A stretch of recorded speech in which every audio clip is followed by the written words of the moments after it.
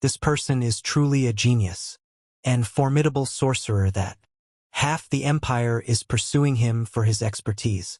3 assassin mages are sent to apprehend him. However, when they eventually locate him, things do not proceed as expected whatsoever. They believe they are the hunters and he is prey, yet he utterly astonishes them with his strength. A mage attempts to incapacitate him using a spell. However, our guy effortlessly counters it using a mirror spell.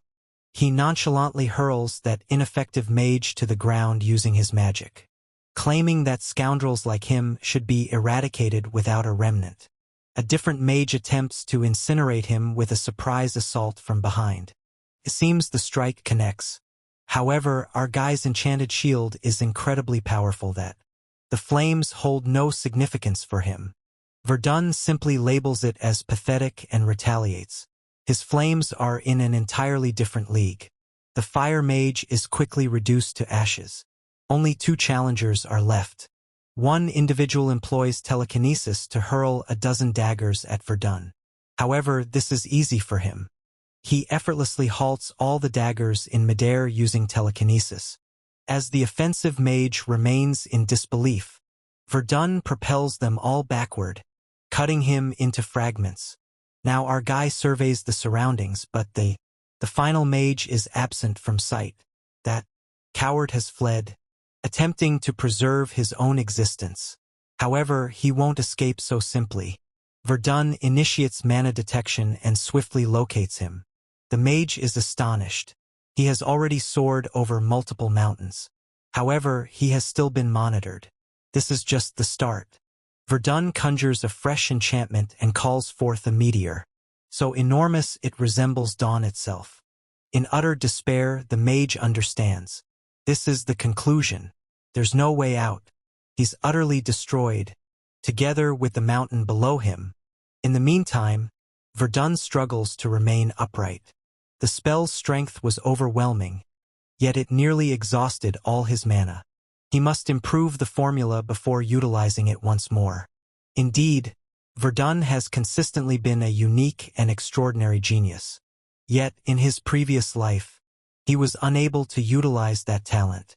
That's the reason all his accomplishments were taken by those in power. This is how it started. Verdon is a brilliant individual currently trapped within the enchanted tower called Bohemran. Evidently, he was seized by his ruthless tower master and is being subjected to fatal torture. What the tower master seeks to obtain from our boy is his only asset, his intelligence, the understanding he has accumulated over the course of his life.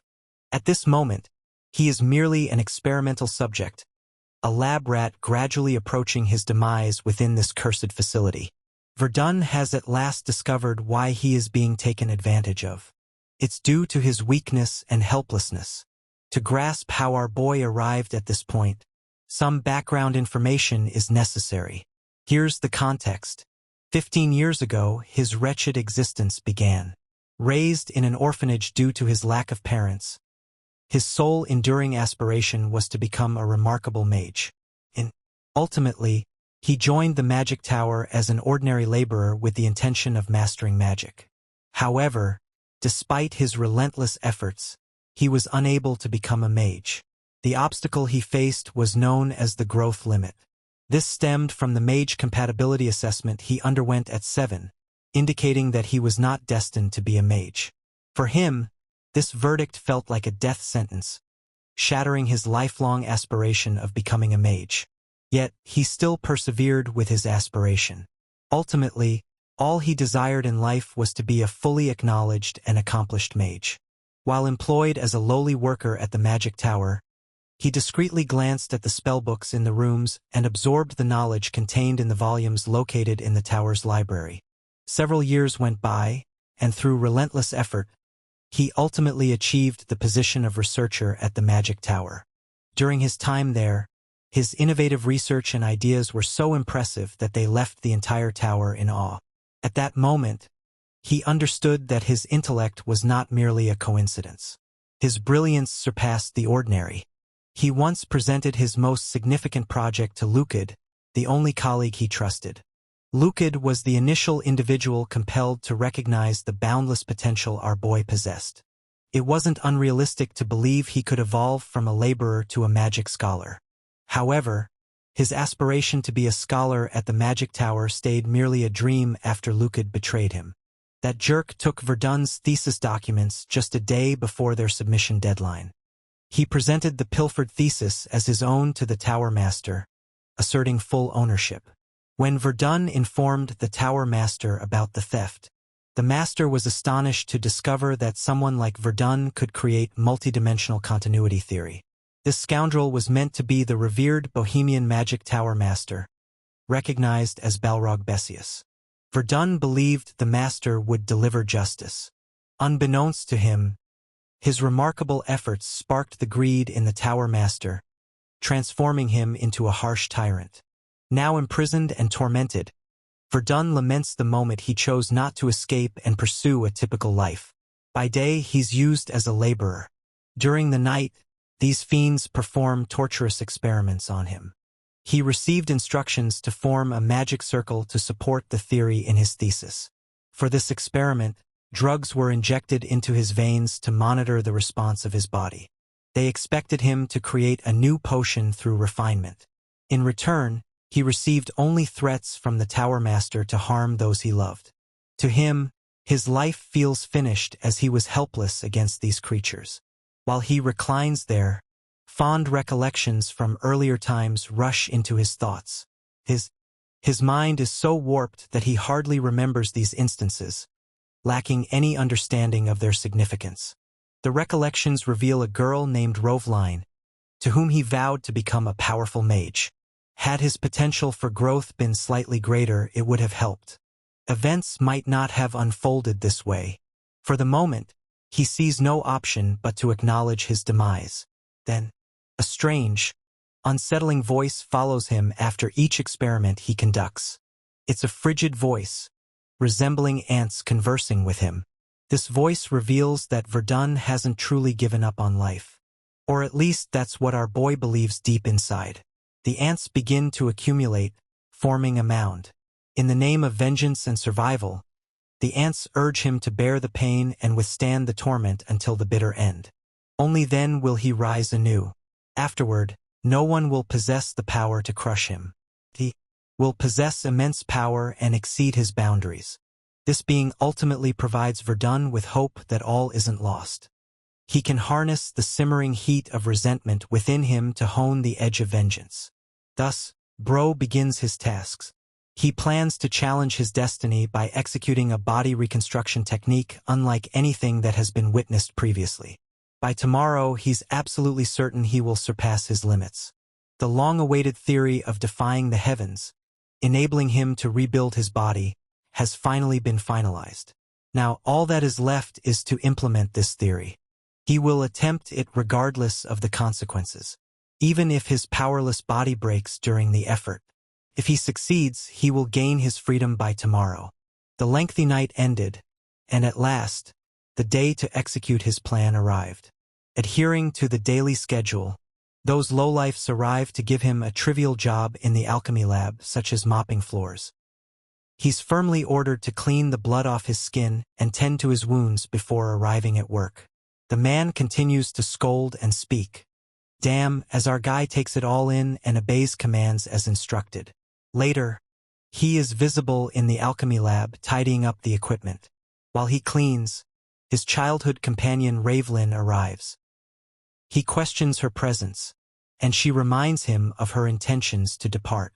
Verdon recalls that she needs to relocate overseas to continue her education in the enchanting city of Verdon.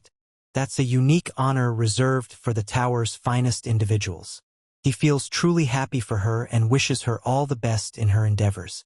At the same time, she appears equally concerned for him and reiterates her invitation, inviting him to accompany her to Verdon. There, he wouldn't have to face the arrogant idiots who belittle him.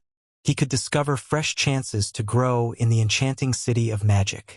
As a side note, he should avoid getting any strange notions. Her invitation is solely for his benefit, not due to any personal feelings for him. Following a brief pause, Bro finally delivers his decision. a conclusion that does not catch me off guard. The girl is upset regarding his choice. As he observes her departing through the bars of his window, he's relieved she is unaware of his experiences, or what he has endured. Now that she has departed, she will be spared from confronting the fallout of his devious schemes for this magic tower. Regarding the tower, the approaching magic festival is its most significant day. This holiday is among the most internationally acknowledged, intended to honor the building of the inaugural magic tower and to rejoice in the resurgence of magic. Consequently, it marks the tower's most hectic day of the year. When the festival starts, the top-tier mages depart for the big cities, leaving just the lower-ranked ones. This creates an ideal chance for our protagonist to execute the bizarre and outrageous scheme he has been devising. At this moment, he is heading to assist the protector of the treasure vault. Following the serving of the tea, he insists on entering the vault, as the tower master requested him to tidy up the treasure vaults. Once that cocky jerk hesitantly grants him permission, Verdon enters and closes the door after him. He ensures to activate a soundproofing device to prevent any noise from escaping. This is the point of transformation. As he goes further down, he encounters the most valuable and highly coveted artifact. The tower master reportedly invested a great deal in creating this artificial item.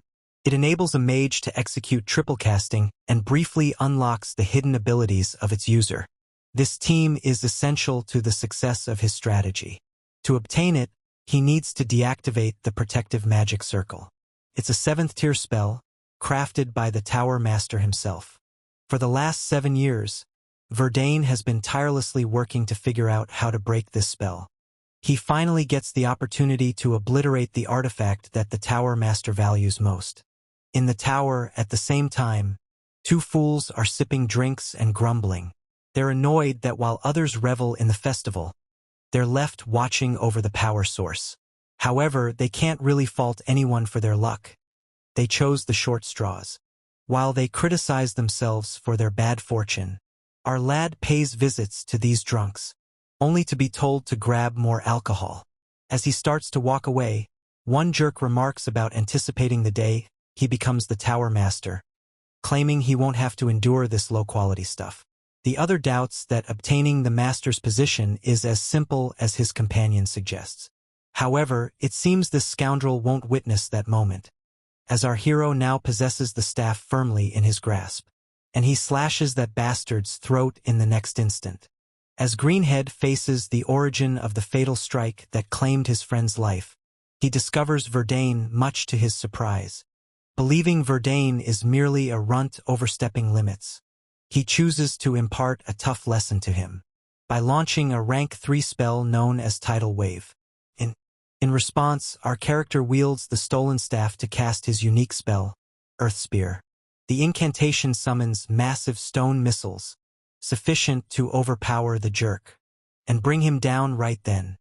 He struggles to understand how someone like Verdon, who ranks at the very bottom with rank 1, is capable of using magic at all. In retaliation, Verdon confronts the bastard directly, resembling a grim reaper, and takes his life for all the chaos they brought upon him. Following the murders, he employs their fingerprints to reach the pulsating heart, referred to as the energy source of the magic tower. He reached this point after 7 long years. Utilizing the mana from the power source, he readies himself to cast the spell, Defying Heavens. He's ready to accept the repercussions if he doesn't succeed. Regardless of how bleak the situation is, there's always a reason to attempt. After casting a magical circle around himself and the energy source, he ultimately casts the Defying Heavens spell, enabling him to reshape his body. The procedure starts. An enchantment begins to flow from that heart. The energy from the power source is so powerful it is visible from miles around. What our boy is up to is significant, no doubt about it. The tower master, en route to the city for the festival, can perceive the vast energy from a distance. The sole entity that can generate such an output is the power source itself, indicating that someone has intruded into his tower and is siphoning all the energy for their own use. In moments, the tower appears to disintegrate into dust. From the debris, Our boy rises. The staff in his grip crumbles to dust too. Observing the whole region cleared while he remains alive indicates that his strategy worked. Out of nowhere, he spots something in the sky. It's the master of the tower, soaring through the sky with enchanted circles, attempting to pursue the thief who reduced his magical tower to mere dust. Identifying the offender within the chaos, the tower master releases one of his attacking spells. However, our guy has already disappeared, employing teleportation magic. Departing the irritated jerk, clenching his teeth in anger. He's so furious that a malevolent magical aura begins to radiate from him, making the nearby rocks float. It doesn't matter if it's the emperor or merely a child. He is determined to eliminate anyone accountable for destroying his tower. Morning breaks, revealing the tranquil, still beauty of the mountains in the next scene. Far within the forest, our boy stirs awake, confused about his surroundings. He splashes cold river water on himself and notices his reflection in the surface. He is stunned to realize that his look has entirely transformed. His brown hair has become ashy gray, and his dark pupils have transformed into a bright blue. He questions whether he has transformed into an entirely new individual or if something occurred during his body's reconstruction. Reflecting on the past, he distinctly recalls defeating the magic tower's inhabitants before triumphing over the heavens. Before the tower master could respond, he vanished using teleportation magic. Now, he's in an unknown place. The vegetation surrounding him differs greatly from that by the Bohemian magic tower, suggesting he has been teleported halfway across the continent. In other terms, he effectively utilized defying heavens to alter his body and fled through the arranged magic circle. A robust laugh erupts from him after gaining the freedom he had been denied. He can't resist laughing, picturing the tower master in disarray at this moment. Now that the magic tower is in ruins, the tower master will lack any leads regarding the culprit behind this chaos. He also won't realize that his lab rat survived rather than perished. Despite the significant loss, it won't be sufficient to uproot the magic tower. While manpower has diminished, Verdon believes the tower master has strategies in place. After all, Balrog Bajas, known as the Omnipotent One, earned that title for a reason. With that in mind, Verdon is content with the destruction he has caused for the moment. As the magic tower is reconstructed, he will gain strength and plan his vengeance, which will be fulfilled only by annihilating all that Balrog has created. Above all, Mage Verdon's legacy will be immortalized if he prevails. Henceforth, this narrative centers on Verdon's pursuit of vengeance, honor, and the recognition he will gain as an esteemed mage. This becomes his singular aim from this moment onward. For now, he temporarily puts aside the tower and revenge to concentrate on his development. Soon after, he encounters a strange green figure attempting to extract a stuck axe from a wooden container. Verdon sends away the inattentive enemy with one strike. It seems he hasn't achieved any significant advancements in magic so far. His hair and eye hues shifted, yet his look remains largely unchanged. His mana capacity also hasn't enhanced. He redirects his attention to the environment. Goblins often inhabit this area, indicating he is distant from the main village. He observes tire tracks left by a cart and a wooden crate that likely toppled as the cart rushed away. Employing mana sensing, he trails a stream of mana winding along the path. The cart driver appears frightened, as though pursued. To provide context, the driver recounts encountering traces of bandits that were thought to have been eliminated recently. He attempted to negotiate by invoking Baron Puit's name, but it was futile. To add to his woes, the mercenaries accompanying him deserted him. However, all of that was minor compared to the enormous orc who emerged with a malevolent grin. As the orc and goblins dined on bandits, the driver seized the chaos to flee. Due to those bandits, he gained valuable time to escape. Abruptly, he perceives a menacing growl from a nearby monster, causing him to panic. Urging his horse to speed up, it seems his fortune has finally faded. His cart collides with a sturdy root, resulting in a loss of balance and overturning. He rushes to stand up, only to discover a group of ravenous eyes glaring back. The creatures appear from the forest, desiring human flesh. The destitute man shakes, prepared to meet a pitiful end as their meal. The creature leaps as the unfortunate man shuts his eyes, preparing for the worst. Yet fortune hasn't completely forsaken him. He's protected by known earth magic, performed by our boy, naturally. The foolish beings focus on their upcoming prey. Verdon perched atop a towering monolith. Looks like this is an ideal opportunity to evaluate his skills. Beginning with these mindless creatures unwittingly rushing to their doom. He shoots several blazing projectiles, igniting numerous ones, incinerating them completely. The massive orc pack leader snarls furiously and commands another assault. As the upcoming surge moves ahead, Verdon experiments with double casting for the first time.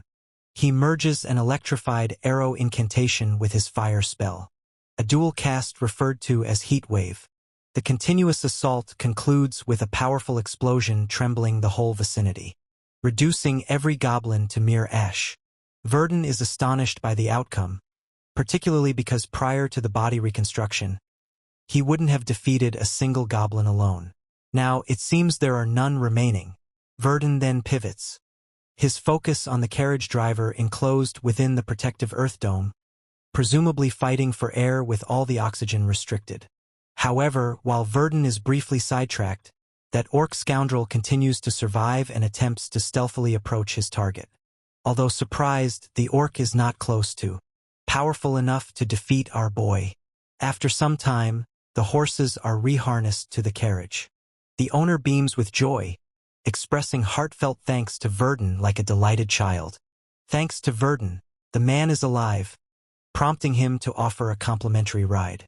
However, the driver argues that this gesture falls short of adequately repaying the kindness. Verdon simply advises him to focus on the road, warning that he could end up flipping the carriage again. However, the guy continues to chatter away, posing all kinds of strange questions with his cheerful demeanor. He talks so incessantly that he inadvertently crosses Verdon's final nerve. His thoughts are still spinning from the tense confrontation with that orc's stealthy ambush. After responding to a question from the driver, Verdon inquires whether thieves are common in this region. Typically, he is aware that thieves steer clear of areas with dangerous creatures. The carriage owner discloses that this was his initial experience with monsters. He explains that a skilled individual named Baron Puit controls the forest.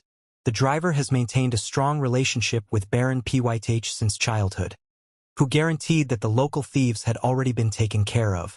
For that reason, he chose the standard path, avoiding costly mercenaries. Verdon has gathered some hints. Initially, he believed his teleportation could have malfunctioned, but if he's within Baron Puit's domain, he's in the correct location. Even though he has eliminated all signs that could reveal his whereabouts to foes, the Bohemian Magic Tower might still suspect him of the devastation and could be on the lookout. Even with his altered look, he must conceal his real identity and become more powerful. Considering this, he presents himself under a new identity, Asher. The sole occasion he will revert to Verdon is during a direct confrontation with the Magic Tower Master. Transition to Baron Puit as a ruler in his domain. Baron Puit and his attendants appear confused by the carriage driver, Conrad, is in poor condition. Always upbeat, he shares that his state is due to escaping orcs. Baron Puit's apology couldn't erase the hardships Conrad faced. He not only suffered an attack by thieves but also had an unforeseen run-in with orcs. Conrad reassures his friend that he isn't to blame. Baron's focus then turns to the mage who probably rescued Conrad. Recognizing the hero, Baron Puit welcomes Asher in to offer the hospitality he merits. Sometime later, Asher wears fresh attire, expressing gratitude to Baron Puit for the meal, accommodation, and a place to rest for the evening. The Lord is pleased to provide Asher with the finest of what he has to give. Suddenly, noticing he hasn't introduced himself, the Baron formally states his name as Baron Puit Henrod, sovereign of these territories. The table is filled with an extravagant array of dishes. Baron is kind enough to provide a reward of 5 million elk to ensure Asher receives adequate compensation. The Baron then presents an unexpected proposition. Despite the odd timing, he urgently seeks to employ Asher for a task, offering generous compensation. With Asher's financial needs aligned with his ambitions, he finds no justification to decline the offer. Additionally, it will provide him an opportunity to hone his magic skills in actual combat. He asks about the specifics of the task. Baron reveals that several days prior, corpses were discovered suspended by their necks in the southern woods. An independent inquiry uncovered that all the victims resided in a nearby farm town that is now devastated. Initially, they thought bandits were responsible, but a search revealed no signs of them. It seemed as if some magic had wiped away all traces. Upon hearing this, Asher speculates that the bandits might have a mage in their ranks and inquires about the hunt's start time. Baron states it will commence in 4 days. For days drift by like a soft wind, and a group gathers to support Asher on the mission. A senior knight presents himself as Enoch, the leader of the mission. His team consists of Harris, who has black hair, and young Perrick. In the meantime, Asher feels completely deceived for being drawn into this bandit chase by the sly Baron. He inquires about a few men in the background, wondering if they are involved in the mission. It appears they are adventurers, attracted by tales of a peculiar orc recently seen. The reward for slaying the orc is so substantial that even gold-rank adventurers have arrived. It seems that gold-rank adventurers are comparable to regular knights, experienced fighters adept at harnessing energy to enhance their abilities and weapons. There's a rumor that these veterans can fell entire mountains. It's crucial to observe that, as these knights and adventurers require Asher's assistance, there must be something suspicious happening. While navigating dense forests, Enoch urges Asher to alert them if he sees a mage within the group of bandits. Typically, Tier 2 mages are as strong as knights, but their ranged spells complicate getting close. The ideal scenario would be if no mages are involved. Enoch's deepest fears are realized upon discovering a magic circle in front. Asher casts a spell to eliminate the camouflage concealing the massive circle below. Everyone is amazed. The initial spell Asher dispelled was a basic camouflage, while this large circle serves as a warning to others. Asher instructs everyone to retreat, and progresses independently, removing the warning circle immediately. Enoch is completely astonished as he witnesses Asher effortlessly dismantle the magic circle. It becomes clear why Baron chose Asher for this task, especially considering the knight's vulnerability to long-range assaults. With that in mind, let's discuss the idea of explorers or adventurers. They are meant to belong to a guild, undertaking assignments throughout the realm. Their role involves venturing into uncharted or perilous areas, with a key component of their work being the elimination of monsters. Fairly straightforward, isn't it? These individuals navigate perilous routes, constantly confronting life and death scenarios. However, it is this very danger that earns them admiration globally. Ultimately, a skilled adventurer will inevitably gain wealth and fame through their daring exploits. Simultaneously, there are instances where adventurers have encountered overwhelming death and extreme life events, leading them to become unhinged. These twisted adventurers can no longer manage their emotions, and their thirst for blood drives them to target humans. Such individuals are referred to as the bandits of this realm. Regarding bandits, 2 of them are here frustrated that they've incurred losses from Baron Puit's raiding group. Additionally, they are now contending with creatures such as orcs and goblins. Their food supplies are dwindling, complicating the struggle for survival and resources. The leader shouts at his men for lounging about and commands them to track down animals for sustenance. Let's return to our group, who are covertly observing the unfolding scene with the bandits. The knights stand ready for orders from Commander Enoch, the most seasoned among them. Enoch readies his weapon, convinced that now is the ideal time for an attack, particularly since their leader has dispatched his troops to hunt. Yet our boy urged them to rethink their objective. Though his role is merely to serve as a safeguard against the enemy mage, Verdon thinks it would be foolish to advance without understanding their foes. After all, If the enemy mage manages to control a magic circle above Verdon's, their attempts will ultimately be in vain. While his worries are valid, Commander Enoch fears the bandits may begin to mobilize shortly, necessitating immediate action on their part.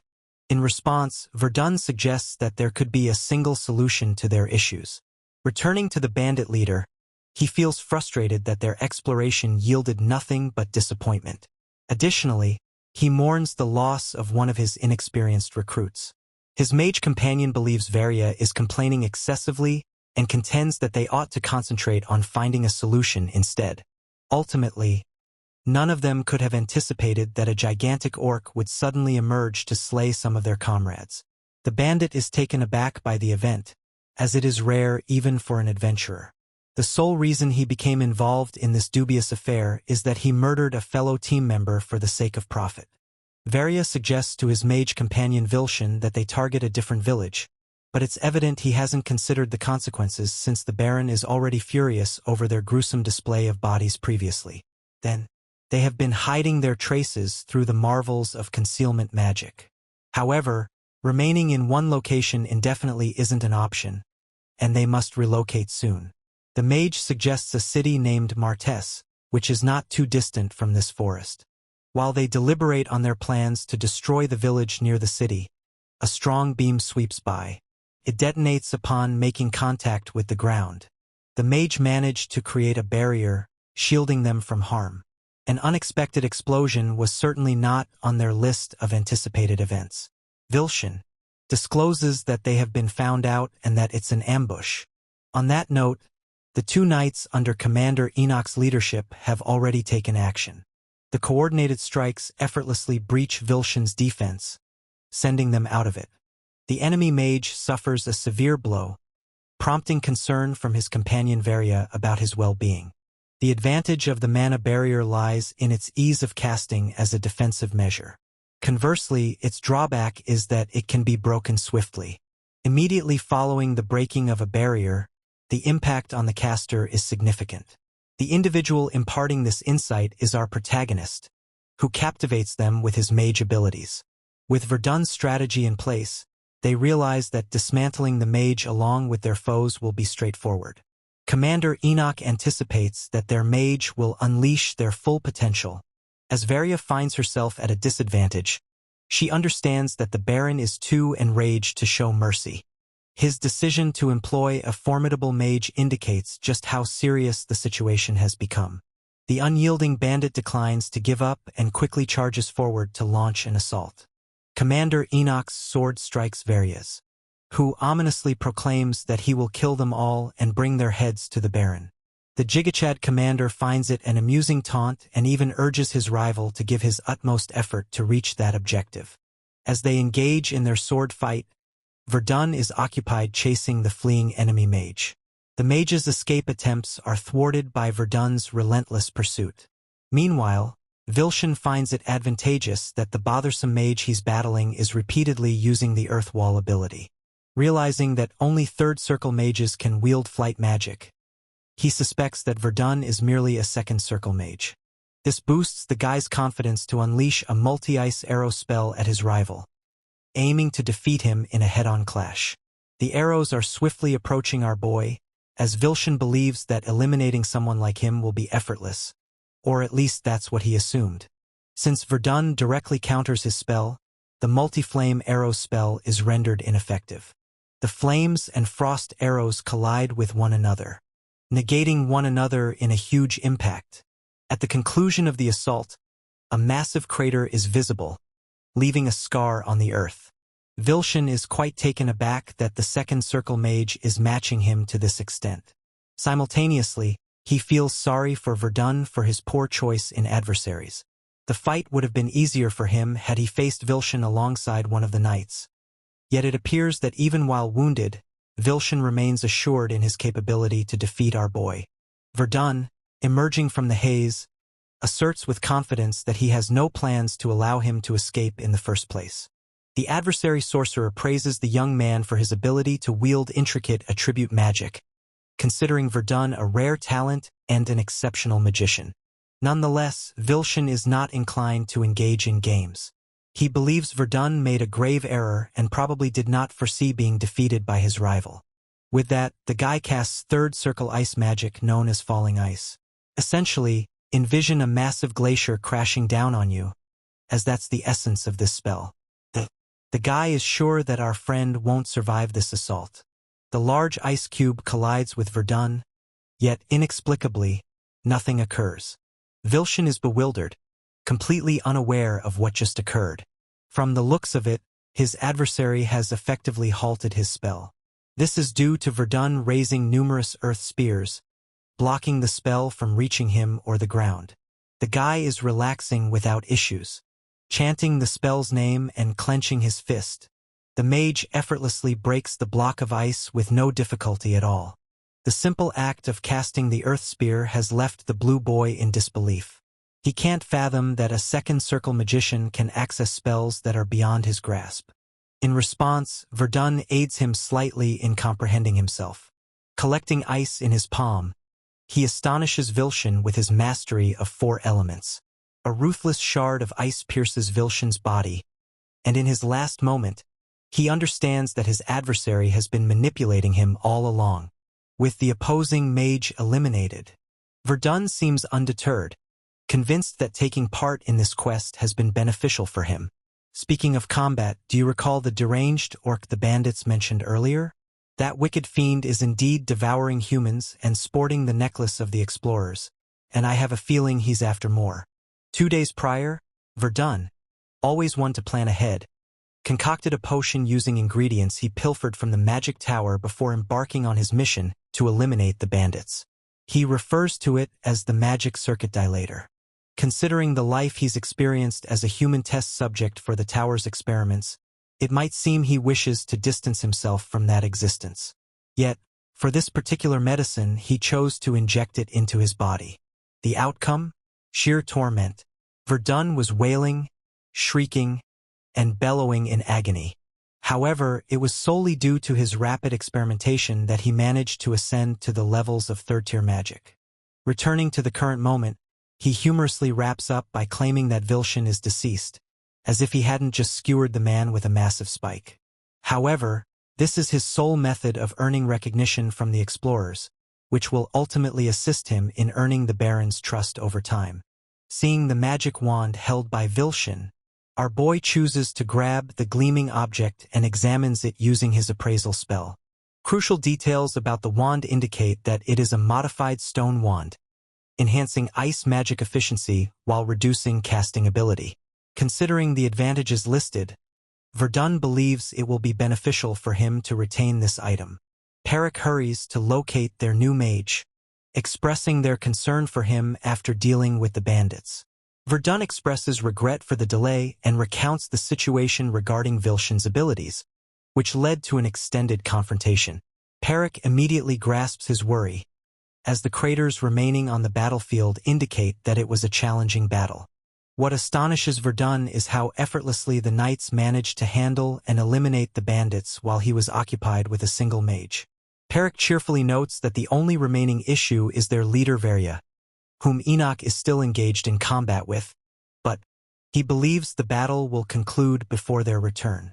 As he gathers the mage's body, Perrick turns to respond to a question from our boy, Verdon, who is intrigued, is concerned he could be taking something from the bandits without their consent. However, Perrick openly states that they can retain anything of value from the discovery. If it doesn't pertain to the mission, he can keep it all. This is wonderful news for the magician, who appreciates Baron Puit's generosity. Fortunately, he can now utilize this wand without the fear of facing any consequences.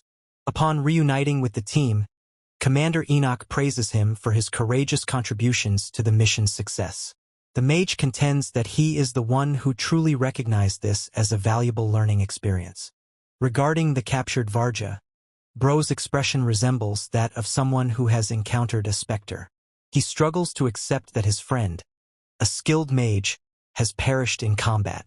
The captured outlaw understands that if the Baron spots them, he will demand an instant execution, leaving death as their only fate. He refuses to perish in a miserable location and has dreams to chase.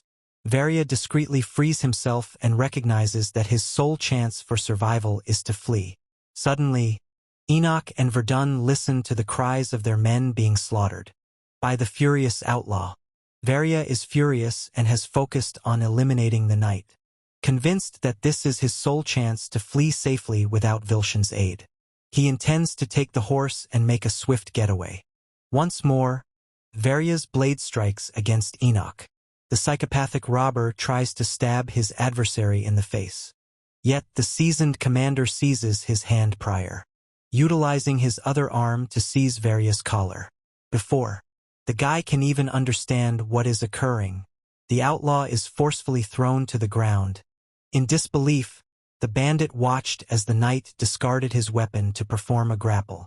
With the breath knocked from him, he could only be restrained by the guards. He shouted at Enoch, accusing him of lacking pride as a knight. The commander chuckles, probing the true meaning behind his words. Ultimately, pride is a privilege reserved solely for the living. With that, he targets the bandit's head with his blade before plunging it into his skull. A sudden thrust and Varya lies lifeless. His soaked body is pulled away for disposal. Enoch expresses regret for exposing our boy to such a horrific sight. The knight was reluctant to stab him in that manner but believed he had little option. Rather than being frightened, Verdon praises the knight for his skill. However, he fails to understand why the other bandits are merely restrained instead of eliminated. The commander explains that it's due to their recent discovery of a link between some of the bandits and a nearby assault. They believe these individuals were likely taken hostage, which is why they aim to return them for questioning to accurately determine their outcome. Once their task was complete, the knights instructed the guards to take the bandits' bodies back to the castle. While one guard is occupied with a bandit, another quickly flees in an attempt to escape and preserve his life.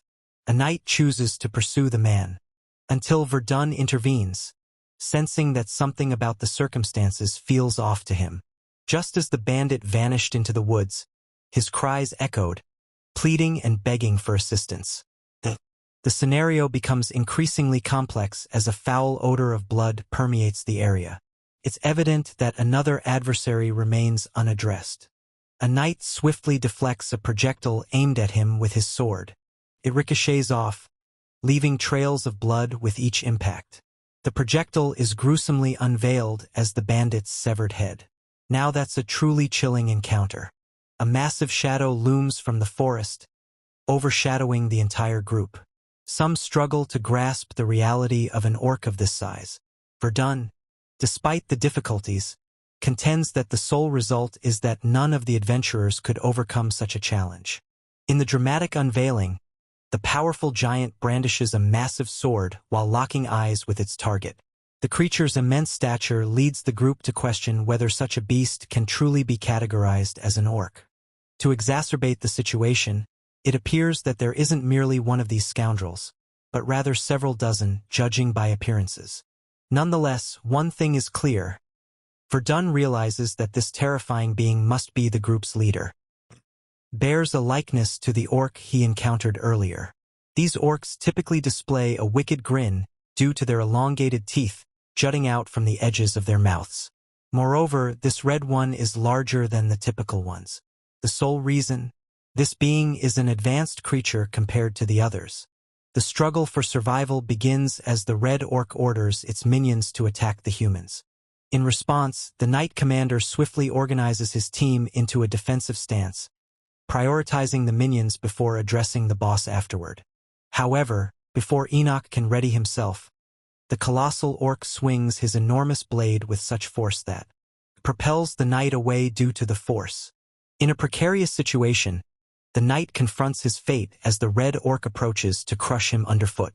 However, the other two knights quickly join in, striking the creature's foot, to the extent that it must retreat.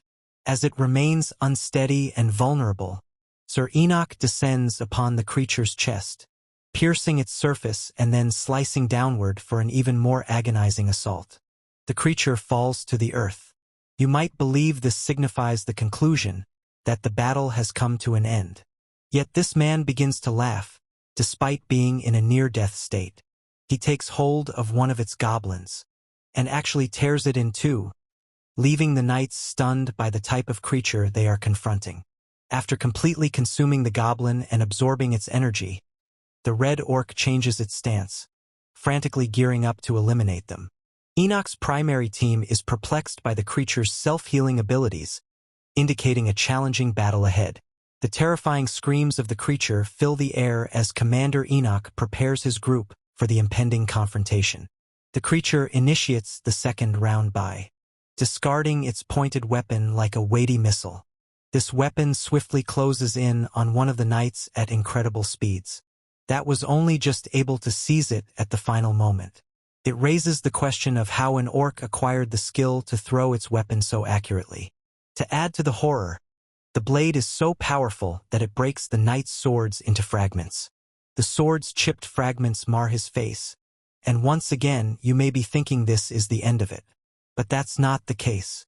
The massive weapon actually removes a part of Harris's body, distracting Perrick so much that he is unable to concentrate on his part of the fight. The novice knight failed to notice the orc charging at him with incredible speed. Yet, Perrick exerts all his might to swing his weapon, aiming to cut down the creature's hand. At least he believed. Surprisingly, the blade failed to penetrate the orc's skin. Perrick finds himself in danger as the beast effortlessly attempts to crush him with its other hand, the diminutive human. Fortunately, our boy arrived with another earth spell to engage the orc and distract it for a time. He subsequently instructs Perrick to withdraw safely, which the knight swiftly accomplishes by retreating. While he might have evaded danger, the next inquiry is, how on earth can they overcome this creature? Perrick is confused since he lacks a sword for combat. From the events that unfolded, Verdon deduces that the red orc likely received a boost in recovery speed after consuming one of its goblins. The buff is so immense that Perrick's strongest attempt to sever its arm was futile. This marks their first encounter with an orc of such caliber, leading them to wonder if this being is a legendary entity beyond their capabilities. Nevertheless, the mage argues that it's entirely different, despite its unusual power. Contemplating the creature's capacity for consumption and regeneration, Verdon evaluates its power, observing its effect on the lesser monsters of its species. Moreover, it possesses the raw strength to confront seasoned knights. In every conceivable scenario, this orc stands out. He's truly the Darth Vader of their faction. Nonetheless, from this viewpoint, Verdon firmly asserts that labeling it a special entity would be an exaggeration. Let's discuss the constraints of conventional magic briefly. The amount of mana infused in each spell can only go so far. Beyond a specific limit, the spell collapses. This is the fundamental principle governing magic. Nevertheless, within this realm of spells, there is one that defies these limitations regarding that very principle.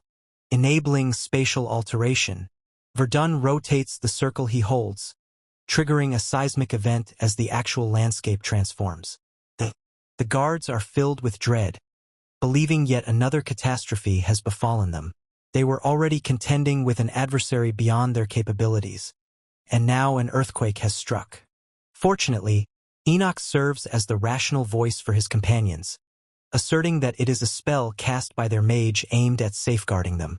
While his voice resonated across the battlefield, even the knight commander realized that staying composed in this situation would be nearly unattainable.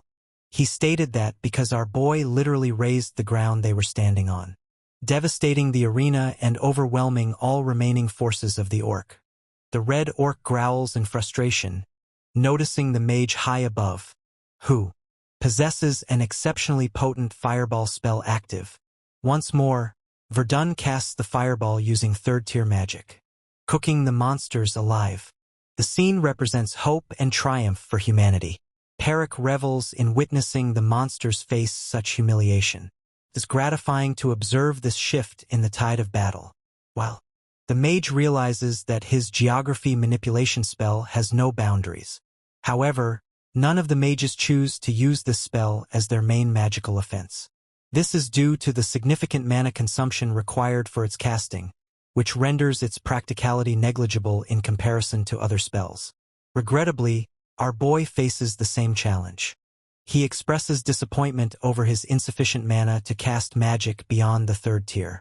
Even the current iteration of the spell feels inadequate to him. Suddenly, a chilling growl seizes the group's focus. They are genuinely astonished that the giant is not only surviving but also devouring its own troops to heal and grow more powerful. Peric is terrified and cowers behind the mage, while Verdon opts for an alternative strategy instead of relying on fire magic. Channeling the energy of water magic, he casts a spell named Wave. The immense force of the wave overwhelms the giant creature. This gives Verdon the chance to launch a secondary assault, which carries risk as he has dismounted from the secure location. He indeed employs the multi-ice arrows alongside the wind gust spell, significantly enhancing the initial spell. This time, Verdon aims to immobilize the bastard. The dual casting capability created by the 2 spells is referred to as bitter cold arrows. It cascades ice spikes, immobilizing the red orc's minions in a solid freeze. However, the fear instilled by the red orc continues. This creature refuses to perish, enduring the icy assault and preparing to obliterate the mage with its powerful hand. Verdon successfully avoids the powerful strike, indicating that although the creature possesses an impressive regeneration ability, there are still constraints to its capabilities when completely frozen. Emerging from his blind spot, Verdon introduces a new ice spell known as the Frozen Orb. This assault conclusively concluded the fight, leading to an ice sculpture of the red orc, leading to the triumph of the cunning mage. I'm simply amazed they couldn't eliminate him. This creature is truly a marvel of nature and ranks among my top favorites in recent narratives. Returning to the enchanting city of Verdon, we discover that the locals are abuzz with surprising news about the temporary closure of the magic tower. Rumors suggest that the primary energy source of the tower exploded, though not all accept this claim. What's intriguing is the number of mages who disappeared, leading to the tower's complete dysfunction. Moreover, the explosion and the resulting destruction were so extensive that it's difficult to accept that the energy source was solely responsible for what occurred. Certain members of the public speculate that it might have been divine retribution or potentially a scheme orchestrated by an insider trader. As the elderly man suggests that the Bohemian magic tower might be monitored or sealed, his remarks pique the interest of a nearby mage. The elderly man continues to insist that the magic tower could not simply seal itself. He presents his bizarre theory regarding secret experiments taking place within the tower, claiming it was destroyed as a result of those very activities. Mustache Guy finds his coffee splashed due to the way the mage seizes him, commanding. He asked him to repeat his previous statement. He appears quite confused, until the known mage reveals her cloak. Unveiling her identity as Rovalyn, she becomes enraged after learning about the fate of the magic tower. In the following scene, festivities commence to honor the triumph over the bandits. The heroes and victors have made their way back to the Pyth territory. Baron Puit was so delighted by the news that he hosted a celebratory banquet. The most exciting aspect? There were no significant losses on the squad's end. Initially, our guy is missing, but he eventually appears with all his style fully on display. He might be tardy, but keep in mind, great things require patience. Verdon's delayed entrance is irrelevant since the inebriated Baron is so thrilled that it doesn't bother him at all. Our young man expresses gratitude for the kind gestures and mentions he didn't anticipate even the lowest-ranking soldiers would be welcomed to the feast. In response, the Baron asserts that rank is irrelevant when a person protects their land. I must admit, it's among the most invigorating sentiments I've encountered in a narrative. The Baron inquires about the bandits' circumstances. Despite their assignment for subjugation, even Baron Puit recognizes that Verdon and his team confronted exceptionally formidable foes during that mission. The mage corroborates this, acknowledging that they are far from ordinary bandits. Given their level of skill, Verdon firmly thinks they could have easily enjoyed a comfortable life had they opted for a different direction. While he doesn't state it explicitly here, it's logical to consider that these bandits once fought for a noble cause. Returning to the narrative, the Baron reveals that he indeed commissioned an inquiry into the offenders. The report indicated that these outlaws were notorious criminals. They once reveled in the status of gold-rank adventurers, showcasing their strength. However, a few years back, one member chose to murder a fellow teammate during a mission and fled to avoid facing the repercussions. Soon after, it became unfeasible to pursue and locate them. However, it has become evident that they united to create a bandit faction and found themselves in Baron Puit's domain until they were ultimately dealt with. Verdon illustrates the significance of a gold-rank adventurer. The gold rank stands as the fourth highest tier among adventurers, achievable only after an extraordinary number of missions. Considering this, it's not surprising that these individuals carried a massive bounty of 10 million elk on their heads. In addition, our boy now realizes the reason behind the Baron's satisfaction. It's due to Verdon's involvement in the mission that they successfully resolved the subjugation and eliminated all the bandits with minimal casualties. Without his help, the outcome would have been significantly more disastrous. The most amusing part is the way the Baron gazes at Verdon, akin to a smitten princess. His joy is through the roof. He highlights that the remarkable mage not only vanquished the formidable bandits but also looked after the demi-humans on their behalf. Thanks to Verdon's courageous actions, even the Adventurers Guild recognized him and extended their congratulations. In summary, our hero has quickly risen to fame. The amusing aspect is that he was merely fulfilling his duties, leading one to wonder if the Baron is indeed too inebriated to reason properly. The man openly acknowledges this truth and proceeds to discuss Verdon with gravity. He begins by expressing gratitude to the mage for his assistance, which ensured the protection of the vulnerable villagers. Thanks to his efforts, they could hold respectful funerals for the bandit victims. Both the knights and their leader are filled with admiration, raising their drinks in honor of the remarkable mage Asura, the hero who rescued the Pitha territory. The whole banquet resonates with the same feeling. As Verdon reflects on its conclusion, he notes it contrasted sharply with his experience at the Magic Tower. This gathering disregarded social status, creating an environment where all could rejoice together. At times, life isn't solely about our own experiences. It's also about those around us who play a role in our joy. Verdon experiences this sentiment, contrasting with the cold and unwelcoming nature of the Magic Tower. In contrast, this location felt inviting, embracing him and revealing where he belonged. Since his escape from the dreadful tower, the mage experienced genuine laughter for the first time. It was a heartwarming moment, yet undeniably, it's not a happy ending just yet. As this unfolded, no one could have foreseen the impending downfall of the Bohemian Magic Tower. Let's take a moment to explore that aspect of the narrative. Ravelin has arrived back at the Magic Tower, amazed to see it still in one piece. And yes, I understand you all missed it. The One Piece is indeed real. Regardless, she radiates joy since the tower's preservation debunks all the circulating rumors. A man inquires about her unexpected return from Verdon. She expresses her worries upon hearing about the tower's destruction and the impact it had on the surroundings.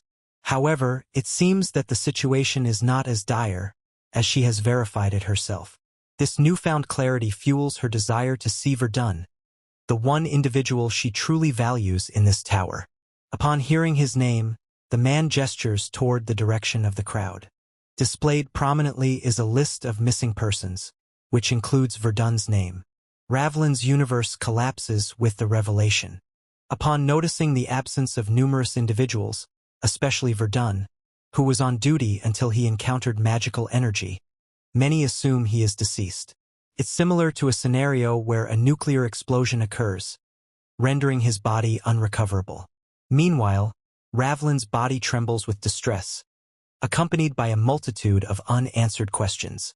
In an instant, she recalls her previous discussions with him, obscured in the background due to his choice to remain in the tower.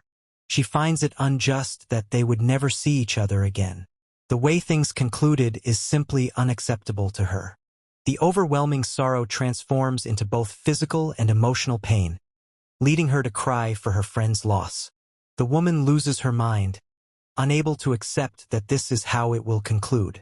Ironically, she puts him in the family zone during her rant. It seems reminiscent of Eren and Mikasa.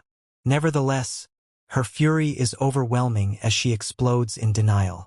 Before she causes any chaos, Sir Valdek arrives to comfort her, telling the young woman that there's no benefit in directing anger towards others.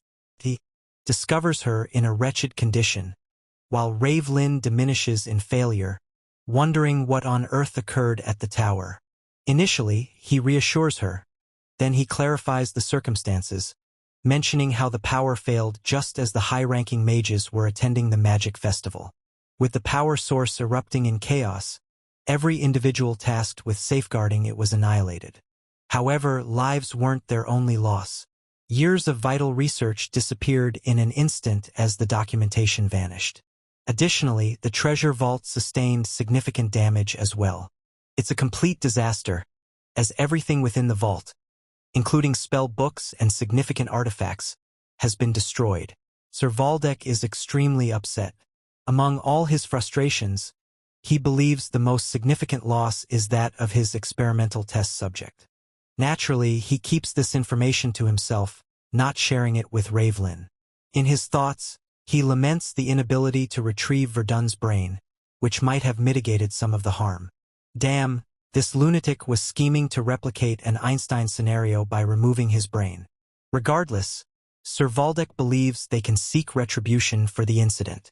After all, they possess a minor lead regarding the individual responsible for initiating the power surge initially. Upon hearing this, Ravelin spins around to ask further questions. He reveals that merely 3 hours prior to the surge, an individual disappeared completely. Utilizing Valdek's personal network, he managed to locate this person, eventually uncovering something of significant interest. A pendant resembling the Millennium Puzzle from Yu-Gi-Oh! Is what I think it looks like. Ravelin is in disbelief. This necklace represents the essence of the Black Hour, the sinister group that aims to dominate the world with its abilities. However, their objectives regarding the Magic Tower remain unclear and perplexing. Regardless, Valdek has a strong suspicion of their involvement, despite not understanding how the Black Hour group infiltrated the tower and instigated the chaos. To seek revenge for his lost allies, Valdek intends to dispatch an extermination team to eliminate the Black Hour. Recognizing the necessity for additional support, he aims to enlist her for the mission. Following today's events, Valdek is certain she is prepared to take part. While the Scarlet Mage is filled with rage. Cursed be anyone who obstructs her quest to reclaim Verdon. What an incredible sight it is. Let's skip ahead a few days and observe the current happenings in the Pyth territory. At the Adventurers Guild, Verdon is peacefully savoring his tea. The man before him is overwhelmed with guilt, expressing regret over the orc situation. Despite deploying their gold-rank adventurers, they acknowledge their failure to manage the threat. Our boy remains calm about it and doesn't voice any complaints. He receives a note as a reward for the subjugation mission. The mage examines each line, coming to the realization that he's being compensated extra for the bounty on the new orc, deemed nearly impossible to defeat. Consequently, his total reward amounts to an impressive 24 million elk. After subtracting taxes, which amusingly are often overlooked in tales, his share is halved, leaving him with 12 million elk.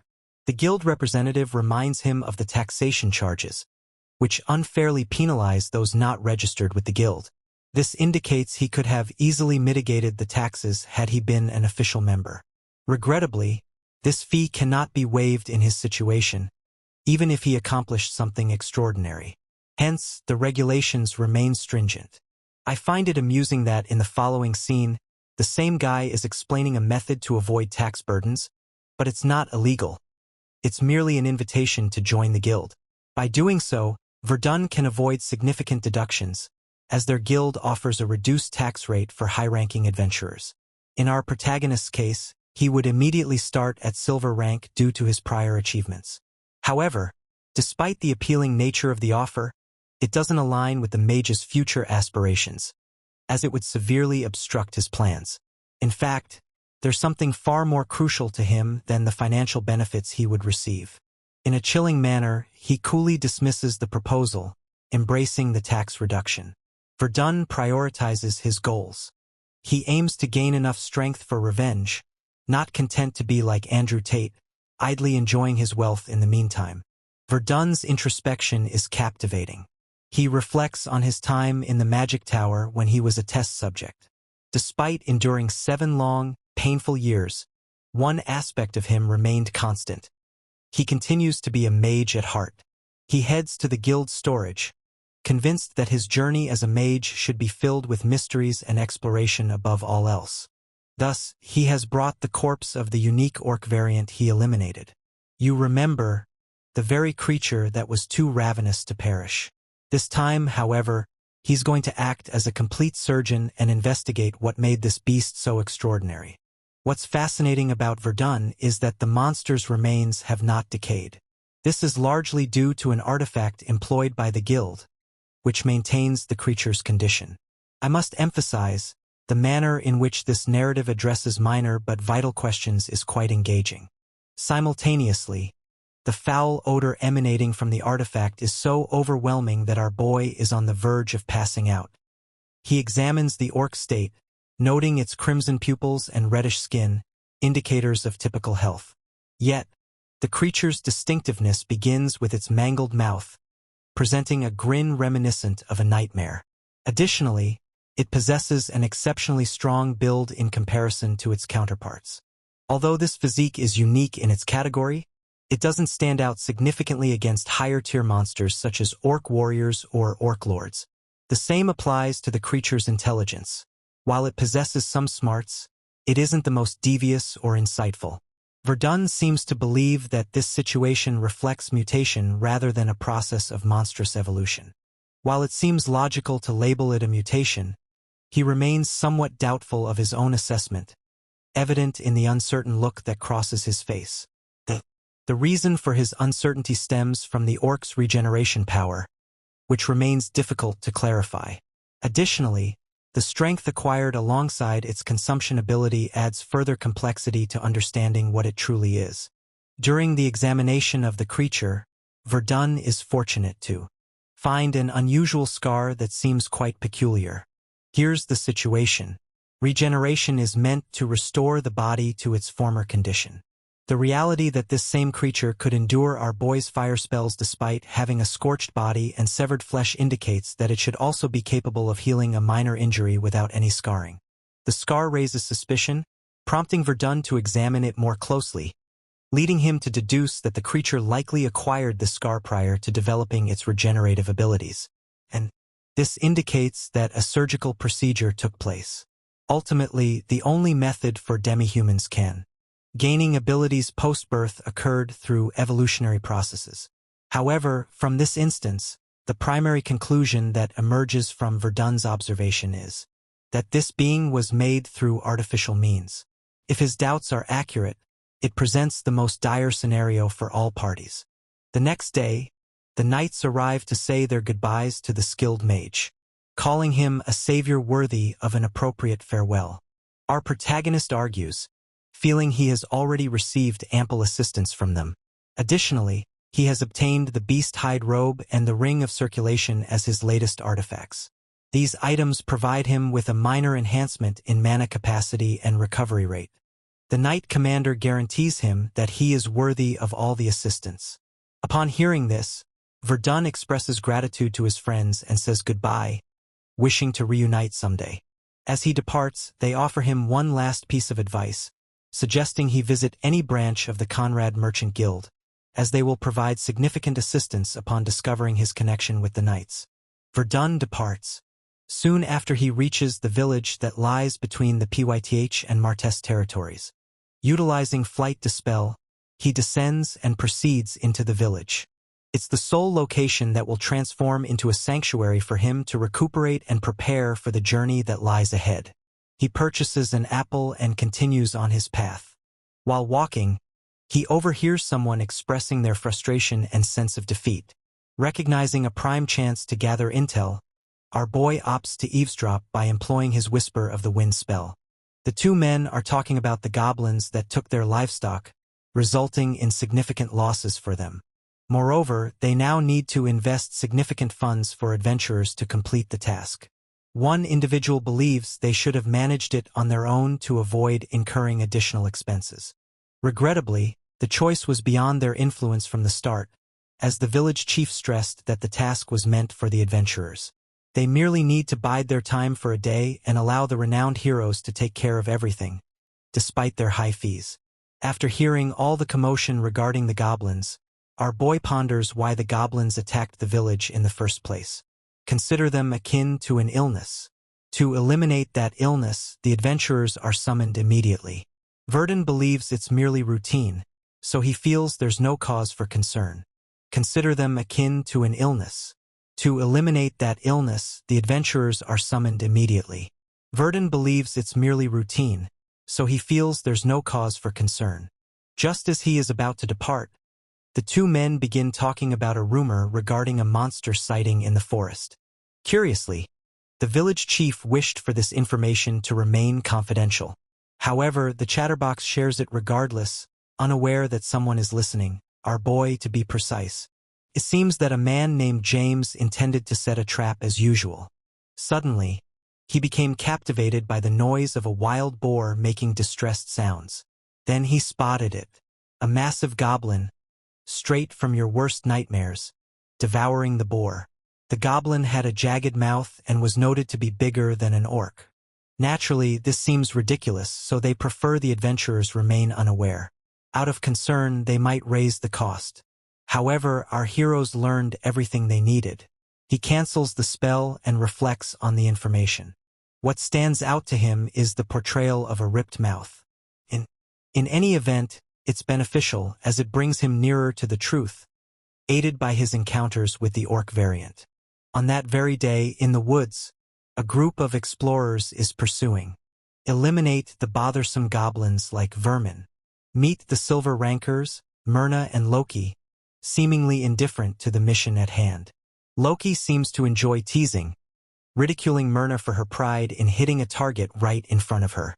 There's noticeable tension between the two of them, while the Iris receives information from Mild regarding the goblin's location from other silver rank adventurers. The man believes the others are likely concealed within the massive cave, which serves as a goblin's den. Before moving forward, the perceptive Iris understands they are facing hobgoblins, a superior type compared to the ordinary ones. Nonetheless, the operation should remain manageable, provided they remain vigilant about their environment. The mission enters its concluding stage as the team nears the cave. Iris takes charge, directing the dismantling of all the alert mechanisms and the totems. With the totems gone, she casts Imbusight as her spell, enabling her team to function effortlessly in the dark without issues. She informs them that torches won't be necessary due to the spell.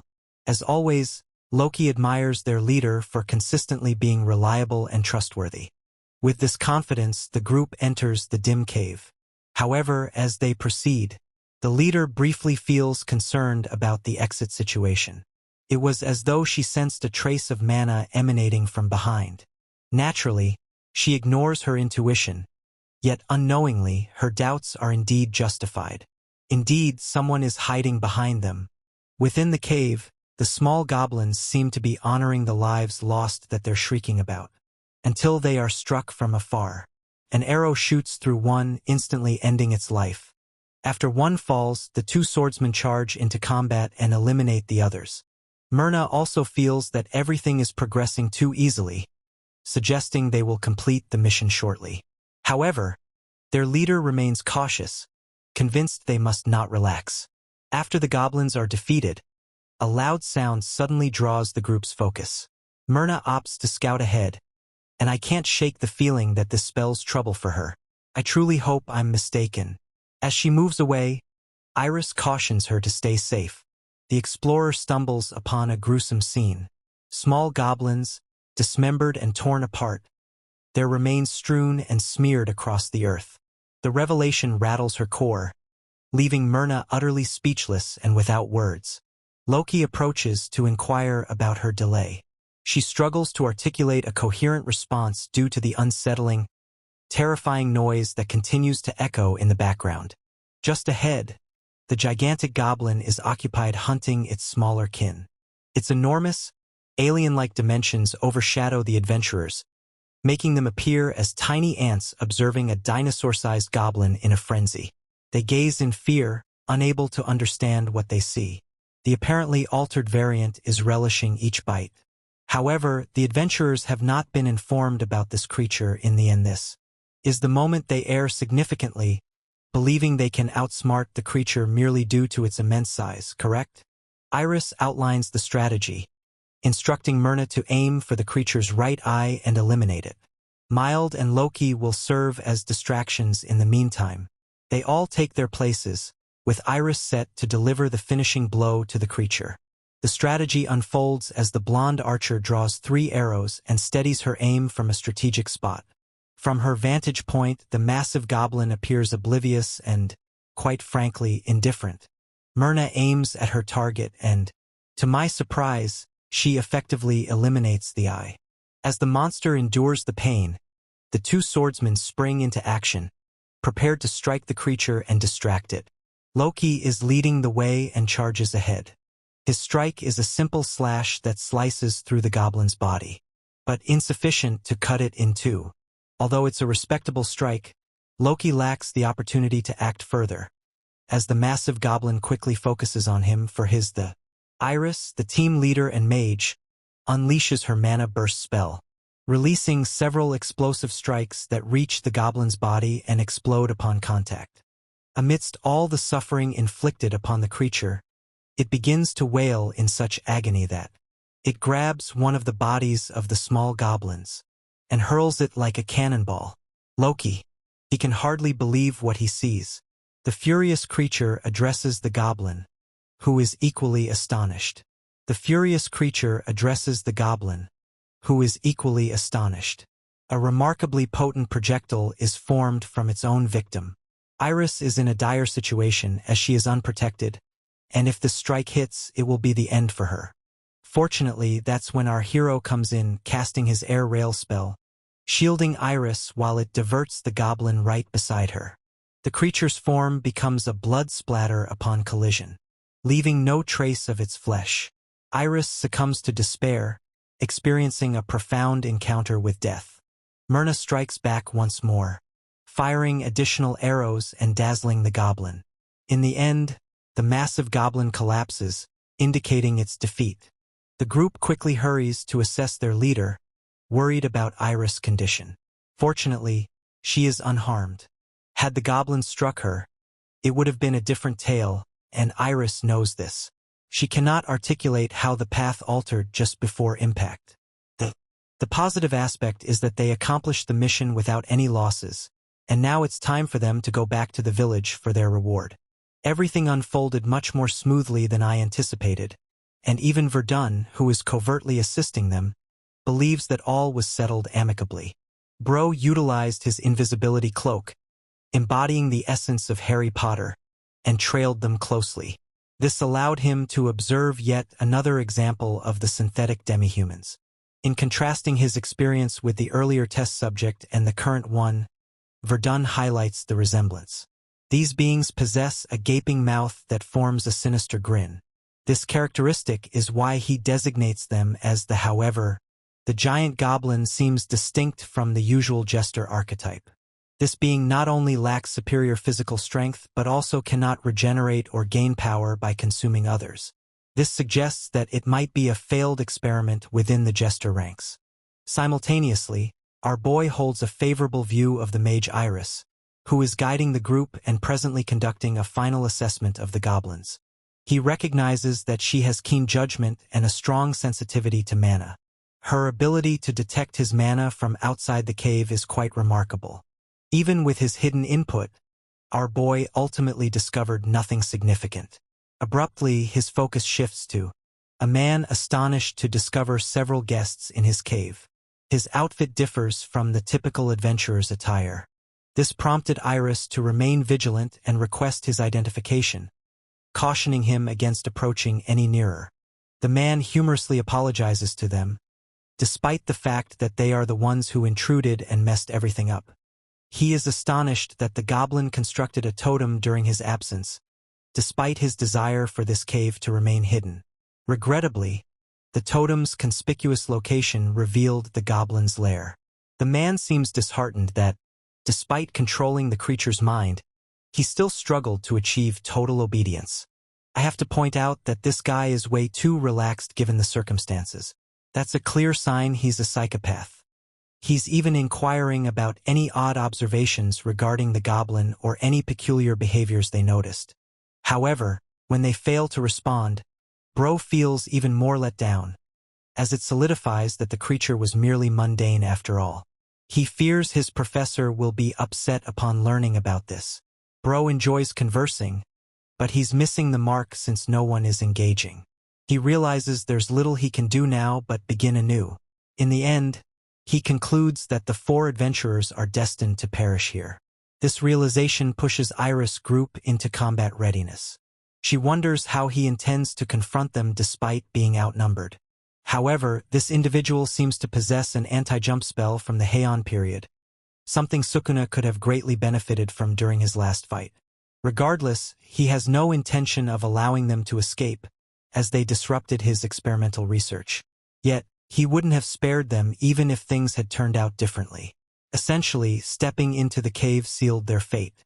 Iris firmly rejects the notion of conflict, asserting they will remain silent about all that transpired.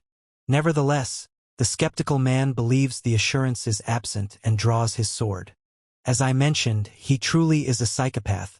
He shows little concern for the experiment. His sole focus is on mercilessly killing them. He approaches them, eager to secure his initial kill. Verdon finally speaks up, informing the lowlife that he's the only one destined to perish here. Initially, the man attempts to mock Iris once more until he comically discovers the voice originated from behind him.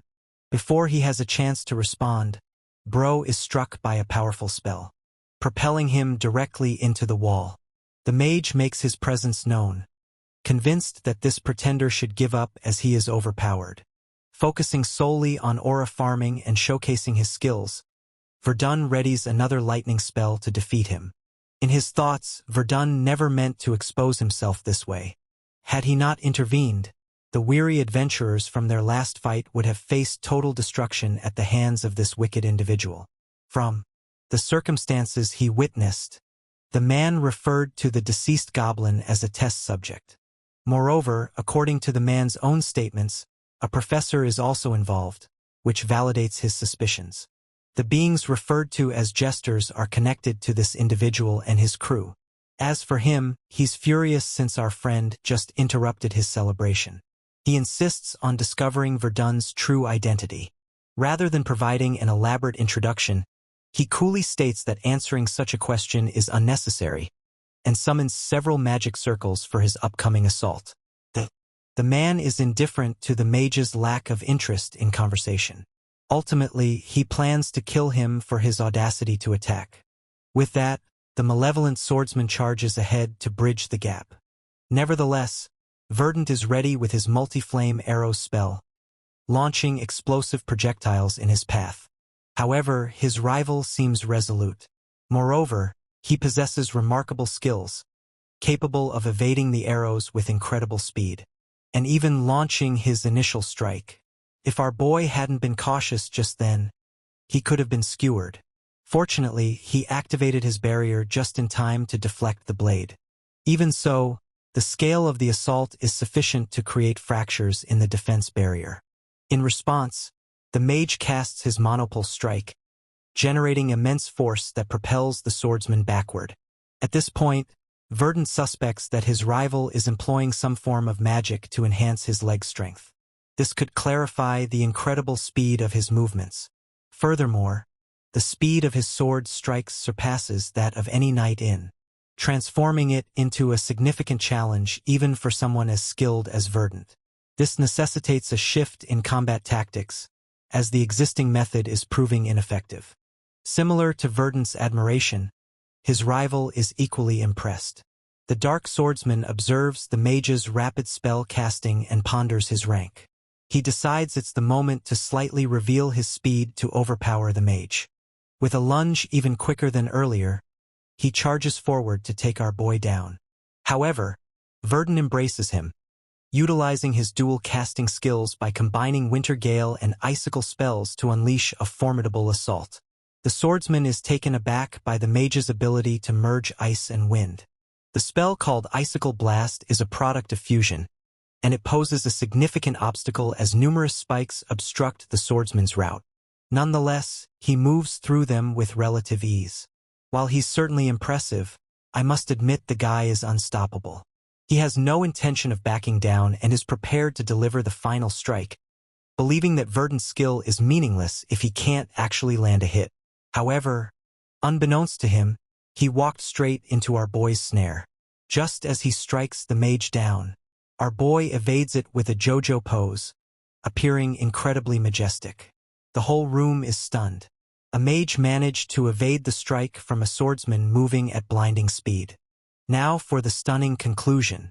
Verdon channels the essence of Gojo Satoru. And just as Gojo proclaims purple, this man declares ignition, unleashing a devastating spell that obliterates the space. Regrettably, the swordsman endures the explosion, despite being outwitted by the mage, who baited him to deliver a fatal blow.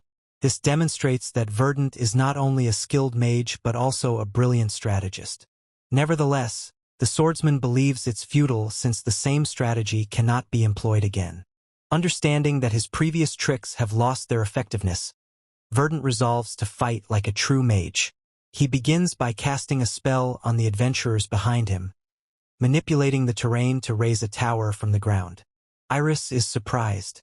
Her group remains unaware of when it will cease.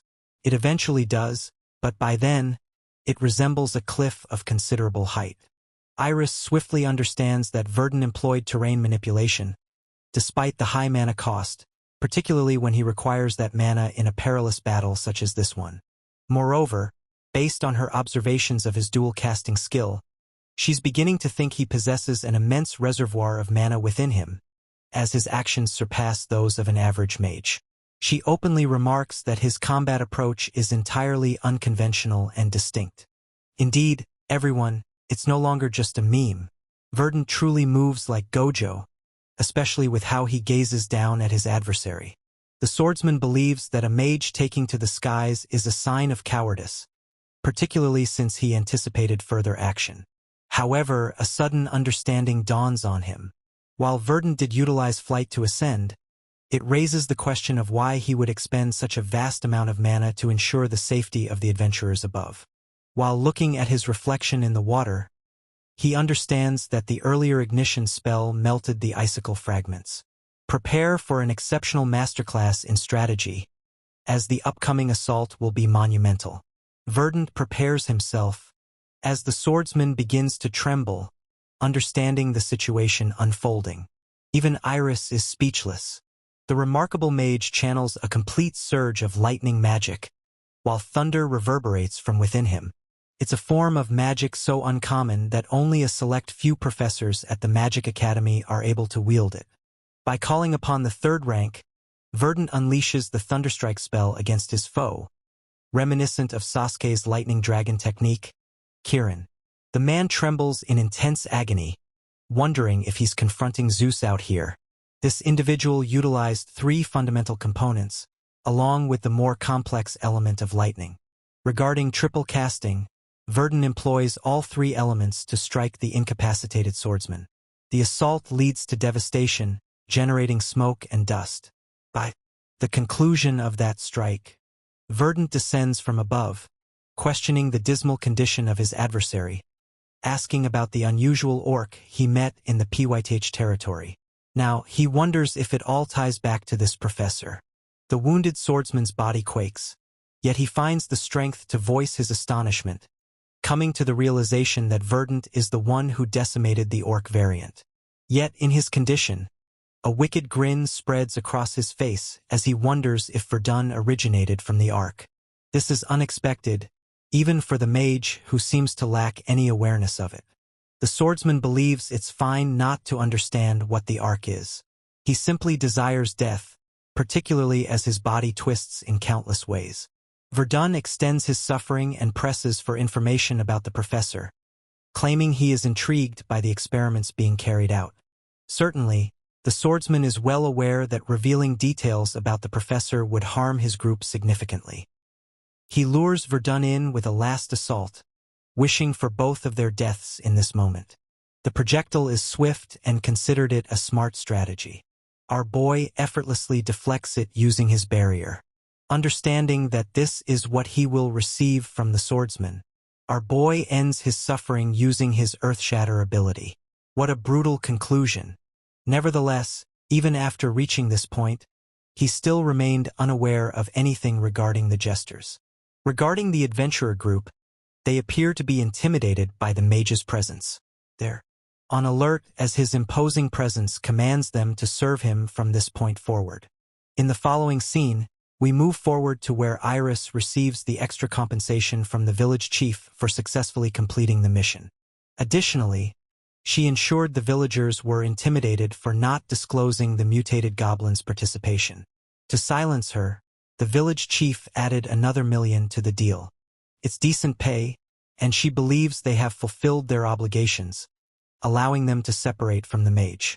Nonetheless, our protagonist halts them and gives them a share, indicating that it is their rightful commission fee for the upcoming mission. Ultimately, they will be traveling from this village to Marty's city, and he will require her assistance. Soon after the event, they set off towards Marty's city. The group leader, the mage Iris, was fascinated by him throughout their trip, eager to learn about his understanding of elemental theory and magic. She wasn't bothersome, so he engaged her in enjoyable discussions. However, it wasn't long before they arrived in the city. Recognizing the vastness of this location, Verdon believes it undoubtedly possesses a banking system. Ultimately, he has multiple reports to update the Adventurers Guild.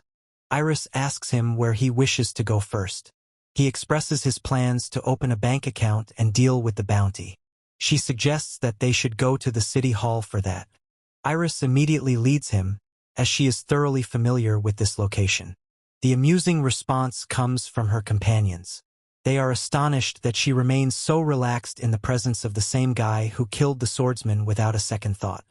In addition, let's discuss the bounty rewards, which are managed through Marty's City Hall. Sadly, Verdon was on the verge of facing issues for lacking an ID, as he still hadn't made one since his body switch. Fortunately, due to the assurance he got from Baron Puit, nobody questioned him. Even the guard was left perplexed and permitted him to go inside. In addition, when word of his impressive deeds with Baron Puit circulated, they received exceptional hospitality due to his actions. The man expressed immense gratitude for their efforts in saving the Puit territory, as his family resides there. Verdon played a crucial role in ensuring their safety. Additionally, the mage receives an official ID to honor his accomplishments. As a result, he successfully opened his bank account, allowing everything to manage itself. Naturally, he already possesses a second account in Verdon. However, once he initiates any transactions, the Tower Master will pursue him and piece everything together. Our boy must avoid being reckless at this time. Next, he approaches a blacksmith, asking to transform his wand into a staff. Naturally, achieving perfection will require time and resources, so a period of 3 days is requested. Meanwhile, the blacksmith presents him with a stunning staff adorned with a purple gemstone. Iris questions whether he prefers them to wands. The truth is, due to the mistreatment he faced in the magic tower, he was made to use brooms for sweeping. This is how he developed the habit of wielding a staff. He withholds this information from Iris and proceeds to their next destination, the Martes Public Library. This location is said to house excellent books on enchantment magic. Iris affirms this, yet she believes the books will still fall short of his expertise. To her surprise, Verdon reveals his fascination with simple books and wishes to acquire every single one of them. Once more, she's taken aback by his odd request.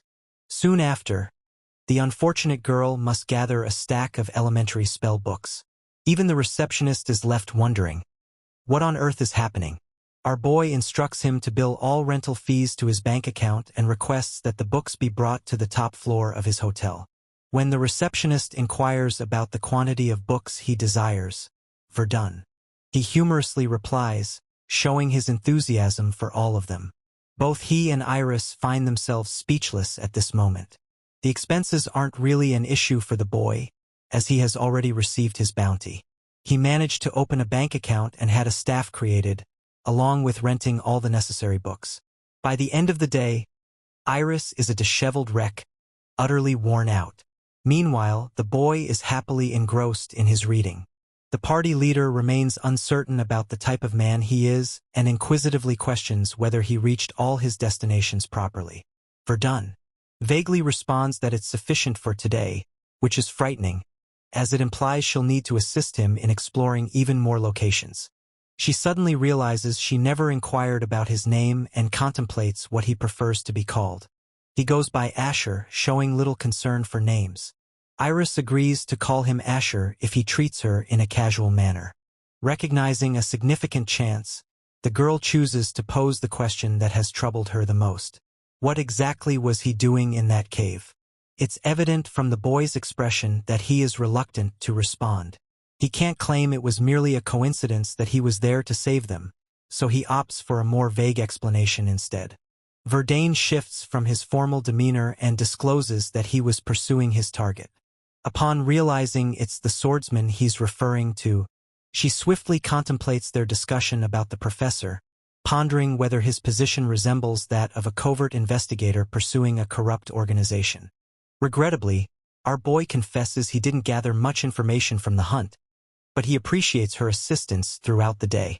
She assists him by guiding him back to his hotel. As night falls, she says goodbye to him. Iris breathes a sigh of relief. She has finally finished assisting him. Fatigued, she sits down on a bench, acknowledging that she is encountering an unusual man. However, his ability to wield several elemental attributes simultaneously while also holding an immense quantity of mana makes him unique in her perspective. In addition to that, despite his youth, he possesses an exceptionally strong understanding of the core principles of magic, surpassing even some of her instructors. Praising our guy results in her fawning over his appearance. He truly resembles a classic Gojo, just with a bit longer hair. Then, once more, she finds it amusing that his conversations are utterly dull and lifeless, resembling a dialogue with a non-living thing. Iris feels butterflies at the thought of him and has to remind herself to stop. When she compares him to other mages graduating from the Magic Academy, she determines that Verdon stands out as the most proficient. He truly embodies the essence of a gifted individual. Resolute, she readies herself to pester him further regarding magic. Things escalate rapidly when a massive explosion destroys his hotel, engulfing it in a fiery blaze. Iris' face shifts to anguish, watching the location engulfed in flames from the upper level, precisely where he should be. Abruptly, a particular man's outline begins to emerge from the wall of fire. To her utter dismay, it's him. It's Asher, and he appears genuinely furious.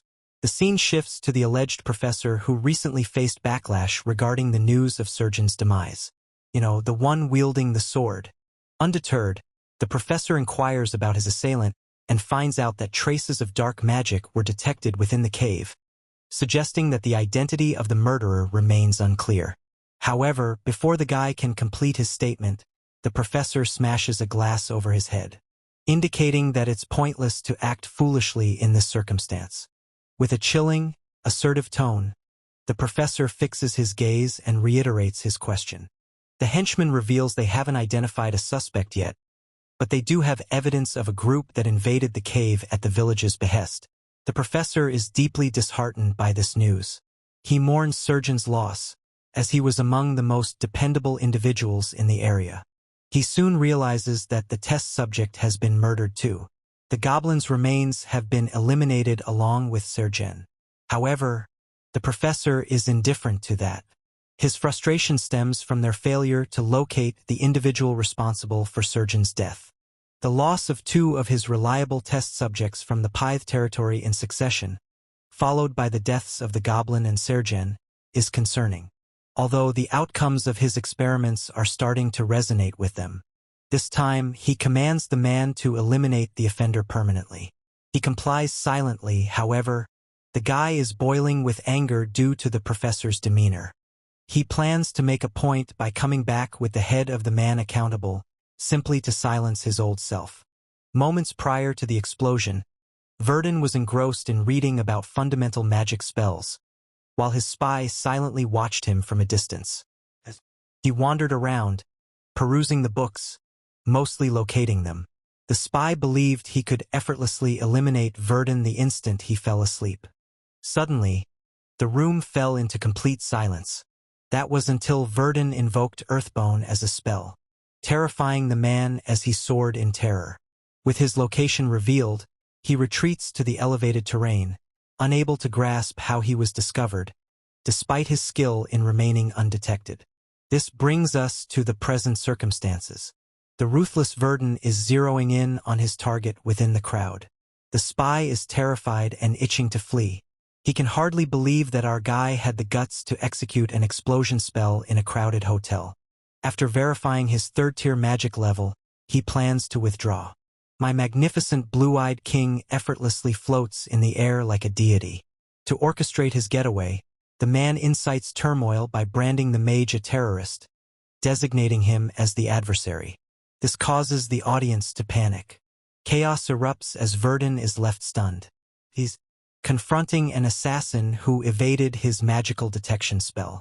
The sole reason our protagonist managed to apprehend him was due to the assassin's own error. After completely eliminating his presence once more, Verdon swiftly locates him, contending that total self-erasure only makes one more noticeable. It resembles a black hole on paper, drawing attention immediately. The mage unleashes a spell, striking the man with the powerful attack. The assassin struggles to comprehend how this man utilized manhwa logic to track him down. He's so terrified that he likens Verdon to a beast, a being indifferent to the safety of civilians as he unleashes perilous spells. The fear is palpable, making him see Verdon as something monstrous. One could view Verdon as merciless in combat, as he readies yet another enchanted arrow circle, and releases it on the escaping assassin. Regrettably, the assassin infiltrates a structure to ensure he can protect himself from all aerial assaults. This compels the mage to dispel and descend back to the ground. He enters, understanding that his rival intentionally chose a location filled with inebriated homeless people. The locals are behaving oddly, despite Verdon's simple desire to learn about the man who dashed through the area. The bald man informs him that if he seeks any details, he'll need to set a significant price for it. Recognizing that he's in a futile situation, our protagonist shifts his focus to his environment, noting the absence of any escape routes nearby. Just as he considers that the assassin is inside, the swordsman slices through the bald man's chest. His plan was to unexpectedly catch Verdon off guard by using a vagrant for attack. A harsh action, indeed, yet a cowardly tactic in his view. By casting his shockwave spell, he propels the assassin away, creating space between them. Nevertheless, this amount isn't sufficient to defeat him. He deflects most of it with his sword and evaluates the circumstances. Understanding that regular mages cannot both attack and defend simultaneously, the assassin's plan relies on compelling Verdon to lower a magic barrier. At that instant, he will deploy a smoke bomb to escape the area swiftly. But our kid is prepared for that challenge. The assassin charges forward to take him out, anticipating the precise instant his rival will lower a defensive shield. To his complete astonishment, the mage's reaction is not to defend but to unleash an offensive incantation. He employs Earthbone instead of a protective barrier. The formidable mage charges his crystal, causing the assassin to understand that he is facing a mage who excels even in close-range confrontations. Based on everything he has seen, the assassin is absolutely convinced that he's up against someone of the caliber of a war mage, which is an impressive title, if you ask me. The electrified staff hits the assassin's stomach with such intensity that it expels blood from him. However, that's insufficient. Additionally, there's dessert available as an Earthbone spell. The assassin believes he's done for good. In a frantic struggle, he activates the smoke bomb, creating an opportunity to flee. Verdon swiftly clears the smoke with his whirlwind power. However, by the moment he attempts it, the assassin has vanished. All it took was a brief moment to employ Batman's covert vanishing method. Things turned out poorly. Things are about to escalate as the city guards unite to apprehend the arsonist who detonated the hotel. I'm beginning to see him as a rookie superhero, impulsive and lacking the ability to manage his abilities or avoid causing collateral damage. The city mayor hears the news, which prompts him to. I can't quite understand how the hero from Pythe territory has become the terrorist in Marty's city. Henry learns from the mage Asher that he was assaulted by an individual attempting to assassinate him at his inn, resulting in complications. Additionally, they have linked this event to a previous murder of an explorer within their guild. This connection is why the city's guild master, Oscar, chose to take charge of the matter himself. Mayor Henry understands that the mage is likely quite irritated, having only just arrived in the city and already facing an attack. Regarding the destruction, it's evident that a significant portion of the hotel's top floor has been severely damaged. A criminal's death has also been reported, the same vagrant present in the building. The assassin is connected to these incidents and is presently being pursued. Additionally, they've obtained a personal account affirming Asher's innocence. An adventurer recounted how Asher encountered a mutated goblin and overcame a perilous swordsman within the cave. However, upon arrival to explore the cave, investigators found no signs of goblins. There weren't even any remains left. It was completely vacant. The information is crucial since the cave was completely cleared. Mayor Henry understands that these events are interconnected. The extensive cover-up indicates the involvement of a malevolent organization targeting adventurers. He contemplates whether there are additional reports of similar occurrences. In response, Oscar discloses that they have previously tried assigning Asher a bodyguard.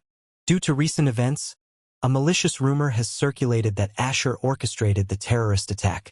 Consequently, people are unwilling to defend him, viewing him as malevolent and unreliable. It's a vexing predicament, even for the mayor. His sole remaining choice is to consult his personal knights for assistance.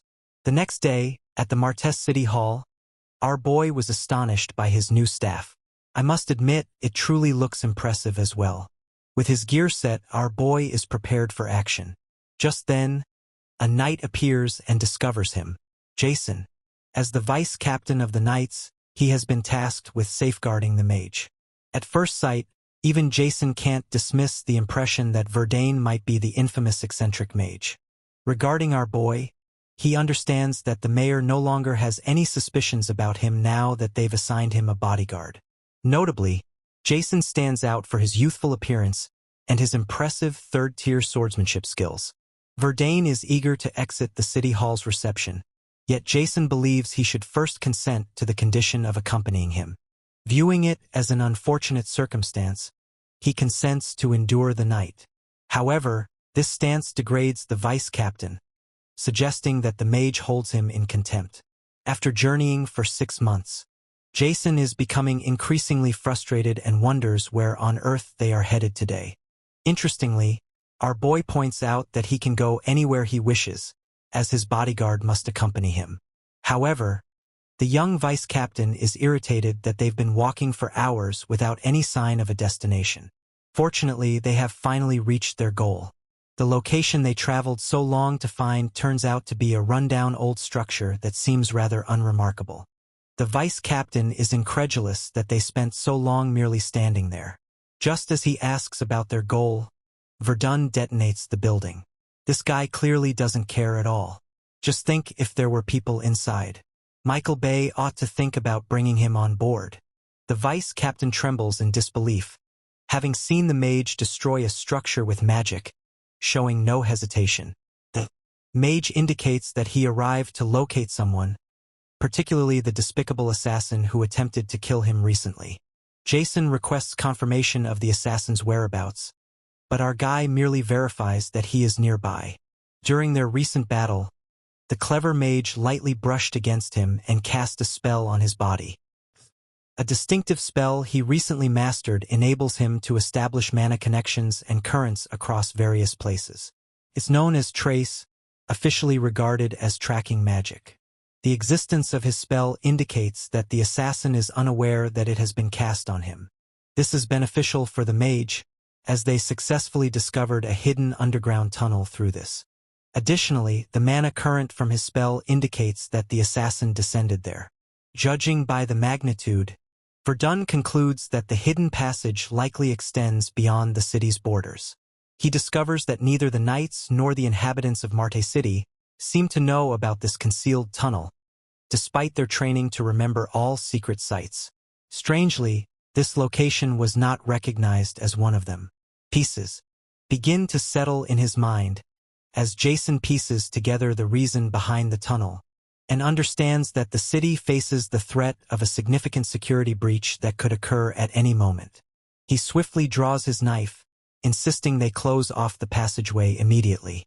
However, the mage still has more to do. While sealing the tunnel is crucial, tracking down the escaped assassin is even more vital. Jason contends that they ought to request backup in circumstances like these. However, Verdon believes that delaying too much will allow the assassin to flee. He must hurry in the moment, and with that, he enters the tunnel, leaving the knight speechless and bewildered. He believes Verdon is being overly relaxed regarding a vice-captain of the city. Once more, it appears the mage is undervaluing Jason's skills.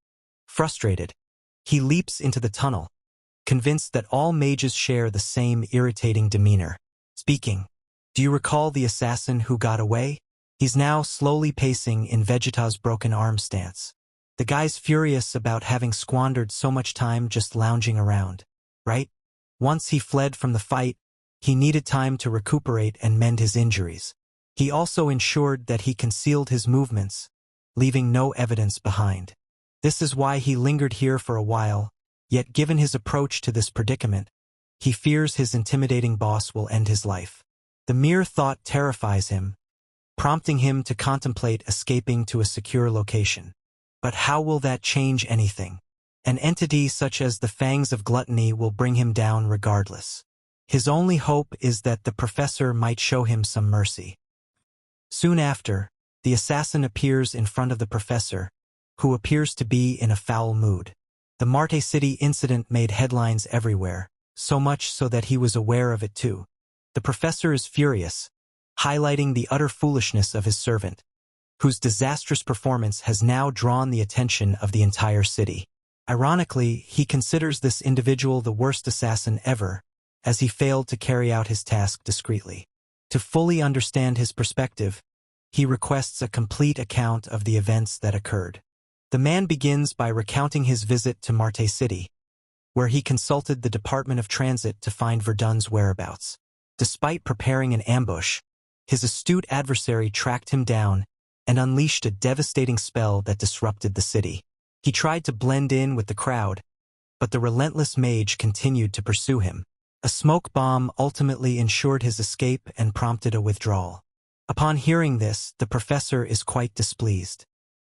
He believes that Verdon would have pursued the assassin, were it not for the unfortunate timing of the city's knights, who intervened and halted his chase. However, the professor remains unconvinced. He believes there is a more profound objective linked to the mage who interrupted his pursuit. The truth finally dawns on him. He understands there was a deliberate motive behind allowing the assassin to escape. Without hesitation, he instructs the foolish assassin to remove his armor and set it ablaze. The assassin, clueless about the situation, complies with the command. The incinerated armor exposes remnants of mana, reminding the assassin of their crucial error. Upon being hit by the staff, Verdon unleashed another spell upon him. The professor erupts in anger upon discovering their location is revealed. They must depart immediately, safeguarding the specimen and eliminating all other items. Sadly for them, our boy bursts in immediately, understanding why his trace spell has ceased to function. He feels pleased that his foes discovered his hidden strategy. Yet, it will no longer be significant. Ultimately, they have been discovered, and escape is impossible for them. The pursuit between the cat and mouse is over. Evaluating the danger level of the scenario, Verdon quickly realizes that the man before him is the assassin who assaulted him, along with the elderly man positioned behind him.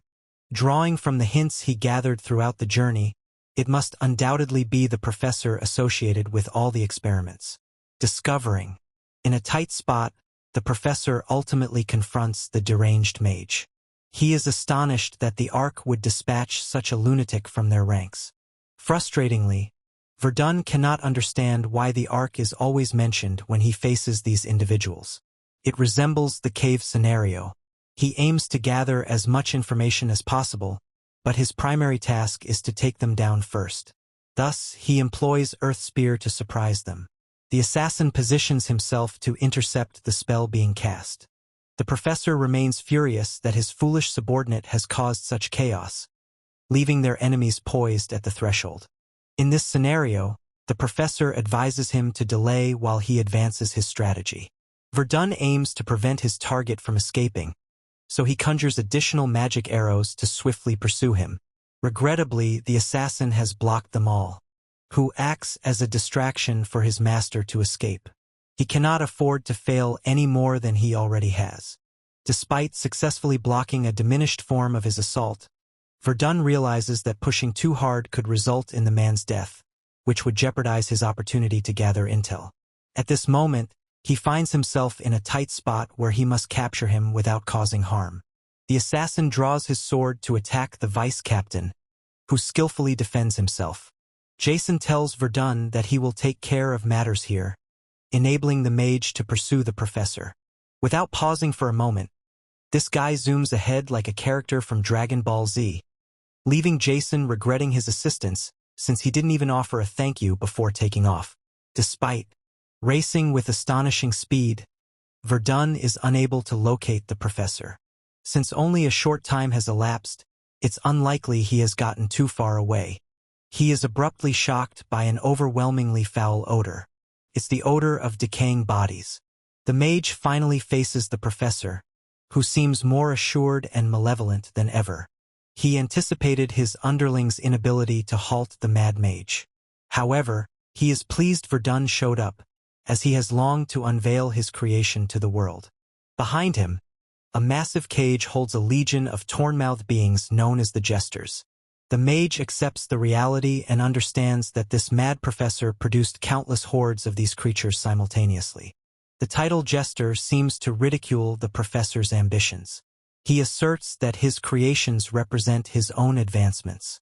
Nonetheless, these beings are regarded as unsuccessful and remain imperfect, failing to achieve the level of excellence he aspires to attain. Still, he believes they will be sufficient to defeat a single mage. Consequently, he loses control and releases them from their confinement, dispatching a horde of enormous orcs and goblins in his path. As the creatures draw near, the mage understands that if he defeats them individually, he will have to contend with them throughout the night. He opts for a more intelligent method, merging water and thunder magic, utilizing double casting once more, and unleashing Thunder Wave as a powerful spell. This spell generates a massive surge of water combined with thunder strikes, effectively sweeping away foes on a grand scale. It even ensnares the professor, toppling him down, leading him to show his irritation. After witnessing his skills firsthand, the professor is experiencing his moment of realization. This is no typical third-tier mage. Based on his mastery of abilities, this individual seems to be a top-tier fourth-level magician. He effortlessly obliterates all the mutations with ease. After years of studying and creating these monstrous psychopaths, it's ludicrous that it could all conclude in mere minutes. In a frantic bid to preserve his life, he activates a hidden door and enters the chamber where his final specimen is being stored within a room. This being is the professor's greatest invention, a work of art that frightens me with each glance. He possesses an hourglass figure that many girls would envy. I can't help but ponder his fitness regimen. Verdon swiftly overtakes the fearful professor, who is in disbelief that the mage eliminated all his test subjects so rapidly. Our boy nonchalantly confesses that he incinerated them all, leaving no escape possible now. The professor considers the entire scenario absurd. Although he regarded them as his unsuccessful test subjects, their strength in numbers remained significant. One mage should not be capable of eliminating them all so swiftly. With this achievement alone, he is completely convinced that Verdon ranks as a fourth-tier mage. Regarding our boy, he is captivated by the view of the creature being kept in the chamber. The professor's anxiety transforms into pride. He has never felt prouder of any creation in his life. This being is known as gluttony, representing their collective and beliefs. It embodies the perfect life form that consumes all it encounters to gain greater strength.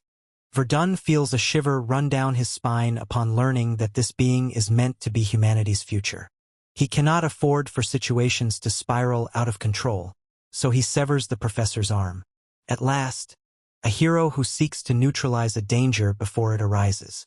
Even so, it's regrettable for him, because despite his desperate cries, the professor had already activated the button prior to his arm being severed. And lo, the monstrosity referred to as gluttony. Seriously, if this being symbolizes the future of humanity, count me out for sure. Verdon ultimately understands the professor's scheme, who is triumphantly laughing, indicating that the mage's vast mana reserves will ultimately lead to his downfall. Due to gluttony, he's gazing at a 5-star feast brimming with mana right here. The being distinctly shows an ability to communicate its hunger. Verdon is taken by surprise, as gluttony writhes uncontrollably with frenzied energy. The ravenous beast has secured its prey, eager to devour the tasty dish. Chat, is this creature Riz? I mentioned Verdon resembles Gojo, but wow, even the monsters are after his staff. In all seriousness, when gluttony released a surge of energy, it significantly amplified its form. Within mere seconds, this being was already harnessing powers that exceed years of human training. It astonishes him that an artificial entity is capable of wielding such powers. Moreover, gluttony is going absolutely wild, specifically attacking the most vulnerable sections of our boy's defensive shield, revealing every conceivable weakness. It's no wonder the professor considers this creature his greatest masterpiece. Even Verdon acknowledges the research's intrigue, but he isn't likely to grasp the fraud accusations in the near future. As gluttony charges at him yelling once more, our boy delivers a reality check with his staff, slapping him, pushing him against the closest wall. Keep in mind, everyone, this could be the most significant day for the professor after years of research, yet for our boy it's merely another Tuesday. Verdon, deeming the creature inferior, anticipates his next action. Since those tough times as a lab subject in the Bohemian Magic Tower, managing his volatile anger has turned into a necessary survival skill for our boy. Rather than allowing the flames to engulf him, that rage acts as the driving force for a theory that defies heaven. With the being finally discarded, those overwhelming feelings solidify into cold, precise logic. At this point, we will refer to this creature by a nickname, Mortal. It has the same physical attributes as the professor's experimental orc, particularly that frighteningly rapid regeneration that turns eliminating it into a true hassle. This object is characterized by exceptional elasticity, flexibility, and speed. As Verdon's team arrives, it becomes evident that these are the creature's sole tactics. As Mortal narrows the gap, he immediately initiates a counterattack. While agility initially protects the creature, Verdon's earthen spear ultimately strikes true, eliciting a spray of blood from Mortal's lungs. That spear was merely a diversion, though. The hero's enchanted arrow flies swiftly towards its genuine target just behind it. The conflict favors Verdon, as Mortal, unlike a skilled knight, lacks the instinct to detect even the simplest strategies in combat. It operates with the finesse of a professional in powerful strikes, yet remains merely a creature in human form. Verdon ridicules the professor, claiming his so-called magnum opus lacks the strength to merit a title. The professor appears utterly heartbroken as his masterpiece collapses. This top-tier invention was crafted to absorb an adversary's characteristics by consuming their mana, a procedure designed to create a genuine neo-human. Instead, a lopsided thrashing occurs, much to the professor's dismay. Yet, he reassures himself with the feeble justification that the creature is merely an infant born prematurely. As the creature suffers from hunger, its true potential stays untapped. In a perverse decision, the professor intends to offer his own severed arm as food for his baby, a frantic offering aimed at rejuvenating the beast's strength and securing their escape. Nonetheless, Verdon transitions into a complete investigative mode, insisting on a research log from him. Following a serious threat directed at his child and the professor must surrender the experiment logs. He wagers that, being a mage, Verdon will clearly recognize the significance of this research. Thus, the man wagers his life on the belief that the research holds too much value to be lost, yet he evidently underestimates our boy significantly. Rather than respect, a gaze of utter revulsion accompanies the logs being discarded carelessly like refuse. Although the study may hold some biological significance, its ethical breaches are severe enough to compare with the Bohemian Tower. When asked for justification, Verdon clearly expresses that the project doesn't match his vibe. In the next instant, the professor protests vehemently as the intention to murder both him and his pet becomes unmistakably evident. Our boy ponders exploring the ark and gluttony, yet the idea falters in his throat. As Jason approaches, all possible leaks must be sealed right away. In the next instant, he casts the ignite spell, incinerating the professor and his experiment completely. Moments later, Jason shows up, his expression filled with worry. When questioned about the assassin, he brags about taking him out, asserting that if a vice captain is injured, the villain must be in far worse condition. The excuse is clear. Jason clearly allowed the target to escape. A map detailing the area surrounding Martess is now Verdon's focus, despite the fact that the designated spot remains unknown. Out of nowhere, a piercing headache emerges, a typical sign of mana overuse. Whether he can truly exhaust his mana remains a mystery for another time. For now, it's time to return home. Days go by, and tranquility is restored to Martess following the revelation of the terrorist scheme. As a result, an enraged mayor maintains the knights in a state of readiness, enhancing security and emptying the underground tunnels. Local politics aren't a priority for our boy. Currently, what matters most is the administration of the Mana Circuit Expansion Enhancer. Utilizing this miracle, years of magical growth are compressed into merely a few weeks. Verdon is drenched in sweat from the immense effort involved in the process. Having attained mid-rank 3 in his elemental system, it's now the right moment to advance to the next level. In the meantime, an enigmatic character, presumably the big boss, learns about the professor's demise. Isn't particularly upset about the news. In fact, he intended to get rid of the professor regardless.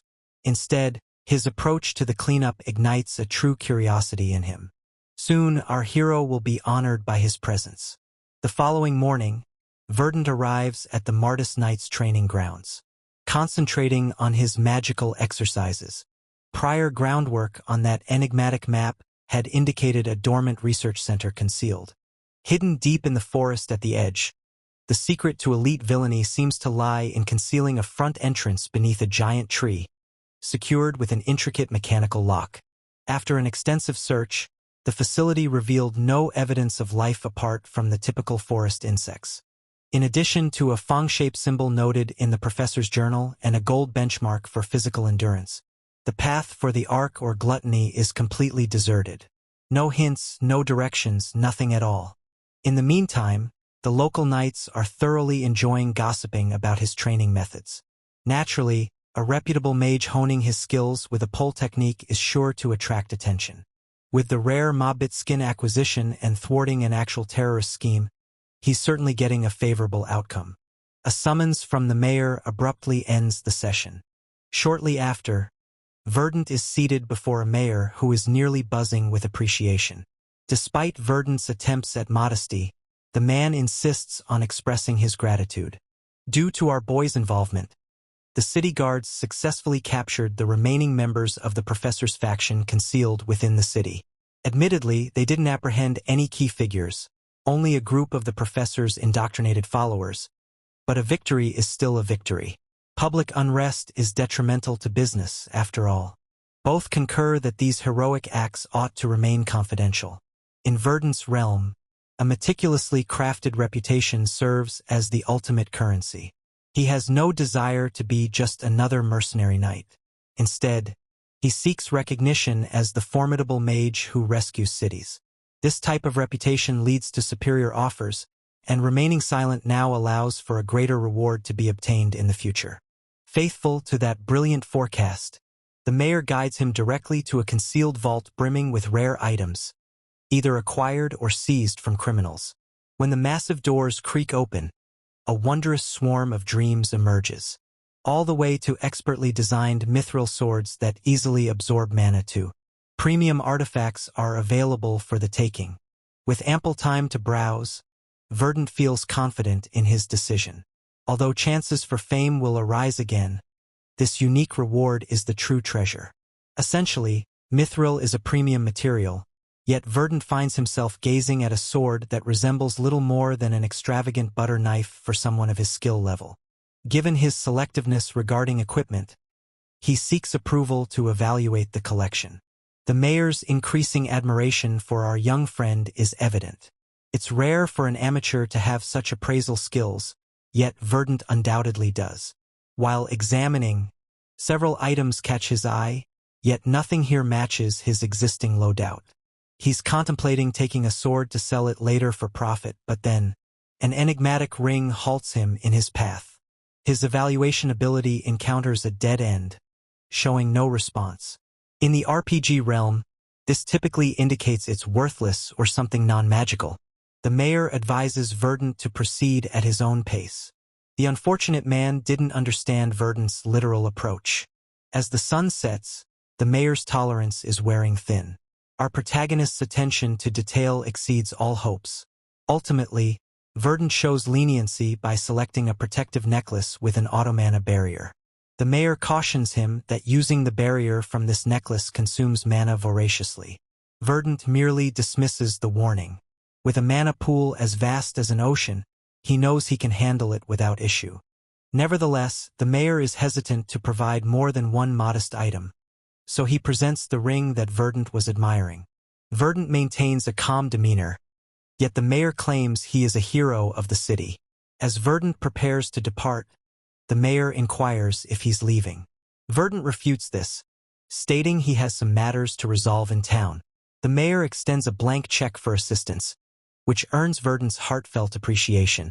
At the mines in the Verdon territory, things are becoming eerie. A miner uncovers a skull and begins to lose his sanity. His partner ridicules him, saying it's not as if he's never seen a bone before, but the worker highlights the issue that the skull remains entirely intact.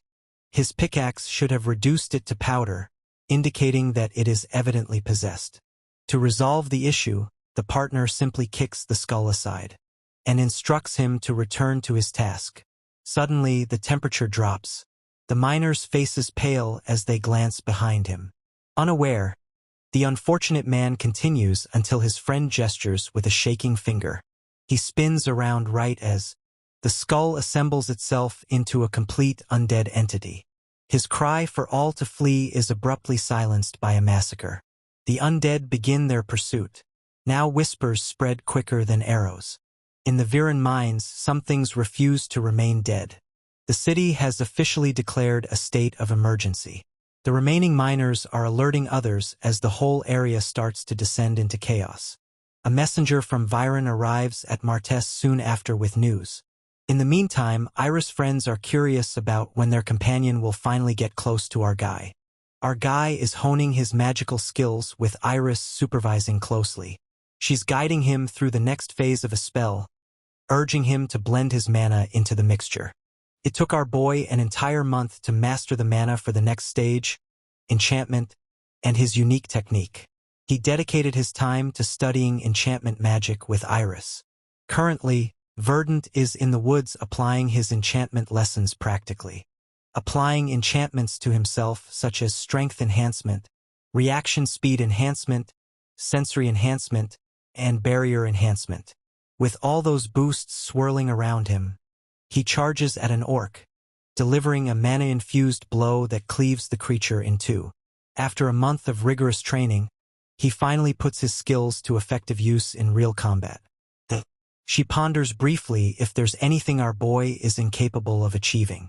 He expresses gratitude to Iris for the magic lessons, yet she's so impressed by his skill that she attempts to attribute all the credit to him. To her, he seems incredible, almost self-taught.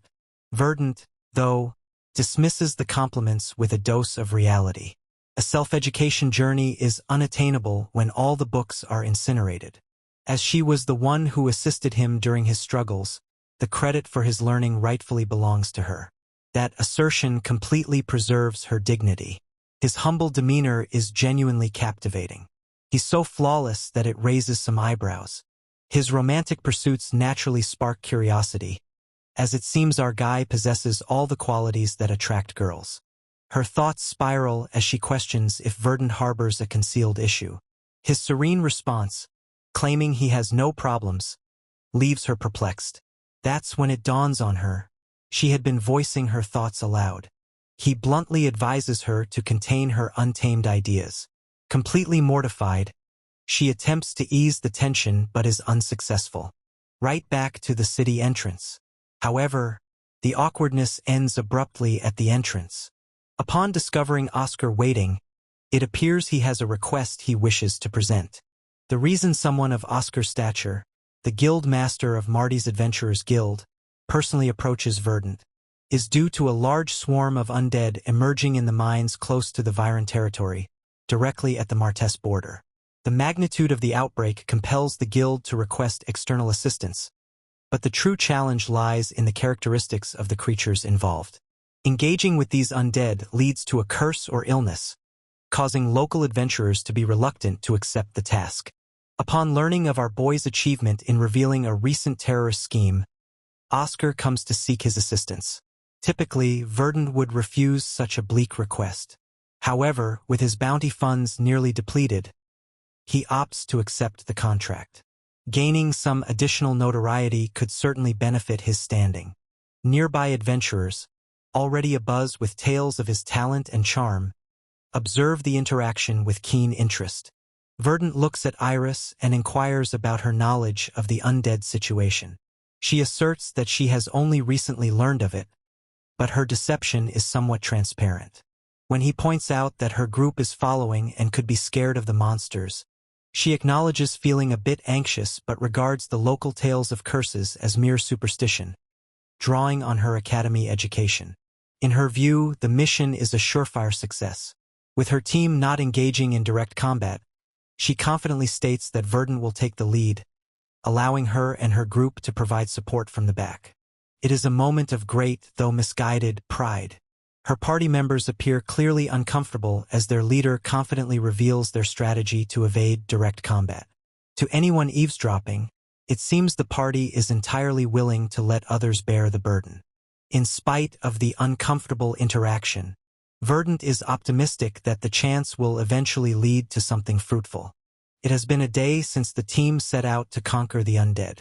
As the rest of the team is confined within the carriage, our boy is soaring through the skies using flight magic. His decision to remain aloft leads the group to speculate whether he is deliberately distancing himself, along with the enigma of how he sustains the enormous mana needed to uphold such a spell endlessly. Naturally, curiosity in the carriage shifts to his connection with Iris. She discreetly implies they are just a senior-junior pair, a gesture recalling the moment he rescued them. When a girl suggests they could be alumni from the same school, Iris explains that Verdon is more like a mentor to her, even with their slight age difference. The dialogue abruptly halts as Verdon's voice echoes down to the carriage. From his position, he can see a swarm of undead relentlessly pursuing a group of Viren inhabitants. He rushes into the chaos without hesitation to take action. From afar, the vast multitude of the undead is impressive, yet it presents an ideal chance to evaluate the outcomes of his latest endeavors. His self-assurance arises from a hidden talent associated with a treasure he obtained from the Magic Tower, an unusual grimoire. Generally, only a mage of the 3rd tier or above can utilize such an artifact, as it greatly boosts the caster's magical strength upon activation. This item represents a pinnacle of magical craftsmanship, crafted to enhance all types of sorcery. Now, paired with his month of enchantment training, the conditions are ripe for a display of devastation. The Artisan Magic Tower is the sole entity capable of creating an artifact of this magnitude, due to the demanding prerequisites and the exceedingly rare materials needed. As these items possess immense power, they are typically subject to rigorous registration and monitoring. Unsurprisingly, our protagonist wields an unregistered grimoire of elemental magic. He has taken it a step further by inscribing a sophisticated, perpetually active connection magic circle within it, transforming advanced theory into a perilous actuality. When he chooses to experiment with it, the world responds. He casts a spell to manipulate the geography of the area, and the earth fractures. To the dread and amazement of all observers, the planet itself rises, creating a colossal earthen hand that lifts the undead skeleton as if they were mere toys. Without hesitation, he proceeds with a double casting of flame and blast, burning the confined bones until only floating ash is left. His friends are utterly astonished. Casting high-level spells is impressive, but doing so after sustaining a flight spell for a full 24 hours is something else entirely. Verdon observes that the earth elemental spell he inscribed in the grimoire exceeded his expectations. The vast mana reservoir from his altered body, defying heaven, combined with the grimoire's enhancement, has probably elevated his geography manipulation to all. Those hours of practice were certainly not a waste. Observing from the sidelines, Iris is convinced he has attained the 4th tier. After all, only a 4th tier mage can move mountains, not a 3rd tier. However, her wonder is abruptly interrupted by a chilling rush of adrenaline. A zombie laggard has crept up behind her, launching an ambush. However, before it can even touch her, a newcomer darts into her view. In a swift motion of metal and velocity, the undead's head is severed from its body in moments. Examining the man closely, possessing the platinum plate, with a large axe in tow, the group quickly identifies him as Galliarch the Butcher. He swiftly inquires about the location of the undead horde he seeks, only for Iris to reveal that they have already been completely eliminated. Galliarch remains skeptical. He possesses the evidence that such a large horde doesn't simply disappear. His eyes turn to our boy, looking for the individual accountable for managing the cleanup team. When he straightforwardly inquires if Verdon committed the act, our guy isn't one for humility, as he defiantly responds, questioning what would happen if it were his own work. That certainly doesn't please the butcher. Galliarch didn't journey all this way merely to gaze at a heap of ashes. With Verdon having taken the role and the accolades directly from him, Galliarch concludes that the only rational course of action is to seek revenge. The atmosphere surrounding the two men grows heavy with a clear desire for vengeance. To choose the ideal location for the fight, Verdon creates space between them, preparing for the imminent clash, a tactic that does not go unnoticed by his rival. The possibility of Verdon truly rising excites Galliarch, bringing a thrilled smile to his face. One of the adventurers cautions our boy against confronting the butcher. The man's possible threat causes Iris to wear a worried expression. However, the adventurer clarifies that calling it dangerous is an understatement. Galliarch is characterized by overwhelming strength and a fierce temper. In a previous drunken frenzy, he crushed a knight who intervened. The obvious criminal nature of the act surprises Iris. However, another individual interrupts, pointing out that the guild's reliance on his power secured his liberty. Goad, a member of Galliarch, straightforwardly claims that Galliarch's rank as a platinum adventurer effectively grants him immunity from legal consequences. Nonetheless, his fellow teammate, Nerian, urges the team to concentrate on controlling their troublesome leader, particularly as they find themselves on Viren territory, a scenario that could quickly escalate into a diplomatic crisis. Goad argues with his team that since Verdon's group could be on an official mission from Viren, creating a disturbance now would only lead to complications. He opts to manage the situation personally. Galliarch, on the other hand, is far from pleased. He firmly believes he could eliminate them all and attribute it to an unidentified group. Goad, conversely, is prepared to demonstrate to our boy where he stands and triggers his magical pressure ability. Unaffected by the spell, Verdon ranks the guy at mid-third tier at most. As those around struggle with the overwhelming burden of the pressure, our guy stays unfazed. Even with the prominent title, the ability is merely a chaotic outpouring of unrefined mana, and Verdon easily sees Goad's awkward method. In the next instant, Verdon unleashes his magic. The force not only negates Goad's pressure but also sends him crashing down. Galliarka's attention is instantly drawn to the display of strength. As Verdon presents his made-up name, Galliark simply smiles, evidently thrilled at the chance to meet someone like him. Once the conflict concludes, the group is assigned to protect the king's safety and provide assistance, which postpones their entry into the Viren territory. Furthermore, Verdon's friends are quite displeased with him for confronting someone like Galliark. The following day, they find themselves before the Lord of Viren, Farnad van Viren. He is prepared with his Viren Knight forces and a religious faction comprising clerics. All are making their way to the mines to eradicate the undead plague. Prior to sending the troops, the Lord conveys his wish for no casualties. Galliarka's group and our team are both involved in the mission. Galliark mocks Verdon, implying he could be anxious. As Verdon's companions caution him once more against provoking the butcher, he retorts that he won't engage unless the opposing side initiates conflict. Moreover, they must concentrate, as the battle has commenced. In the next instant, a fierce clash erupts between the human soldiers and the undead skeletons. The leader instructs them to smash the skeleton skulls to prevent regeneration, as striking the center merely allows them to revive. Clerics and mages are expected to remain at the back for assistance. The battlefield transforms as a blood golem appears. Knights caution the clerics to retreat or face being obliterated, since the creature cannot be vanquished by a regular sword. Galliark, on the other hand, embraces the challenge and leaps into the air, stating that battling this beast is merely a warm-up for him. Initially, he strikes the creature with immense, bone-crushing power. Then, without hesitation, he rips the golem's head completely from its body. Galliarka's demonstration of talent captivates Lord Viren. The man's subsequent action raises doubts about his mental state. In a clear display of dominance, Galliark hurls the decapitated head into the air, dropping it directly in front of our guy. The behavior is extremely disrespectful, yet the underlying message is unmistakable. This is Galliarka's method of asserting dominance. It's a provocation, a test to demonstrate that Verdon's accomplishments from the previous day were more than mere luck. The technique is effective. Moments later, Verdon engages his terrain manipulation, causing the very earth under the brute's feet to shift. In the blink of an eye, he unleashes a colossal fireball spell.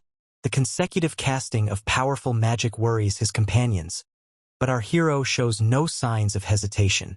While he crushes the undead, Galliark expresses his enthusiasm. Our boy's fierce temper, even with that gentle, modest appearance, brings him joy. He subsequently dares Verdon to a contest. The victor will be the one who defeats the most undead. Following that, the battlefield transforms into a frenzied scene of devastation. As our hero incinerates hordes of undead with accurate spells, Galliark tears through them using sheer strength. Galliarka's relentless taunts resonate deeply with our protagonist, who takes the opportunity to eliminate the undead during the journey. This unexpected challenge ultimately benefits the entire group, resulting in surprisingly few losses by the time they arrive at the mines. Due to the restricted space within the cave, only a chosen few can enter, such as Verdon, Iris, and Galliarka's team. Galliarka's uncommon commendation of Verdon's abilities is met with complete apathy from our guy. Goad, the mage on Galliarka's team, is certainly not feeling the good vibes. Jealousy gnaws at him after Verdon effortlessly countered his mana pressure. While our boy seems to be a third tier like him, his genuine depth continues to be a dubious enigma. As the chosen group ventures into the mines, the primary garrison remains at the entrance. Nerian, a gold-ranked ranger from Galliarka's team, assumes the front position. She is undoubtedly skilled at her work, identifying dangers and dispatching undead through precise ambushes. Each party member demonstrates effectiveness, functioning seamlessly like a finely tuned machine. Still, a growing sense of dread troubles Verdon. The group's momentum halts as a knight halts them, spotting what appears to be a dead end. Silently, Verdon examines the whole mine using mana detection, looking for any indication of a lich. An ambush would be the worst scenario if they aim to ensure everyone's safety and keep them all intact. Iris notices Verdon's distraction, and she's not alone in this. Galliarch notices the strain and mocks him, inquiring if he senses death. The butcher is also aware of a formidable undead nearby, and this awareness only heightens his eagerness for the impending battle. Verdon consents, softly cautioning Iris to remain close to him as the actual fight commences. When she inquires about the type of monster they confront, but he lacks a definitive response. The group in front unexpectedly notices a light shining at the mine's distant end. A report from rocks reveals a tunnel concluding with an unforeseen illumination. The revelation is startling. There ought to be no alternative exits apart from the one they used. Galliarch stops the team, as they come across what seems to be a tomb. The most notable feature is a skeleton adorned with the royal emblem of Estria. This is unexpected, given that Verdon is presently hiding his identity after fleeing the Bohemian magic tower in the Revant Duchy, which initially became independent from Estria. The appearance of these symbols in Viren is strange. Goat is the most unsettled, assigned with the initial scouting mission. The neglected evidence of Estria is a significant shame. Eager to restore his reputation, he proposes to address the core issue so his peers won't need to deal with such a trivial chore. The clerics initiate their usual purification ceremony, an essential measure should the undead turn out to be a death knight. They may weaken it prior to awakening, potentially defeating it with minimal harm to themselves. Regrettably, the body instantly radiates mana. The clerics respond by casting a stone strike spell, launching a huge boulder at the figure. However, it is already too late. The knight stirs before the stone can even hit. It extends, almost seizing Goad. However, Galliarch steps in, seizing the creature's hand and crushing it in his grasp while lamenting its unexpected swiftness. As the undead takes a fighting position, Galliarch questions its identity as a death knight. A cleric responds with a voice heavy with fear, declaring it to be a Wailing Knight. Though typically seen as less formidable than a death knight in direct combat, they may be more perilous due to their unique power to control lesser undead. As expected, the remaining skeletons in the tomb start to move. Advancing, our boy asserts that the path ahead is unmistakably evident. They are all present for a singular purpose, and that involves burying the Wailing Knight permanently. To achieve this, he begins employing his magic to reshape the entire landscape, seeking to counteract the enemy's overwhelming numerical superiority. In the following instant, the earth trembles violently beneath them, causing his companions to doubt his intentions. Galliarch's concern that Verdon seeks to take the boss monster for himself is evident. Verdon assures him that there will be more than enough foes to encounter down there. As if summoned, a horde of the undead rises. Skeletal dark mages float above, while soldiers surge on the ground, poised to rip the party to shreds. In the meantime, our protagonist is solely focused on personally defeating the Wailing Knight.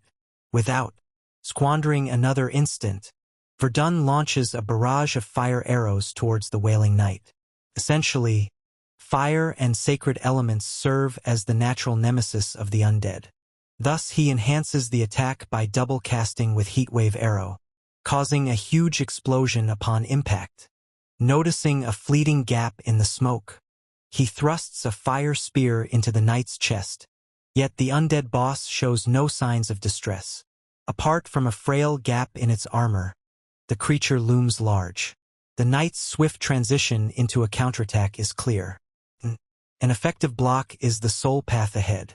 A direct strike risks breaking Verdon's mana barrier, and the ensuing kick would expose him completely. He shifts to ice magic, unleashing a chilling wave of winter gust. He casts Breath of Glacier twice, successfully encasing the Wailing Knight in an icy prison. The strategy is straightforward. Overwhelm the icy foe with sheer weight. Concentrating his mind, he readies a triple earth spear throw, conjuring a huge rock spike directed straight at the knight's heart. Surprisingly, the Wailing Knight senses the approaching threat and breaks the ice prison with sheer force. Its form transforms rapidly, dark mana gathering into a suit of armor resembling obsidian enveloping its body. In the next instant, Verdon senses a throbbing pain in his head, signaling that his mana reserves are depleted. If things continue like this, total depletion and defeat are imminent. Before the circumstances escalate, Galliarch bursts onto the scene, delivering a bone-jarring punch to the knight. It appears the butcher has finally decided he won't allow our boy to enjoy the main course alone anymore.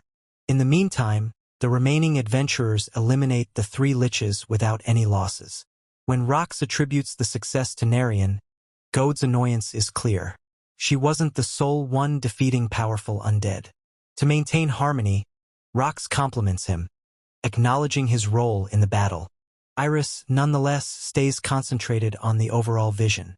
Her colleagues highlight the obvious issue that there is no defined exit strategy. An enormous gap beyond their reach, and their combined firepower fails to breach the sturdy walls. If the roof gives way, all will fall with it, entombed alive. As expected, the walls start to shake. The quake stem directly from Galliarch's confrontation with the altered Wailing Knight. Despite his bone-crushing blows, the creature's new armor remains unscathed. Instead, a powerful strike from the knight knocks Galliarch backward. The creature swiftly counters with a sword attack, making Galliarch duck just in the nick of time. The knight jumps back to reposition while Galliarch prepares his axe. Galliarch's astonishment is clear as he senses our boy behind him. He didn't anticipate Verdon remaining upright. He recommends a break, yet Verdon is more focused on an after-action report regarding the boss undead. Galliarch returns with news that the creature is resilient, yet battling it is sheer fun. Galliarch pushes ahead once more. He jumps into the sky, his axe raised for the next strike. Activating his destruction ability, he strikes down with tremendous power, shattering the ground beneath the knight's feet. Prior to booting the monster aside, as more undead surge from behind, Verdon instantly unleashes a mana explosion, incinerating the minor threats before they disrupt. Galliarch seizes the Wailing Knight using his bare hands and crashes it against the wall with bone-shattering power. Without any prior notice, Verdon instructs him to move aside while he casts a powerful fire spell. A guttural curse escapes the butcher as the heat intensifies. Nevertheless, the knight remains resolute and refuses to fall. The sword thrusts forward, targeting Galliarch, yet he intercepts the blade with his elbow and knee, halting the metal mere inches from his torso. In the following instant, the Wailing Knight redirects its attention solely to Verdon. It charges ahead, moving through the remaining flames as if they were merely a delicate haze. The sight of the flames having no impact on the creature creates noticeable tension on the boy's expression. The necklace of protection is his only defense against the knight's direct blow. The mayor's prior caution regarding the jewelry's significant mana usage, previously dismissed as trivial, now resonates as the reason for his dwindling reserves. In addition to the mystical drain, a piercing, sickening ache from a dislocated shoulder complicates every motion. The primary issue continues to be the foe, whose power has surged dramatically since donning the black armor. Capitalizing on a moment of change, the clerics enter the battle with the 2 fighters, their sacred chains striking out to ensnare the knight from all angles. When asked about the obsidian armor, the clerics provide no explanations. The church records hold no documentation of a Wailing Knight with such an appearance. Galliarch charges at the restrained foe, yelling for the clerics to secure the chains. The Wailing Knight responds with immense physical strength, pulling the chains and almost pulling the holy casters into a crash. Galliarch arrives just in time, rescuing the clerics from a devastating, bone-crushing blow and instructing them to assemble for another effort. Observing from afar, Gode feels his confidence surge. The knight's intense concentration on Galliarch presents an ideal opportunity to demonstrate his value. He prepares to deliver a fatal strike. Yet the creature swats the projectile away like a pesky mosquito, bouncing it directly back to him. Seeing his wounded teammate drives Galliarch into a frenzied fury. He pushes the creature away and commands the clerics to tend to the injured mage. The Wailing Knight charges at him once more, yet Galliarch seizes it using just his hands, slamming the beast into the ground. He looks back at Verdon, insisting on understanding the duration required for mana recovery. Our son responds that just a few seconds are sufficient for him to regain composure. Galliarch signals readiness as he pins down the enemy forces, revealing the exact area he had compromised previously. A sharp elbow to the stomach elicits a loud curse from the butcher. Yet he remains resolute, driving the knight back into the earth again, until a noticeable fracture eventually spreads across the dark armor. Galliarch and Verdon continue to stay highly vigilant, their gaze fixed on the broken plating. The opportunity for a decisive win fades as the knight strikes with a brutal hit, tossing Galliarch over the.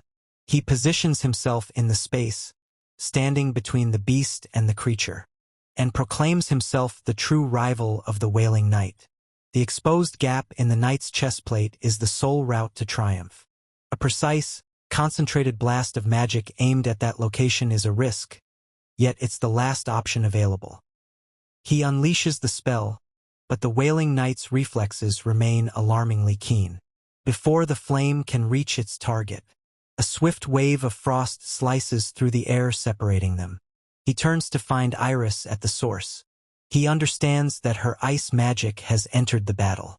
The recollection of his past encouragement rushes into his thoughts. He had commended her innate talent for ice magic, even though she was inexperienced with elemental spells. Motivated by those words, she vowed to give her all. Currently, he silently admires her timely action. With the knight temporarily hindered by the frost, the opportunity is greater than ever. Verdon prepares a final, focused flame spell, gearing up to secure a hard-earned triumph. While unconscious, our guy holds onto the vivid memories of Wailing Knight. He believes that regardless of the obstacles he faces, he will return to his homeland. He reiterates this promise in his waning thoughts as it propels him onward. He genuinely believes it. However, destiny is not entirely in his control. He discovers a truth he was never supposed to uncover, and that revelation destroys all his carefully laid plans. Consequently, his son witnessed his father being buried alive right before his eyes. Nevertheless, the longing to return home remains with him always. As he awakens on the ground, confusion washes over him. Iris and the priest experience relief as he finally speaks after his silence. He pushes himself up, concentrating on the fight, eager to see if the subjugation is successful. The priest clarifies that triumph is due to his efforts. Iris notes they defeat the knight, but he unexpectedly collapses afterward. The priest associates his downfall with the necklace he holds.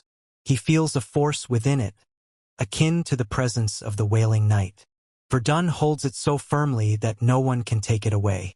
The priest thinks it should be surrendered due to its menacing aura. Verdon declines and takes full responsibility for it himself. Asserts that everything will be fine, despite the priest's caution that anything could happen. Galliarch alters the atmosphere by remarking that the necklace offered as a reward is rather insignificant. The priest concurs. However, it is clear to all that Gode's condition is of greater importance. He endures solely due to their swift actions. Relief washes over them as his survival is confirmed. As Verdon is restored, the team gets ready to go back as cleanup nears completion. The undead warriors, their leader, the vanquished Wailing Knight who invades my territory, are all overcome.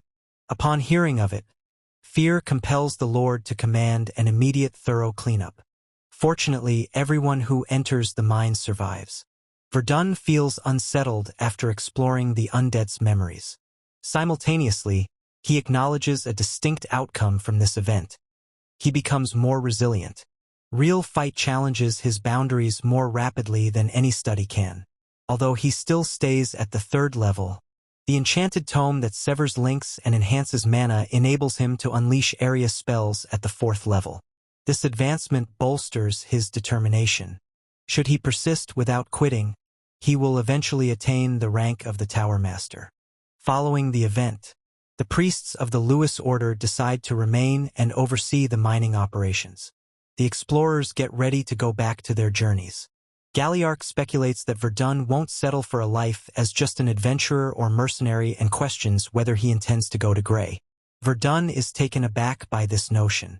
The other clarifies that Grey serves as a hub for information exchange and request coordination, where only the skilled gain entry.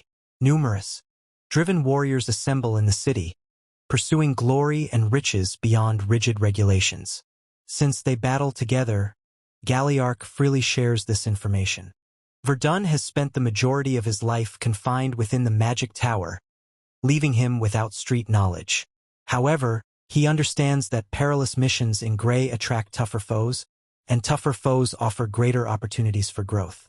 Iris from the carriage alerts everyone that departure nears. She questions whether he plans to depart with them. Additionally, she intends to delve deeper into elemental magic upon her return.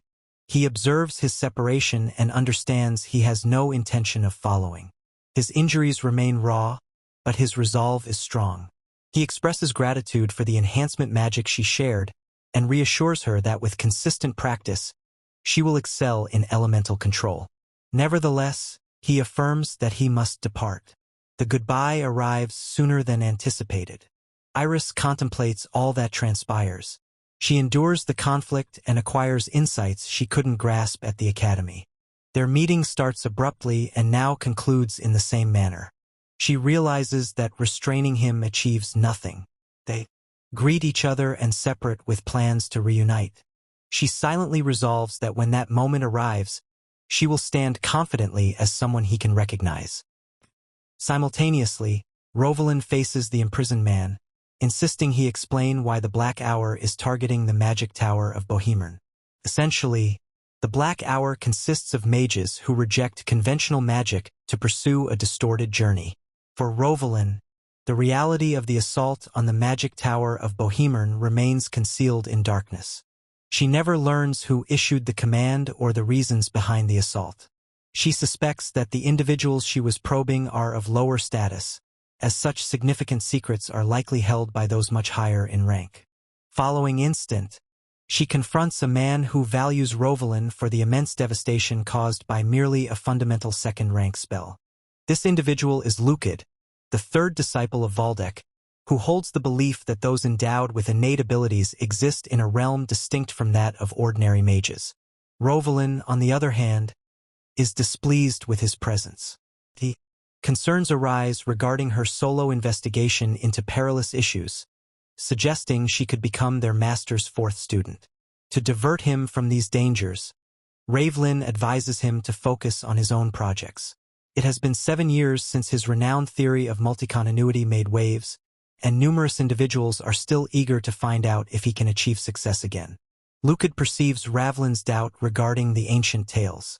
Although the Tower Master has officially acknowledged the thesis as his own, Ravelin considers the timeline questionable. She observes that a man with such an impeccable intellect has only reached the 4th rank in 7 years. Her keen reasoning resonates deeply with Lucid, who believes she is dishonoring a man he deeply respects. He perceives her as a persistent irritant in his life, particularly since she is exploring the past. Believing Verdon to be deceased, Lucid thinks the reality of the stolen research is lost for good. This quietude protects certain influential individuals, but Ravelin grows increasingly audacious with each passing day. Lucid understands that displaying anger would reflect poorly before the Tower Master, so he maintains control over his feelings. He prioritizes safeguarding his reputation while discreetly striving for the 5th rank. He is convinced that upon reaching that summit, he will gain the ability to eliminate Ravelin's disruptions once and for all. Before departing Viren, Verdon visits the village of Grey on Galliarch's recommendation. Ultimately, he arrives at Cohen, the industrial hub of Pale's lands. The city features enormous factories and strict order. Individuals relocate here in pursuit of stability, yet the severe conditions widen the divide between the affluent and the impoverished. The slums of Cohen are notorious for their suffering. However, Verdon understands that the most insightful answers are frequently located where society avoids searching. He strides directly into the core of the district. The disparity between the affluent sections and the impoverished areas is shocking. Even the toughest parts of Martez appear vibrant in comparison. At least, he considers the odor here tolerable. He discovers a discreet establishment that acts as a cover for information. The store is vacant apart from a man at the counter who informs him they are closed. Verdon casually states that the butcher referred him. The proprietor inquires about his name, to which he replies Asher. Once the man verifies he fits the provided description, he bypasses the pleasantries, directing him to a concealed door while issuing a serious caution. Avoid causing issues or everyone connected will face the consequences. Verdon walks down the stairs into a warehouse that opens to an underground tavern. A bandaged man guides him indoors. Verdon quickly surveys the area, observing 2 mages, an archer, and a pair of swordsmen. All present in the room are involved in high-stakes tasks or confidential matters. He is taken to a different room. A man comes up to him, introducing himself as Pale, a renowned information broker from the south. Pale acknowledges his admiration for how swiftly our boy has established his reputation since coming to PYTH. Pale is straightforward, providing both job opportunities and insights. Verdon shows interest in both. Pale clarifies the rules. Everything is structured in tiers. The greater the secret's value, the higher the risk and responsibility. Dealing in confidential data can lead to fatal consequences, making trust and reputation the only valuable currencies. This system does not allow for shortcuts. Verdon is aware of the circumstances. Details about the magic tower's riches remain elusive. Nevertheless, he lacks sufficient funds. He knows that by taking on tasks and enhancing his reputation, he will ultimately obtain the access he seeks. He requests the liberty to choose his own assignments. Pale consents but requires him to complete a questionnaire beforehand. During their conversation, Pale observes that the young man resembles an adventurer rather than an ordinary mercenary. He subsequently presents a job that aligns with his background. A quest for a perilous beast. Verdon reviews the contract and inquires whether the mission entails tracking a demi-human. But Pale tells him that the target is a roarwolf. Monster hunting usually starts when a local lord or government issues a formal request to the guild. This arrangement emphasizes the close relationship between the governing authority and the guild, enabling a nation to address dangers without carelessly sacrificing its soldiers. Occasionally, a lord opts to deploy his own forces to confront monsters directly. In such cases, any trophies and resources collected from the battlefield are owned by that lord. Nevertheless, the guild typically intervenes to oversee the distribution of those monster materials. When a region depends exclusively on its military, the equilibrium frequently changes. In the absence of steady professional oversight, monster populations surge. If the troops fall behind, the area gradually evolves into a perilous habitat for creatures. Due to this threat, the guild reserves the authority to intervene initially unless an emergency arises. Even so, clients consistently rush to secure the most valuable elements for themselves. The vocal cords of a low-level wolf serve as an excellent illustration. Nobles desire these resources, and traders from Grey earn their livelihood by fulfilling that need. Verdon undertakes tasks via these information brokers and completes them with precision. Currently, he is finalizing a contract. The following morning in this woodland, a large wolf's carcass is found drenched in blood. Pale and Meyer survey the site, observing that the workmanship is flawless. Not only one wolf has perished, the whole pack has been completely eradicated. The extent of devastation indicates that this was not a typical hunt. The smaller wolves fell victim to extensive assaults, resulting in their devastation. The main target, the roar wolf, was managed with greater accuracy. It was dispatched meticulously to ensure its vocal cords remained unharmed. The hunt concluded 2 days early, and the materials are in perfect condition. He verifies that all is precisely as requested and indicates the task is complete. Pale discovers a pointed arrowhead abandoned at the location. Subsequently, Verdon goes to see a workshop master. The artisan inquires whether he is satisfied with the custom staff. Verdon inspects the equipment and concludes it aligns with his expectations, feeling pleased with his selection of workshop. Upon arriving at Cohen, he commanded a complete suit of armor crafted from Mabat's hide, encompassing his entire upper and lower body. Simultaneously, he requests the smith to repair a ring he discovered in Martes. The artisan inspects the ring and clarifies that it is a sophisticated magical object. Repairing it will be challenging. As Verdon examines it with appraisal, he realizes that the damage is significant. While he cannot discern its original power, he is convinced it is a magical object. Thus, he consents to cover the costs for its restoration as a magic artifact. Subsequently, he remained in Cohen for some time, consistently working for Pale. The tasks arrive in a constant flow. He completes each task and receives his payment, engaging in tasks ranging from tracking down criminals and bandits to dismantling illegal slave operations. A month flies by in a whirlwind of action. Ultimately, the ring is repaired, yet its genuine power remains sealed. Verdon understands that the workshop lacks the necessary skills to unravel the mystery, prompting him to attempt the magic repair on his own. As he strolls through the city streets, a young girl dashes by him, holding an ice cream cone. She stumbles and almost falls, but he grabs her just in time. Her grandmother hurries over, anxious that the child misbehaved. Verdon reassures the woman that all is well and the girl is unharmed. The elderly lady appreciates his swift actions and insists on offering him something as gratitude. She mentions that although she has little to offer, she may assist him. The young girl proudly states that her grandmother is renowned for her fortune-telling. Despite Verdon's skepticism about fortune-telling, he consents to sit with her. He hears quietly, as she spreads her cards to foresee his future. She advises him to continue living just as he currently does. He expresses his gratitude and continues on his path. Once he's out of hearing range, the granddaughter inquires about the significance of the cards. The elderly woman interprets the ominous reading. The man card symbolizes life, the reaper denotes death, and the god card indicates birth. All three were presented upside down. It represents utter disorder, depicting an individual who has entirely strayed from his initial fate. Verdon is unaware of the elderly woman's grim perspective. His thoughts are solely on the ring. He persists in attempting to repair it on his own, despite low expectations for progress. For him, the disorder in his life signifies the absence of barriers.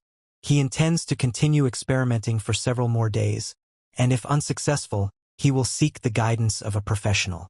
An individual possessing boundless potential that does not introduce negativity into the world. At that moment, a massive map projection emerges before him, leaving him bewildered. Elsewhere, an elderly man gazes at the sky, and one particular star draws his attention.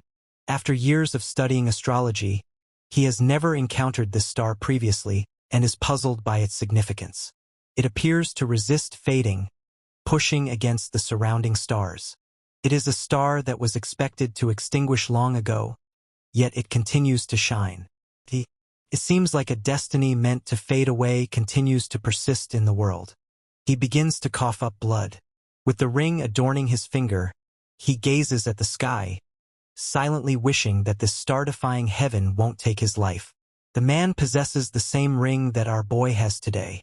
Examining the map concealed within the ring, Verdon departs from Cohen and moves toward the Bard Mountains. He keeps Pale in the dark about this trip, as he himself is uncertain of the ring's destination. With no clear endpoint, he seeks to remain unnoticed. To avoid being tracked, he moves stealthily, occasionally by carriage and primarily on foot, refraining from using magic. Emerging from the forest after 3 weeks, he spots a quaint village nestled in the mountains. His true objective is in the adjacent forest. He concludes that employing a local hunter as a guide would enhance his likelihood of success. He encounters several hooded figures along the way. Among them is a girl who observes him and conveys that he meets her preference, and requests Carden, the man next to her, for a moment away. Her partner responds with annoyance, as this is a frequent occurrence. Carden previously instructed Ferris to stay quiet. No personal actions are permitted until their task is complete. Ferris presses again, but Carden firmly states that she can act freely only once the mission concludes. The main focus is to find and swiftly eliminate the traitor. An onlooker hears their talk of destruction and angrily confronts them. Due to his excessive hearing, Carden concludes that he too must be eliminated. For days later, in the heart of the forest close to the Bard Mountains, Verdon rests by a fire. Frustration mounts as he understands he has been lost for days without success. The hunter leading him is already fatigued. Even after scanning the surroundings with his magical senses, he finds nothing out of the ordinary. This setback compels him to rethink his strategy, leading him to focus on subtle details rather than solely on detection magic. Beyond a specific distance, he observes trees featuring various bark hues. In the past, he frequently flew over this forest, overlooking such distinctions. He now examines everything closely. This change in viewpoint uncovers the truth. The whole woodland operates as a vast enchanted shield. A barrier of remarkable strength has been created. The central tree probably acts as its core. Verdon chooses to shatter it in 1 hour. In truth, he requires 4 hours to fully take apart the magic circle. Inside, Harkin comes to. He understands he has fainted once more. He drinks a red potion, but its effect diminishes. Nevertheless, he perseveres. His thoughts wander to an imminent event that will transform the world. Harkin abruptly perceives something and responds, with trepidation and curiosity about whether the guest emerges from the blackout. Verdon advances and clarifies that his assumption is wrong. He states that the ring led him to this place. As Harkon spots the ring, he recognizes it as Crescent and starts coughing up blood forcefully. Once he has regained some composure, he insists on finding out how Verdon came into possession of it. Verdon realizes that this individual is not just any hermit. Only a formidable person could establish such a vast concealment barrier. The ring and this elderly man are evidently linked. Consequently, he stays vigilant and inquires about Harkin's reasons for hiding here. The man values his cautiousness and consents to clarify. Prior to that, he shows astonishment that Verdon succeeded in evading the barrier. Many of the numerous entrances are lethal traps. Verdon discloses that he took apart the whole circle in 4 hours. Harkon is truly astonished. A person so young shouldn't have such an impressive level of expertise. When questioned about the ring, Harkon states it symbolizes destiny. Although they haven't encountered each other, destiny has brought them together.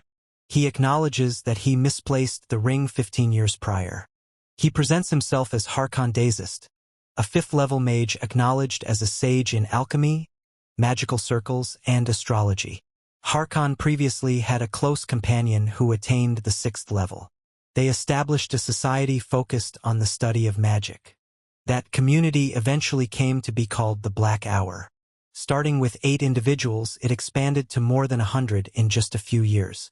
The world both revered and dreaded them, due to their capability to annihilate a small nation during total warfare. Despite their power, Harkon maintains they never pursued control. Even as their skills expanded, they stayed true to their scholarly roots. That stability shatters when a student they both nurtured takes the life of his friend. The student's name was Dahit Westel. Overwhelmed by the child's remarkable skill and promise to attain the 7th level, they overlook his real character. Dahit proclaims that the Black Hour is now his domain. When the founder's age, he has already attained the 6th level. Under his command, many members suffer fatal or serious injuries. Harkon escapes, but his mana channels are cut, rendering him powerless. After 15 years of solitude, he unexpectedly faces our hero, who is led by the Lost Ring. Verdon confronts Harkon about the offenses of the present Black Hour, insisting on whether those deeds are linked to him. Harkon, an astrologer used to seeing glimpses of the future, confesses that this specific corruption did not emerge in his foresight. This shortcoming leaves him with just one choice. He remains patient. Crescent, the ring held by Verdon, is the second of a pair lost in the past, created to lead the one chosen to confront a significant evil. Harkon believes the ring has now accomplished its mission. Pragmatism drives Verdon. A task of this magnitude necessitates fair compensation. He insists on understanding what Harkon can provide. Harkon replies promptly. In return for fulfilling his desires, he will bestow a lifetime of success, wisdom, and expertise. The proposal is a significant one to accept literally. Harkon refers to relinquishing years of knowledge. At the same time, Verdon's heart still burns with personal anger toward Balrog Bessos of the Magic Tower of Bohemran. Revenge persists, but the current issue holds greater significance than personal animosities. Harmony surpasses retribution. An unusual sound reverberates outside, and an intrusion instantly registers in Verdon's mind. The earlier trio rushes into the room, announcing their achievement in finding Harkon. Harkon insists on knowing their identities. Carden, the leader, verifies that the target is Harkon Dazist, marked as a traitor of the Black Hour. Harkon's expression darkens with anger upon hearing Dahit's name. The cloaked figure demands respect for that name. Harkon dismisses the allegation. The bitter irony of his ex-student now leading assassins is evident in his tone. He probes the violation of his barrier, scanning the surroundings for any indication of Dahit's presence. The intruders disclose a mana-tracking artifact as the key to their success, then clarify their intentions. The Bohemran Magic Tower stands in ruins, marking an unparalleled disaster in magical history. The Black Hour is blamed for the destruction. The tower's assassins relentlessly pursue them. The true culprit is suspected to be the sage. Harkon chuckles icily. If he had the power to destroy a whole magic tower, his foes would have been eliminated by now. As they converse, Verdon silently triggers a triple casting. Flame current arrows rush ahead as the gale and ice spikes activate simultaneously. The political strife is less important than one undeniable truth. The magic tower and the Black Hour are in conflict. If the tower pursues the Black Hour, it benefits his agenda. The assailants pull back. A young sorcerer able to link advanced elemental spells is an oversight they didn't anticipate. Carden wonders if Harkon has trained an apprentice, a notion his ally dismisses.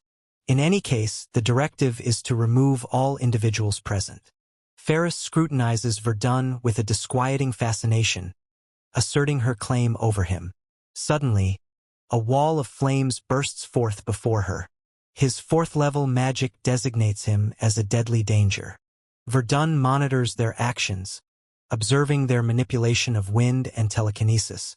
The leader's presence indicates the third circle, but his spellcasting holds significantly greater importance. Ferris tries to suppress it, but fails entirely. Verdon's counterspells compel her to evade urgently. With a swift motion, he lunges ahead and grips her by the throat, employing her as a shield. Carden reels. Third-level magic shouldn't penetrate fourth-level defense so effortlessly. Outnumbered, Verdon changes strategy. A stonewall enchantment emerges, intercepting incoming strikes. The alteration of the terrain unleashes power that exceeds conventional limits. Furious, Ferris insists on the opportunity to eliminate Verdon herself. Verdon commands Harkon to withdraw. Safeguarding the Elder complicates the conflict.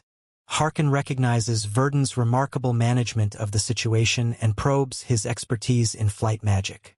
A blast erupts, engulfing the vicinity in smoke. Amidst the fog, Harkon and Verdon retreat, led by Harkon's guidance to a tiny cave. Within, Harkon hurries to a hidden cabinet. He articulates that a genuine magician restricts and shapes a unique journey that transcends traditional limits. From the cabinet, he takes a bottle of liquid. Verdon doubts the potion, Harken refers to it as a masterpiece made from an uncommon herb, refined for 5,000 days beneath moonlight and starlight. This elixir symbolizes the pinnacle of his strength. Consuming it grants entry to a realm unexplored by typical mages. Harken guarantees him the liquid is safe unless fate decides differently. As time dwindles, he declines to plead. His sole desire is to see the journey fate has planned for the boy. Strange mana emanates from the bottle. Verdon assesses the circumstances. Harken lacks any motive for harm. Trust transforms into a deliberate decision. He sips. As the fluid disperses, peculiar energy stirs inside him. Harken gazes up, whispering about starlight. At that instant, fate's unchanging essence fades away. The boy in front of him is not solely directed by the stars. He is the luminary of the defying skies. Following the transformation, the elderly man observes that our boy appeared to him as a reaper, a figure who dismisses the notion of fate. That encounter transformed everything. Harken gives his all, having vowed his legacy to the boy. He firmly grips Verdon's shoulder, starting the process of memory transfer. In that instant, Verdon's mind transforms into a vessel. Information streams into him like data onto a drive. Upon opening his eyes, he experiences the feeling of a brief blackout lasting 1 second. Yet the man who awakens is inherently transformed. A potent, unusual flow of mana surges through his bloodstream. His whole awareness has been reset. The newfound strength within him is unmistakable. Harken, now utterly fatigued, acknowledges that his task is complete. It is only then he notices the young mage's name was never mentioned. He attempts the name Asher until Verdon corrects him. Harken issues a last request for his body to be cremated. He then falls, carrying decades of knowledge and insight within Verdon. With his last breath, Harken urges him to halt the black hour to maintain peace. Verdon places Harken's ring on his finger, embracing the weight. He now possesses the integrated knowledge and mastery of 4th-level elemental magic, Earthquake. In the meantime, the trio of partners persists in their search, yet the old man is gone. Their tracking compass has also ceased functioning. Harken remains determined to locate a body, despite trapped suspicions. Ferris proposes that falling debris led to the death, yet Harden is doubtful. A person of Harken's quality does not perish so simply. Doubt intensifies until a tremendous wave of magical energy bursts forth from below. Initially, the feeling resembles an earthquake. Harden commands a withdrawal. This isn't a natural quake. It's 4th-level sorcery. The ground erupts. Verdon emerges from the earth and begins his attack. Harden identifies him as the mage from before. Growth occupies Verdon's soul. The boundaries of his magic have expanded significantly. His mana is now as vast and infinite as the sea. With the help of the elixir, his strength has surged to the mid-4th circle in a moment. Following moment, Harden unleashes a storm. Verdon responds with a storm. He proclaims his aim to eradicate them from the earth, cautioning them about their impending demise. Ferris, furious, lunges forward, eager to turn him to ashes, while Verdon stays composed. Confident in her 4th-level rank, Ferris attempts to overwhelm him with fire to showcase their status disparity. Verdon analyzes her actions. She isn't stretching her boundaries, but her strength remains inadequate. He responds with his own fire. The surprise of being pushed back by a mage she thought was merely 3rd-level shatters her composure. Verdon ignites the flare, causing Ferris to fall. One foe is eliminated. Carden attempts to request assistance. However, Verdon engages multi-telekinesis manipulation, seizing complete command of the battlefield and directing mana with flawless accuracy. One of the surviving assailants suffers a severe blow to the hand. In the turmoil, the tracking compass falls to the ground.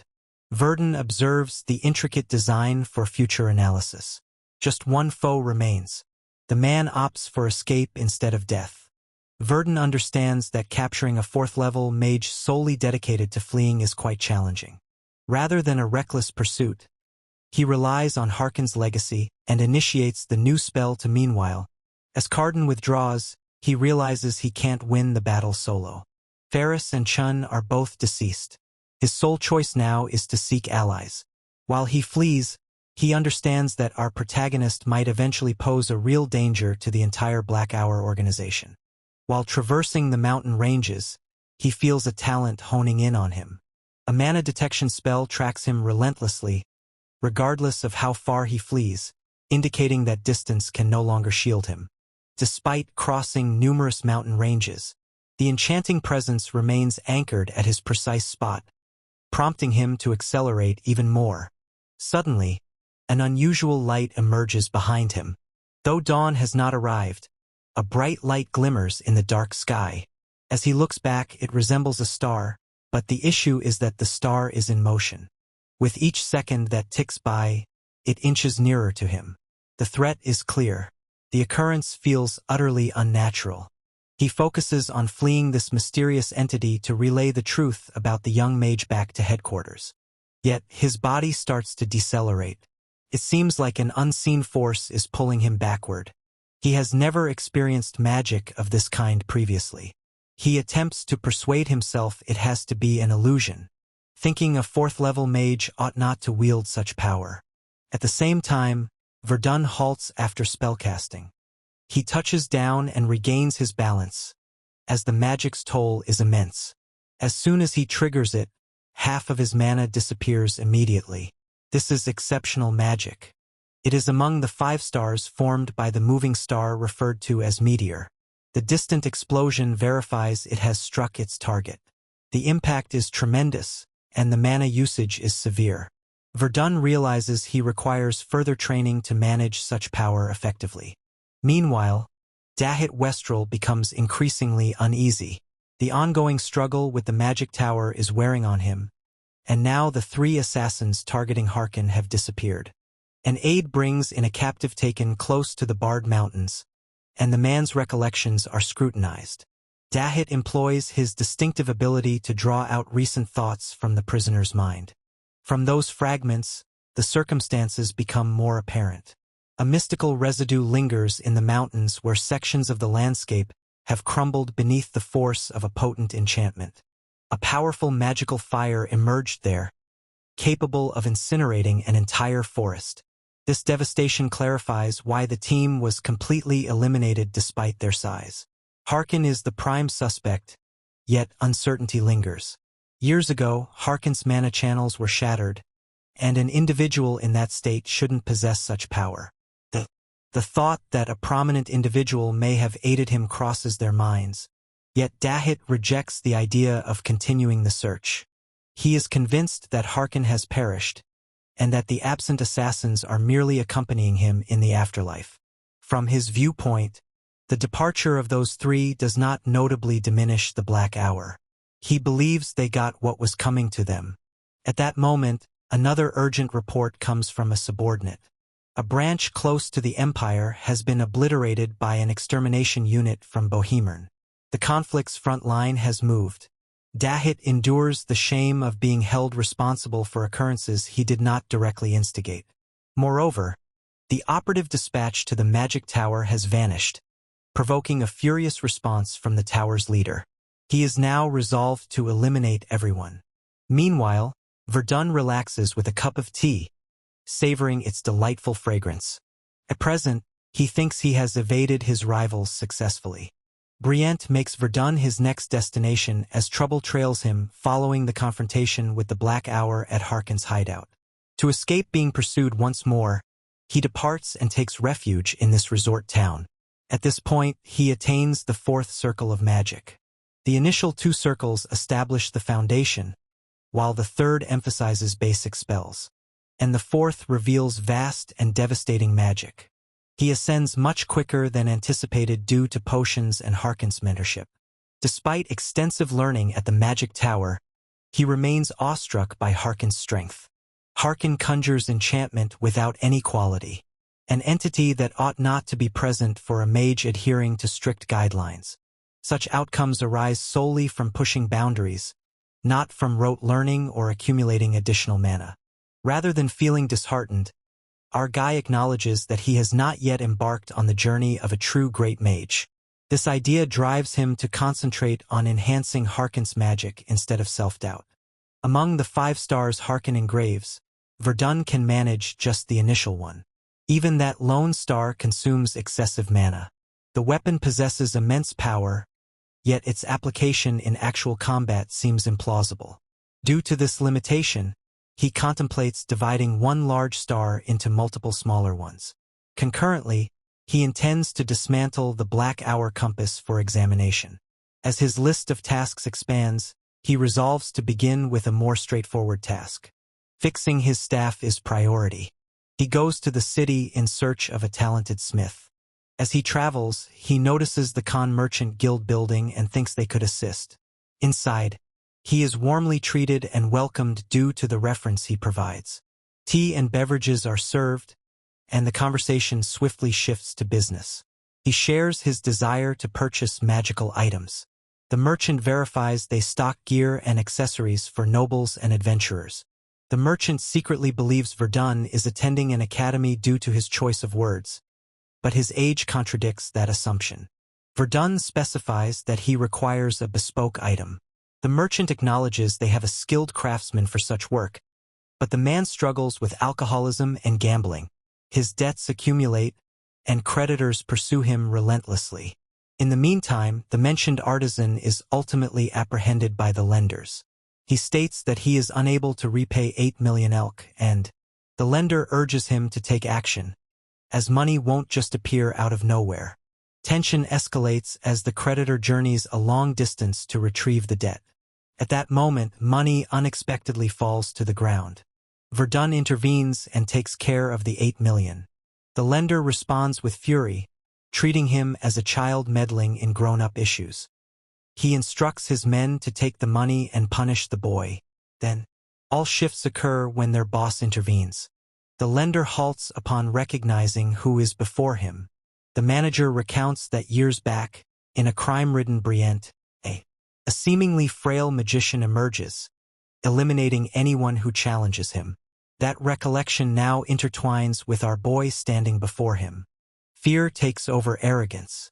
As he kneels and confesses, he only arrives for debt recovery. He retreats with his companions and departs without additional issues, wishing Verdon a prosperous future. Subsequently, the unsettled artisan inquires about Verdon's identity. He states that the Condor of the Khan Merchant Guild endorses him and verifies his intention to place an order. The artisan consents, although the commission will be reduced by 8 million elk. Several days later, Verdon examines the Black Hour Compass with greater attention. He discovers it operates by utilizing mana's inherent ability to return to its owner. By channeling the target's mana into the central crystal and enhancing it, the device accurately tracks them. The design resembles an artifact closely. Time moves slowly, and he faces no assaults. This tranquility implies he evades capture for the moment. He designates Harkon's new trait as Starlight since it suits. The power interlinks mana like stars in a constellation, enhancing and uniting energy in previously unimaginable ways. Nonetheless, managing it continues to be challenging. His mana pattern is distinct from Harkon's, leading to unpredictable spell reactions. As a result, he opts for patience. The artifact is almost finished, making departure from Brient feasible. As he remains outdoors, a man comes forward and states that he has been looking for him everywhere. Verdon does not perceive his arrival, surprising him. The unfamiliar person quietly expresses regret for the delay. He discloses that his name is Risner and hails from the Ark. Upon the man's introduction as Risner from the Ark, Verdon's entire world is turned upside down. Since the Ark represents the total contrast to gluttony, he struggles to comprehend why someone like that seeks him out.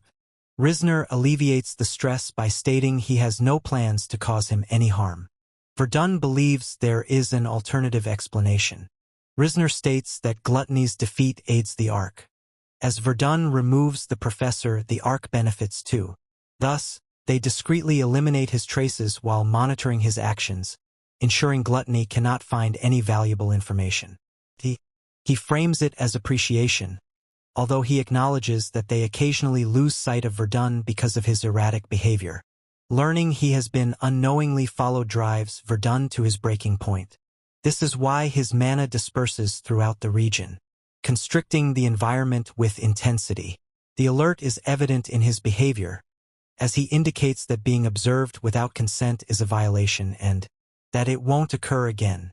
The fury in his voice allows for no discussion. Risner quickly retreats. He acknowledges the warning and assures that secret surveillance will cease from now on. As soon as the pressure eases, he transitions to the actual motive for the visit. The arc honors actions such as Verdon's, including the professor's removal. This incident makes a significant impact on them. Verdon fails to understand the significance of his actions to an organization such as the Ark. To clarify this uncertainty, Risner articulates their fundamental belief that gluttony advocates for dismantling the old to create something new. Conversely, Ark holds that resilience develops through challenges, adjustment, and enduring stressful situations. Due to Verdon's consistent demonstration of his abilities, they regard him as an ideal match for their values. This congruence results in a straightforward recruitment proposal. Verdon declines immediately, believing that ideology alone shouldn't justify such an approach. Risner consents and discloses an additional motive. He offers a small box as a gesture of gratitude for the professor's incident. Within lies a premium recovery bracelet. The item enhances mana recovery, boosts stamina restoration, and accelerates healing of minor wounds. The worth easily amounts to tens of millions of elk. This generosity indicates that the Ark seeks more than mere gratitude. They desire a lasting and amicable relationship. Risner clarifies that the underlying conflict between the Ark and gluttony arises from their fundamentally opposing beliefs. One faction dismisses history to make way for new ideas. The other aims to support those who can lead humanity through adversity. That divergence maintains their ongoing discord. Having achieved his goal, Risner gets ready to depart. As he leaves, he offers a last instruction that if Verdon reconsiders, he can travel to the northwestern region, the city close to the Forest of Demons. Essentially, runes function distinctively from contemporary magic. These old carved symbols produce effects depending on their configuration. This method exceeds modern science, but a single issue hinders true advancement. Currently, no one is capable of accurately engraving new rune symbols. They can only reactivate ancient ones. Our boy now possesses an unsealed ring engraved with rune magic. Having now reached the fourth circle, the following phase requires improved tools. His blue mithril staff enhances mana recovery, casting speed, charging, and amplification. His mage's cape manages body temperature and provides resistance to physical damage, fire, and frost. Despite having those tools, one treasure stays sealed. The rune-engraved ring has become his main focus now. That's why he stands before the bespectacled man. Pale possesses information and is aware of someone linked to a rune expert. Nonetheless, these experts are uncommon. Rune engraving yields minimal profit, leading most to consider it more of a pastime than a profession. At that moment, Pale tells him of a specific request that mentions Verdon. Typically, he could refuse. Yet, fate aligns with him, as the client who made the request is aware of the rune specialist's whereabouts. If Verdon agrees and fulfills the task, the client will share the details. The payment for the mission is distinct, and no additional information fee will be charged. Given that the opportunity aligns seamlessly with his objective, the decision is clear. Later, Verdon reaches an esteemed manor. A knight halts him at the doorway and requests ID. After Verdon verifies his identity and, for this reason, he is guided inside. The estate seems unassuming for a count's home. The knight's armor emphasizes functionality over embellishment, mirroring the owner's values. Pale characterized the client as prioritizing functionality over aesthetics, a perception that aligns with the environment. He is taken upstairs and introduced to the estate's lord. The knight declares the mage's presence. The man in front verifies if Pale dispatched him. Verdon accepts it with composure. The Count Rodenmeyer's face belongs to the man responsible for multiple prior commissions. Count Rodenmeyer greets Verdant with a cup of Furygold buzz. Due to its rarity and complex preparation, the Count considers the tea a luxury meant for exceptional occasions. He emphasizes that this beverage is unsuitable for typical mercenaries, suggesting that Verdant lacks the sophistication to appreciate its worth. Verdant demonstrates the contrary through deeds.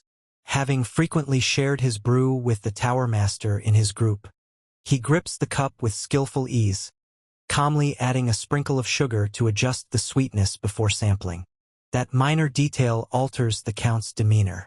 A brief moment of true astonishment appears on his face. Acknowledging unforeseen refinement, the Count reevaluates the individual in front of him. Verdant's calm reply and absence of arrogance strengthen this fresh perception. The Count sets aside his subtle mockery and gets straight to business. He states that his assistant, Baron Puit, has recently finished a mission. A success confirmation came, though. Puit and his accompanying knights never came back. First, the search unit is already deployed, but a lingering sense of unease remains. Trusting his instincts, the Count chooses not to dismiss the discomfort. Although it may appear excessive, he organizes a second search team. Numbers and tracking skills are crucial, prompting Verdon's call. The Count takes pride in his flawless record with Pale's tasks. The job seems simple. Monodirection alone should simplify the process of finding the missing group. Count places him in the second search unit led by Knight Captain Balkan, set to depart that night. When allowed to speak, Verdant asks for permission to act independently if needed. The Count permits it with a stipulation. Payment is based on results. Thus, coming back empty-handed equates to receiving nothing. Verdant agrees. As he departs, he mentions his real interest, the rune specialist. The Count discloses that the specialist is here. Nearby stands Ronander, who was a rune researcher in his youth. After introductions, the Count takes his leave. Ronander provides an in-depth overview of rune theory. However, Verdant halts him, causing Ronander's calm demeanor to shatter. Our boy proposes a substantial sum to trigger it, yet the man clarifies that reactivating the rune is straightforward, meaning no extra materials or payment are necessary. He identifies the Ring of Runes, an item called Exceed.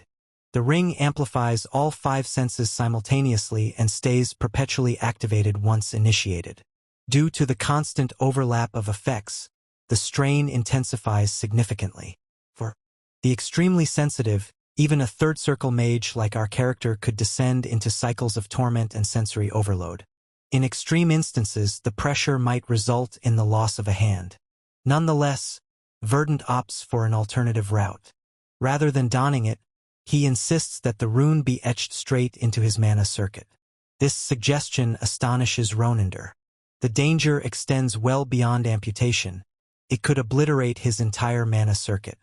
Verdant's steadfast stare reveals his choice unmistakably.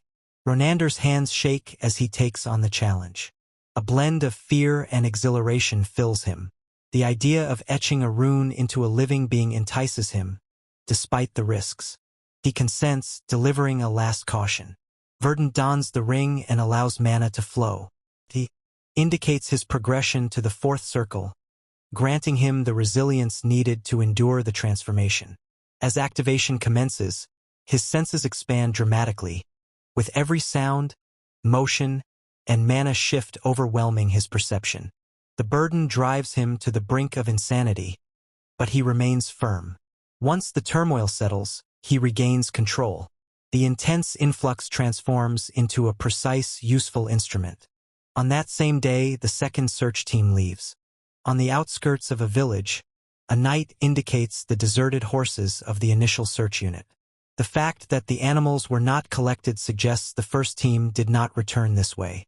At that instant, an elderly villager cautions them about the forest. Having resided there for years, he mentions unusual disturbances. Creatures and demi-humans escape in terror. The forest seems to devour all living beings. Captain Balkan acts decisively. He commands the advance, guiding Verdon towards the last known position of the unit. A few knights quietly express doubts about Verdon's state. He appears preoccupied and fatigued. Captain Balkan brushes off the worries, counting on Verdon for tracking aid.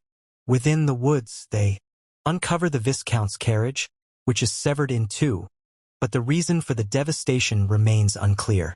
The eerie destruction disturbs the group. Balkan tells Verdon that it's their turn to work. A knight expresses concern once more, highlighting Verdon's distraction. At that instant, the last remnants of sensory instability find their equilibrium. Verdon's enhanced awareness operates entirely under his command. He initiates mana direction. His mana extends far beyond the usual range, enveloping the whole vicinity. A knight fears becoming weary, but Verdon abruptly focuses on a target. He swiftly indicates the direction and proceeds. As soon as Verdon indicates the path, everyone rushes after him. He leads with keen precision at the forefront. Captain Balkan swiftly observes the disparity in skill. When compared to the mages of the Knight Order, Verdon's reflexes and casting speeds are exceptional. His speed alone indicates that he is far from a typical support mage. Clark seeks to verify the Viscount's whereabouts, but Verdon clarifies that the target isn't him. Instead, he detects a strong and unknown life force in the distance. Since the forest already seems off, the conclusion arises effortlessly in his thoughts. Whatever damaged the carriage probably lies deeper within. Without pause, Captain Balkan charges ahead and fells a giant tree, indeed a trant obstructing their way. Something. It feels out of place as trends typically reside in dark, moist areas, not here. Captain Balkan theorizes it might have floated in from a nearby location. As Verdon seeks clarity, Balkan reveals the presence of a prohibited area within the dukedom. The Forest of the Demons. By order of the guild and the dukedom, entry is forbidden. Sunlight scarcely reaches the ground even at noon, and peculiar trends flourish within.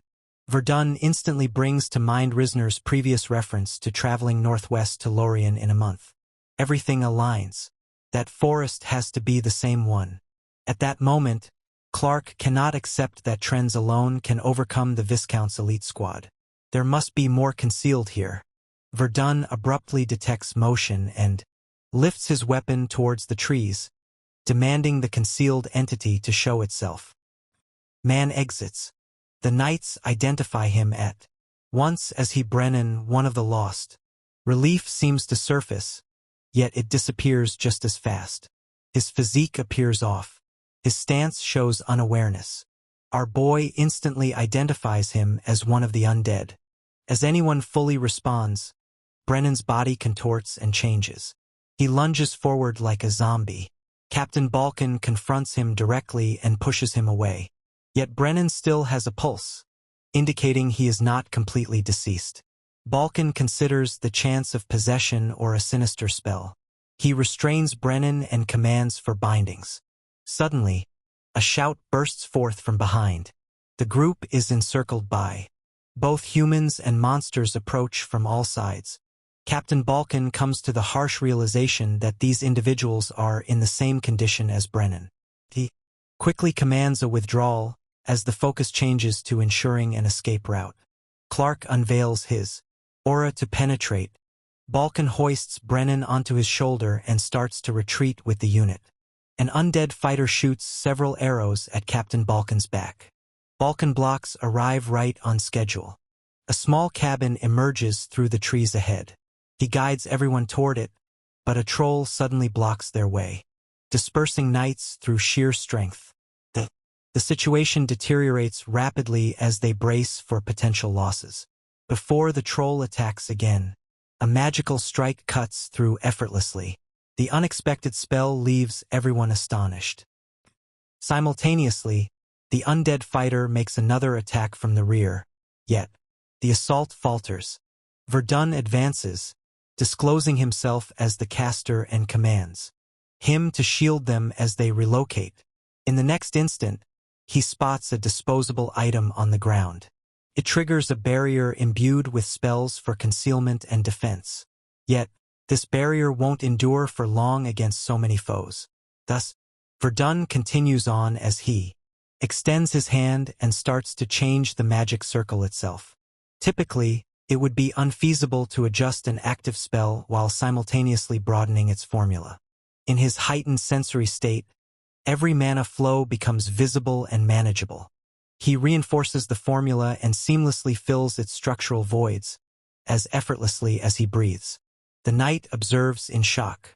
Azar actively shapes and strengthens a pre-established magic circle in real time. Combined, given the vast mana detection range they observed previously and the strength of his spells, a single conclusion is clear: Clark understands he greatly exceeds the third circle. As Verdon declares the barrier finished, the atmosphere changes. The knights realize he has been hiding his real power all along. At this moment, a knight urgently summons Captain Balkan and Knight Clark to inform them that Viscount Balan has been found. Inside the cabin, Captain Balkan confronts Viscount Balan, who is seated upright. Captain Balkan was surprised to see him, particularly after noticing the wrecked carriage outside. Verdon observes the magical circles etched into the building. Their intricate layers of concealment and protection prevent his earlier mana detection from sensing anything. This clarifies why nothing showed up on his radar previously. Clark advances and prompts the Viscount to clarify the situation. Balan shares that he is coming back. During discussions close to Khazardan Ridge village when a scream reverberates through the demon's forest. As safeguarding local residents is part of his responsibility, he directs his team toward the origin of the noise. Within the woods, they find an unusual tree. At first sight, it appears normal, yet a haunting presence emanates from it. He becomes anxious and directs his companion to examine the area. Before he can respond, that same companion transforms into an undead. At that moment, a blend of humans and demi-humans ambushes them in a trance. Rather than executing them immediately, the assailants bring the captured knights to the tree. The tree subsequently attacks with its limbs, piercing and slaying numerous individuals instantly. Brennan, hit by the tree, morphs into an undead creature, compelling Balan to escape. Roots emerge from the earth, penetrating their bodies and siphoning their life energy. The memory burdens Balan as he mentions that due to Brennan and the others, time is bought. Just two remain. Captain Balkan gazes at Brennan's lifeless, undead form on the ground. The truth becomes clear. When questioned about the possibility of recovery, Balan admits there is no chance. The fallen have transformed from comrades into mere puppets of that tree. Balkan bows his head momentarily, then concludes Brennan's agony. With that action transforms the search mission's essence. It shifts from a rescue operation to one of subjugation as he proclaims that any danger in the Count's domain will be entirely eradicated. House Rodenmeyer has earned its reputation for a reason. Beneath his serene facade, the Count stands as one of the most powerful individuals in the Duchy of Bundan.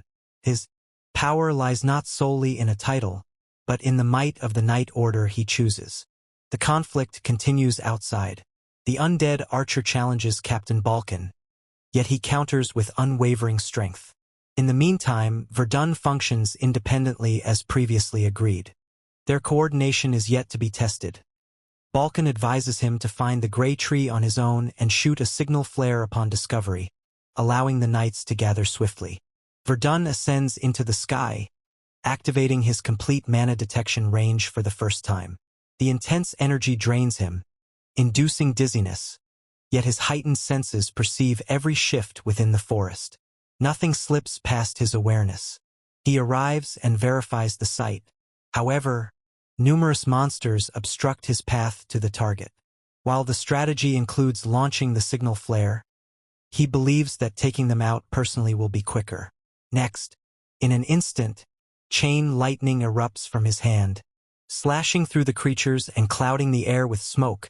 He quickly closes the gap and examines the gray tree. Besides its capacity to manage intelligent entities, it functions like a typical Trent. Since, at its essence, it remains wood, and its vulnerability is clear. He unleashes a triple blasting flare as the enormous fire wave envelopes the tree, utterly devouring it. On the opposite side of the woods, the undead archer readies. To hit abruptly shatters. Clark observes that the nearby foes disappear one after another. The vanishing is perplexing. Until the flames soar into the sky, Balkan realizes instantly that Verdon prevails. At the fiery location, Verdon watches the tree fall. The conflict concludes far sooner than anticipated. As he gets ready to finish the mission, a radiant magical sphere emerges from the fire. Rather than disappearing, it shifts. The orb separates from the tree and moves further into the forest. Verdon proceeds without doubt, inferring that the pattern indicates the tree is simply a host with something else feeding off it. Eventually, he halts upon feeling a surge of fear, far more potent than the sensation from the gray tree. The malevolent aura intensifies, choking the very atmosphere. He understands right away that the immense source of corruption must originate from one location. The demon's forest. Return to the castle. Count Rodenmeyer surveys the scene outside, noting that the state of the night order reveals the intensity of the recent conflict.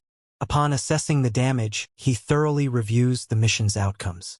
He recognizes that Verdon exceeds expectations, leading to an efficient conclusion as Verdon swiftly neutralizes the primary threat. Nevertheless, the Count conveys his displeasure that Verdon conceals his fourth circle level. As Verdon appears weaker from the outset, the concealment seems intentional. Verdon stays quiet. The Count chooses not to investigate further and concludes that he is merely hiring skilled workers at a low price this time. However, the commission concludes without apparent problems. Yet unease remains in Verdon's thoughts. The location where he halts the pursuit and retreats continues to trouble him, because the atmosphere he perceives there seems eerie, prompting him to return. The threat associated with that forest is familiar.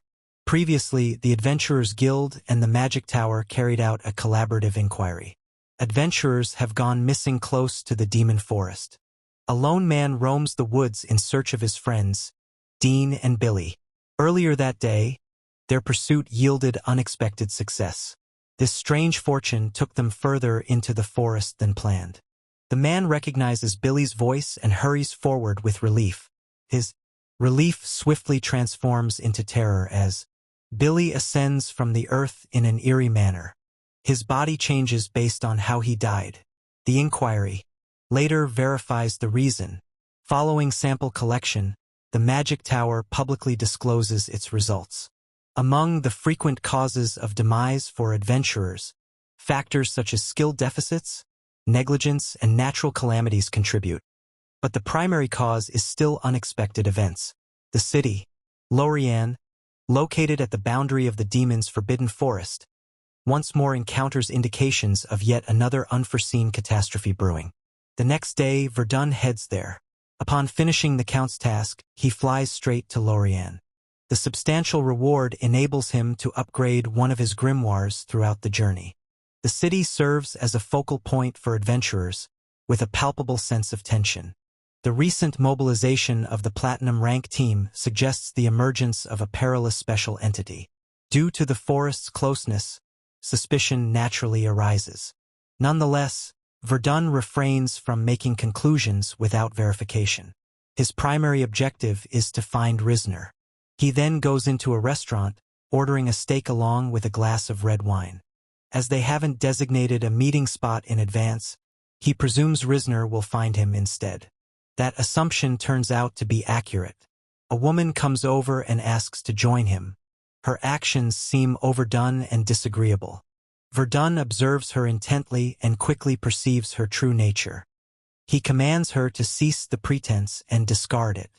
Risner shifts back to her earlier tone, acknowledging that the disguise employs an artifact that solely changes appearance. She quips that if he likes men, she can revert to her former disguise. Verdon momentarily emits his mana as a warning. She responds anxiously and tells him to relax.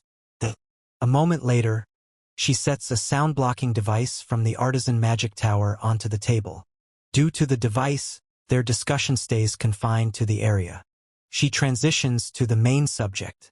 The arc assesses Verdon as a significant asset. Noticing his interest, she encourages him to inquire about anything he wishes to learn. Verdon admits that the foreboding sensation he encounters in the forest of the demons go beyond mere anxiety. His instincts suggest that something important lies within the forest. Risner's response indicates that his intuition is accurate. Prior to disclosing further, she articulates the arc's belief that humans gain strength from challenges.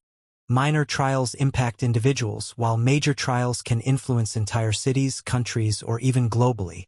Those who triumph over such challenges earn recognition and ultimately hold roles that advance humanity.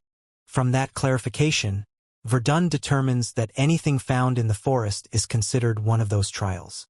She affirms this, noting that failure in such situations can have severe repercussions, potentially resulting in widespread devastation.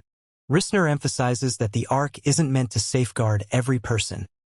Rather, the organization selects appropriate candidates and directs them to trials.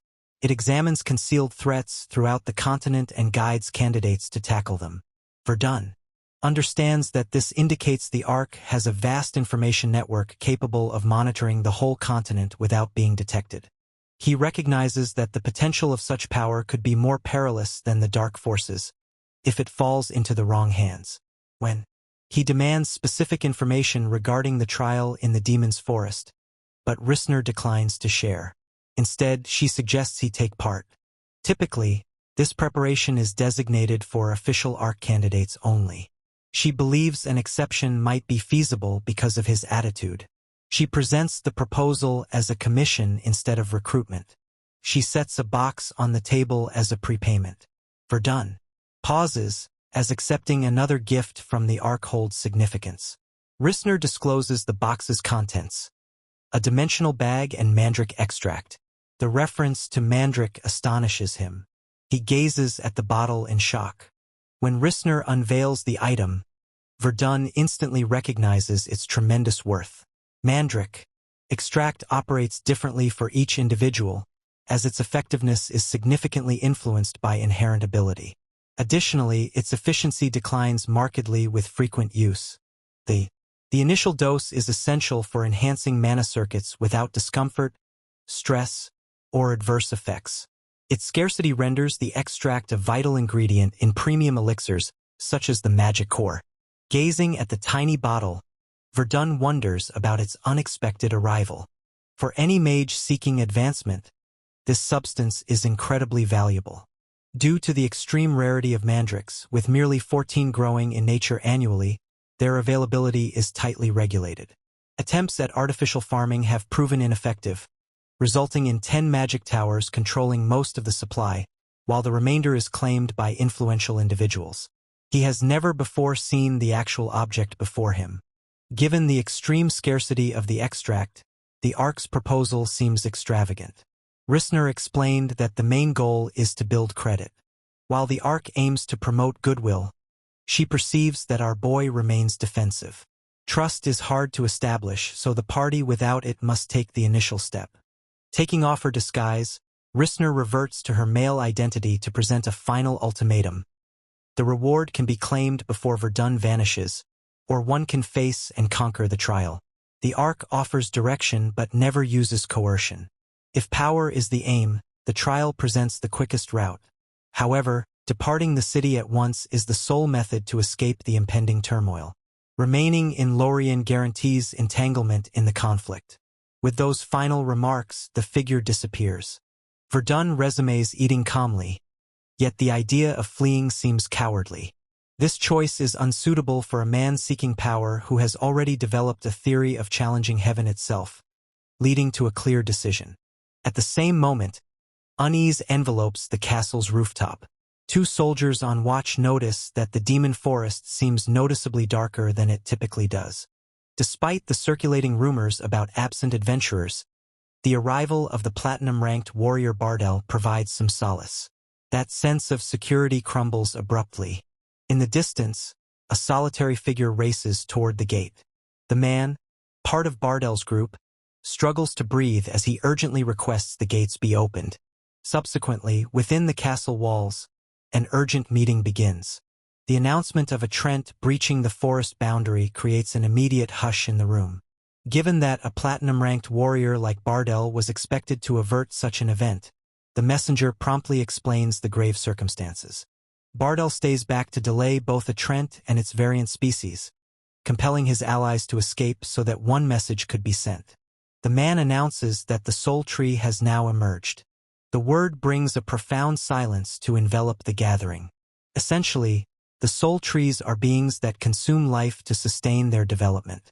This is why they are often eliminated in their early stages. When an entity matures, the threat level changes completely. The Adventurers Guild categorizes this as a unique entity, representing the utmost level of danger. The burden of that classification disturbs every individual present. If the recent vanishings relate to the soul tree, it indicates that the whole city of Lorien is on the brink of devastation. Evacuation is now the top priority. Cannot be overlooked that Bardel is still trapped in the forest. Before a standard plan can be established, a young female commander advances to announce her intention to save Bardel and personally destroy the tree. Shortly thereafter, sirens wail throughout the city. Fear seizes the populace upon hearing of the creature arising from the demon-infested woods. Even as the primary force leaves, calls for volunteers resonate throughout the streets to strengthen the city's defense. Citizens remain assured in the face of terror, mainly due to the Crimson Sword. Rara commands the subjugation force as its leader. At the edge of the forest, Rara tells our boy that she won't be taking on a nanny role. If he becomes a liability, he will be taken off the field. Verdon observes the group, identifying her as the ARC candidate referred to by Risner. The suggestion that he could be an obstacle sparks a moment of annoyance. Suddenly, a Trent charges at a soldier nearby. With incredible speed, Rara swiftly dispatches the creature, her blade dismantling solely the central core through a sequence of accurate cuts. Even proficient combatants would find it challenging to perform such a maneuver, prompting the nearby soldiers to quickly recognize the significant disparity in their skills. She subsequently paves the way for them. Others are astonished to witness her battle with the elegance of someone well beyond the mithril rank. As Verdon advances, Rara cautions him to avoid her trial, yet he chooses to disregard her warning. At that instant, a tremendous surge of mana bursts from him, as clearing the way personally will be quicker. He summons a double-casting flare. In an instant, a tremendous wave of energy engulfs the clearing as fire erupts through the trees. At the same time, his mana perception broadens to scan the dense forest, considering the chance that Bardel may still be lurking in the shadows. The volunteers are left astonished by the display. Observing him, Rara assesses his strength to be no less than the fourth circle. Achieving such a level at his age is hard to comprehend, raising doubts that he might also be an ARC candidate.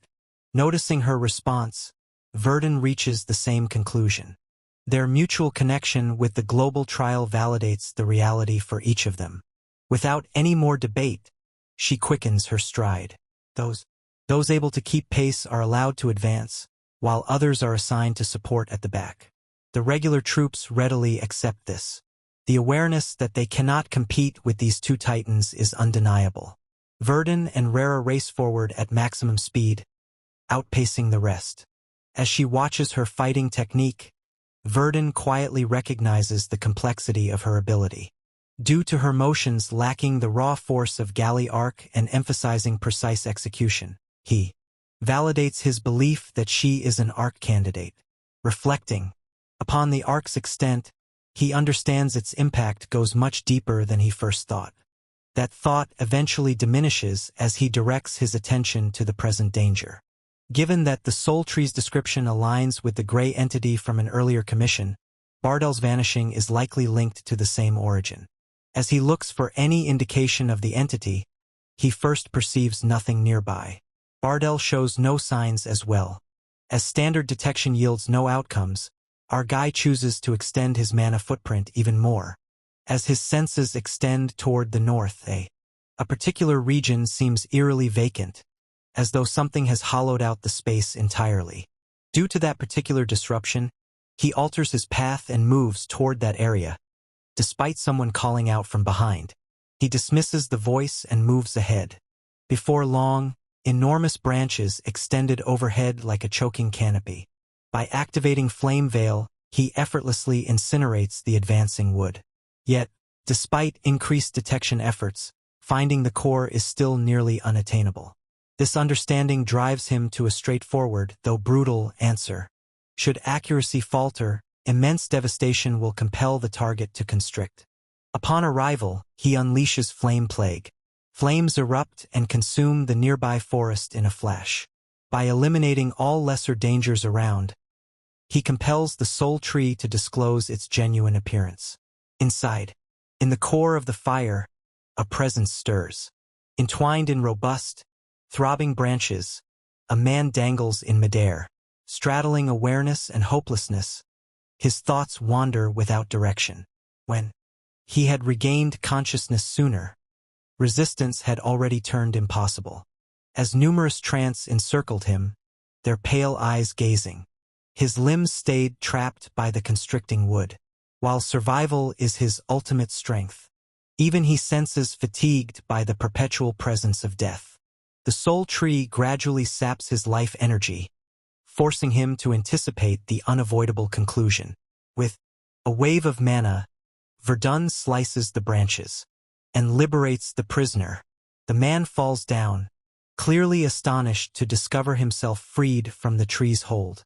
Verdon verifies that this individual is indeed Bardel, the famous platinum rank adventurer and fighter. While Bardel conveys his deep appreciation for the rescue, while Verdon alerts him that a suppression squad is trailing closely and recommends regrouping.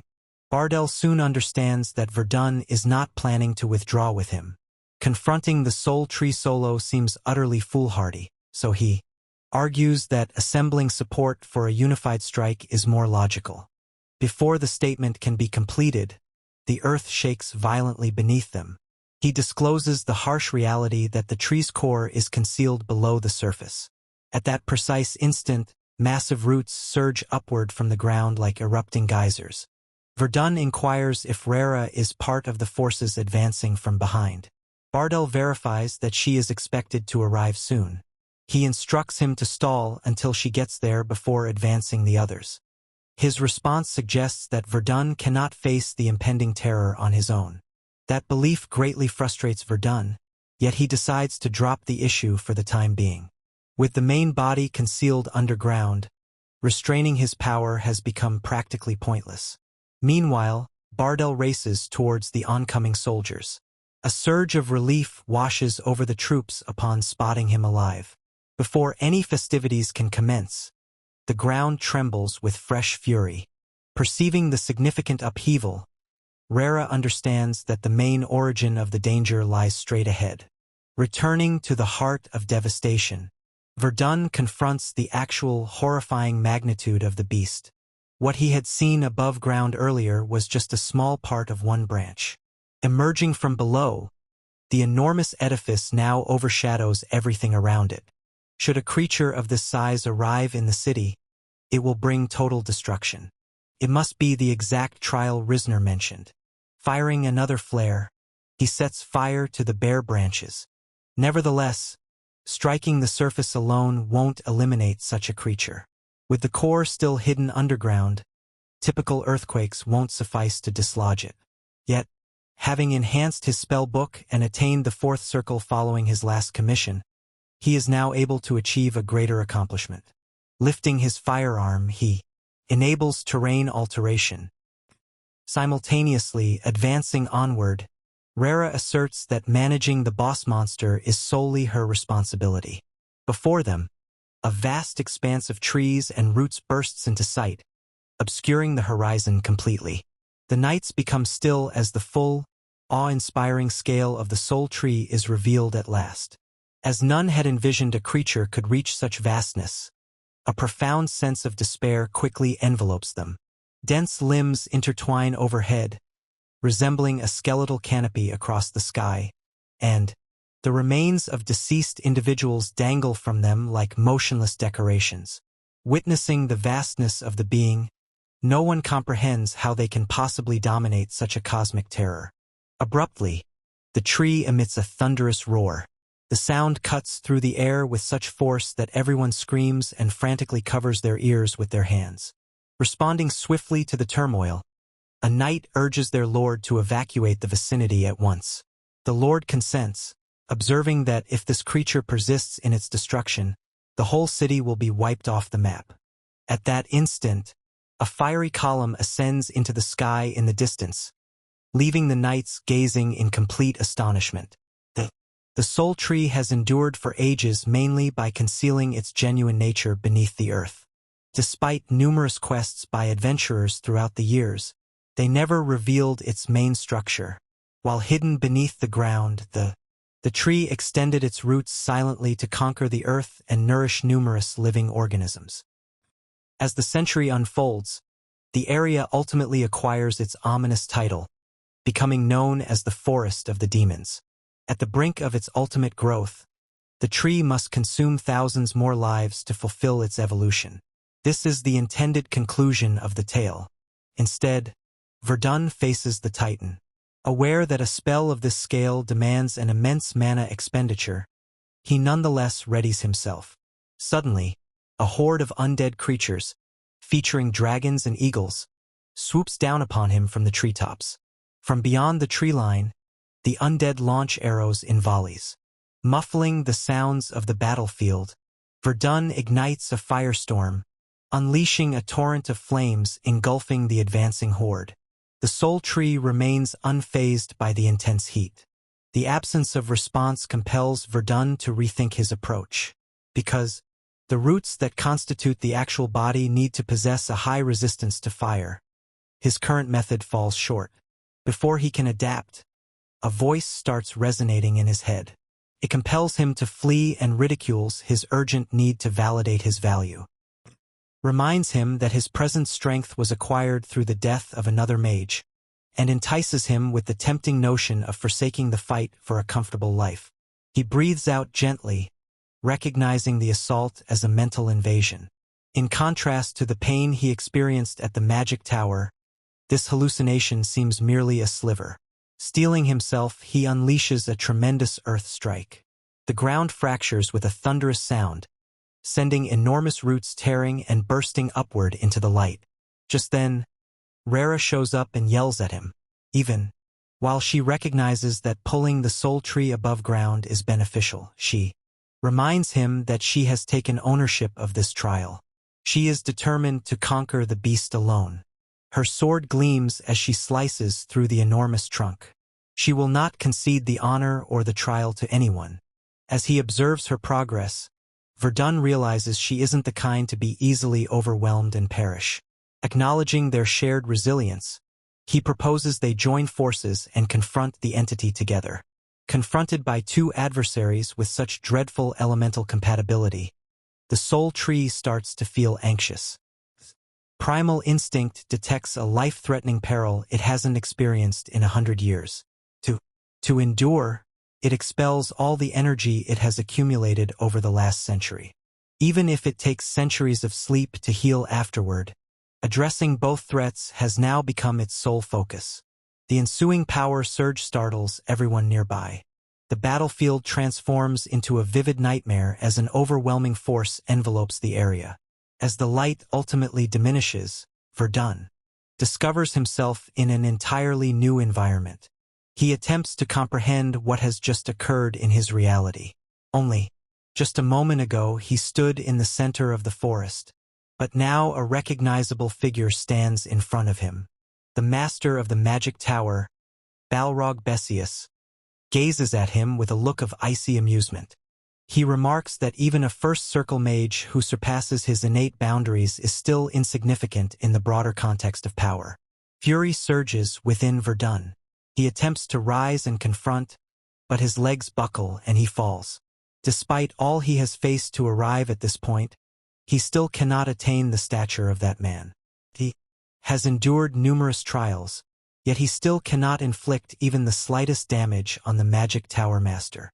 Balrog lifts his hand and starts to accumulate an immense quantity of mana. He ridicules our boy for the pointlessness of exceeding his boundaries. Verdon compels himself to reason with detached logic. This situation seems unreal in its coherence. Balrog taunts him once more, viewing his silence as a sign of complete hopelessness. Rather than conceding to loss, Verdon extends contact, clutches Balrog's face, and asserts that this whole vision is merely a dream. He cannot accept that his future self would be utterly defeated by a memory. Blood begins to flow from Balrog's eyes as rage alters his flawless visage. Verdon commands the apparition to cease. In the following moment, Balrog's form vanishes into thin air. Verdon stands solitary, reassuring himself that the illusion will soon come to an end, and he will rejoin the battle. Once the soul tree unleashes its complete, unrestrained strength, each spirit on the battlefield succumbs to its curse. The psychological burden of the magic makes blood appear to stain both the earth and the heavens alike. Deep inside her thoughts, Rara's awareness plunges into a waking horror. She perceives herself as a young girl again, her tiny hands marked with a dark, vivid red. She surveys the bodies scattered across the terrain, a gripping terror enveloping her. There are no survivors. She finds herself utterly isolated in a realm drenched in blood. As she screams into the void, a set of claws unexpectedly seizes her face from behind. A sinister voice murmurs that humanity is just a hindrance to progress, asserting it has bided its time only to have its opportunity squandered because of her. By imposing its own anguish upon her, the being effectively ensnares her within the cycle of the curse.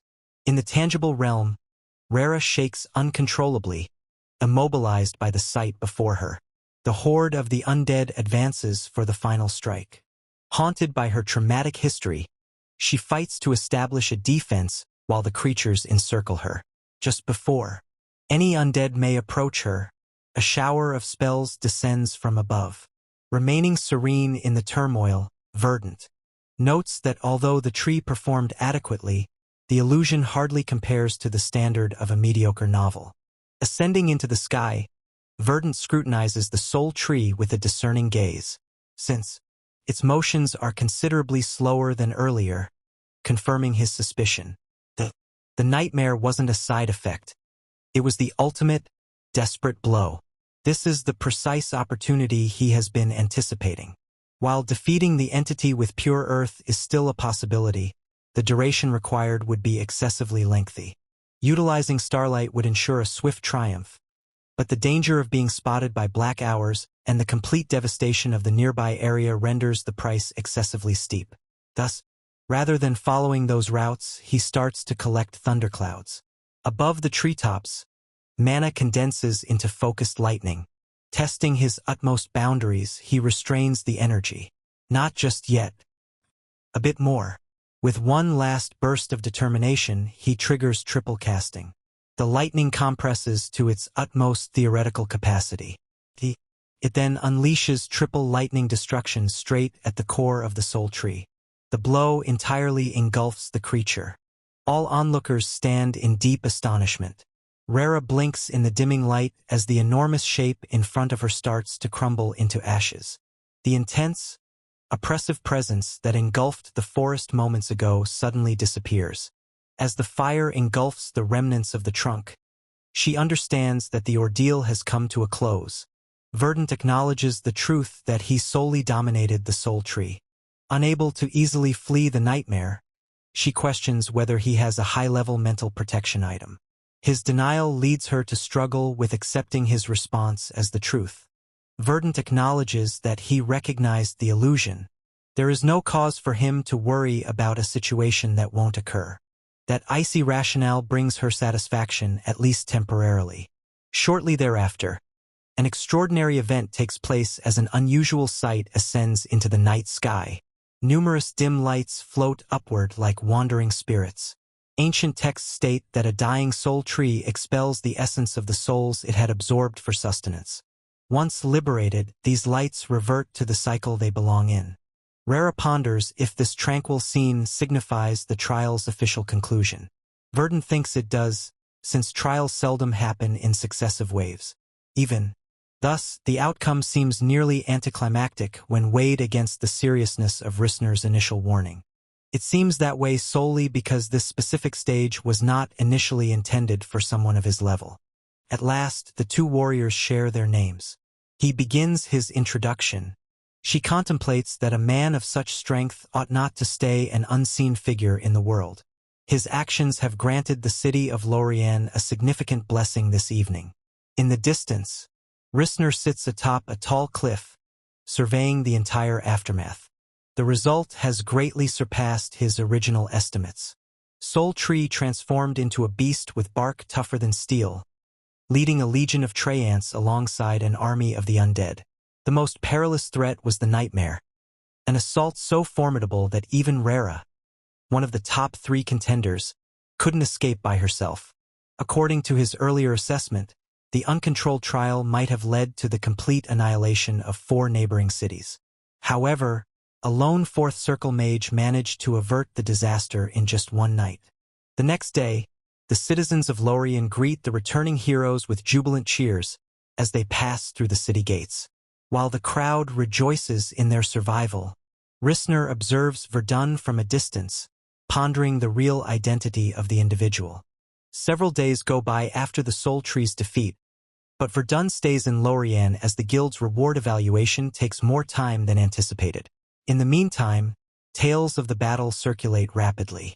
Once, as the public discovers that the ash-haired mage was pivotal in rescuing their city, they start to gather around him wherever he goes.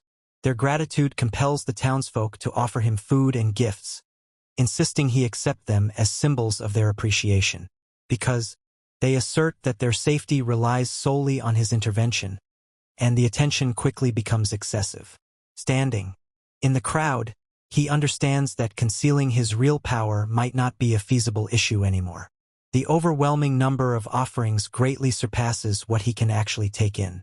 As he maneuvers through the crowd of supporters, he spots a substantial building nearby and chooses to redirect his attention. Within that structure, Rera rises and pulls the curtains aside, to discover the afternoon sun already elevated. After someone tells her the time, a young girl named Vina arrives at the door to say that lunch is ready. Grateful to the child for the wake-up call, Rera walks to the dining hall as Vina grumbles about fish bones during their journey. They move by a window. Verdon shows up outside, stating he has arrived to bring supplies to the orphanage. Their eyes meet, and Rera instantly identifies the mage. Later, as they enjoy a meal together, Rera suggests reimbursing him for the supplies. He clarifies that the contribution was deliberate, encouraging her to maintain her veil while humorously noting that beauty frequently comes with its own challenges. She promptly confesses she is merely joking. The discussion ultimately turns to the Arkansas. She verifies that confronting the Soul Tree was truly his initial challenge. Although an initial trial is typically manageable, his included a disastrous entity that compels her to consider his abilities. With his extensive mana reservoir, swift spellcasting, and mental fortitude that the Nightmare couldn't penetrate, he has a degree of the reason for his joining the Ark. He articulates his pragmatism, as he sees the organization as beneficial. Rera connects with this, confessing her motivation wasn't ideological but rather focused on achieving a specific objective, lifting the curse concealed by her veil. The reference to a curse instantly captures Verdon's analytical focus. In general, curses fall into 2 main types. The first impacts the mind via black magic or repression.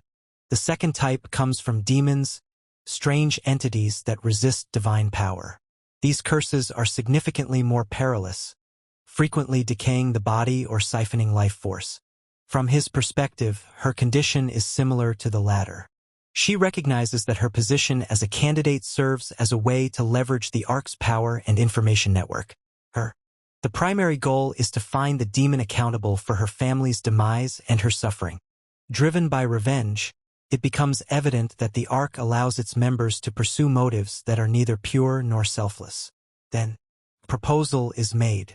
Should Verdon uncover any details about demons, He must relay this to her via the guild because he concurs that the arrangement has no drawbacks. She promises him that she will evaluate the worth of his information impartially before departing. Characterizes their encounter as significant. Prior to her leaving, he asks about the timeline for the upcoming trial. She states that trials have no fixed schedule and arise unexpectedly. The arc does not compel participation. Each decision and its consequences are solely the candidate's responsibility. Subsequently, Verdon goes to the Adventurers Guild to meet with Favaltz. The guild assesses that his input to the city's defense totals 570 million elk, with the payment set to be transferred in a few days. Additionally, there is a concrete reward. Fragments of the trunk were retrieved and evaluated near the soul tree's core, as the material is more durable than metal, possessing a self-repair capability and mana conductivity that surpasses mithril. It is categorized as an ultra-rare substance.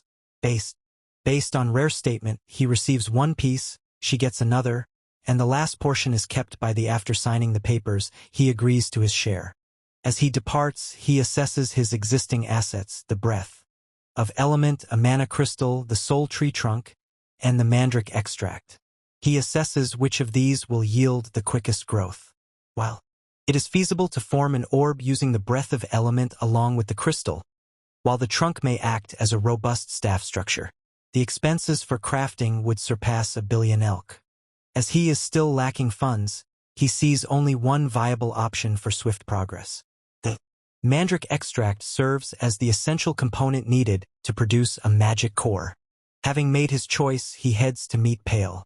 A bald man greets him and leads him indoors. Verdon observes that he is no longer overlooked as he was during his initial day. As he inquires about the change in treatment, the guide clarifies that this new setup will be the norm from now on. They reach a reception area that is significantly more opulent than any he has previously encountered, leaving him bewildered by the abrupt elevation in status. A recognizable voice speaks to him, expressing regret if the shift in environment is unsettling. The voice clarifies that only 3 kinds of individuals gather here. The first group consists of individuals who are reliable. The second group includes those who cannot be contained by basic obstacles such as glass or metal. The third group encompasses those who fit into both classifications. Pale then shows up, indicating he had been anticipating him. Pale serves as an informant for the Riviant Duchy, overseeing Grey's southern branch. Since his influence spans the whole duchy, he regards his operatives as mere instruments, assessing their worth. He seldom makes mistakes, yet he clearly recalls one significant error involving our hero. When Gale Arch initially introduces Verdon, Pale anticipates a basic sharp instrument, but that perception disintegrates within months.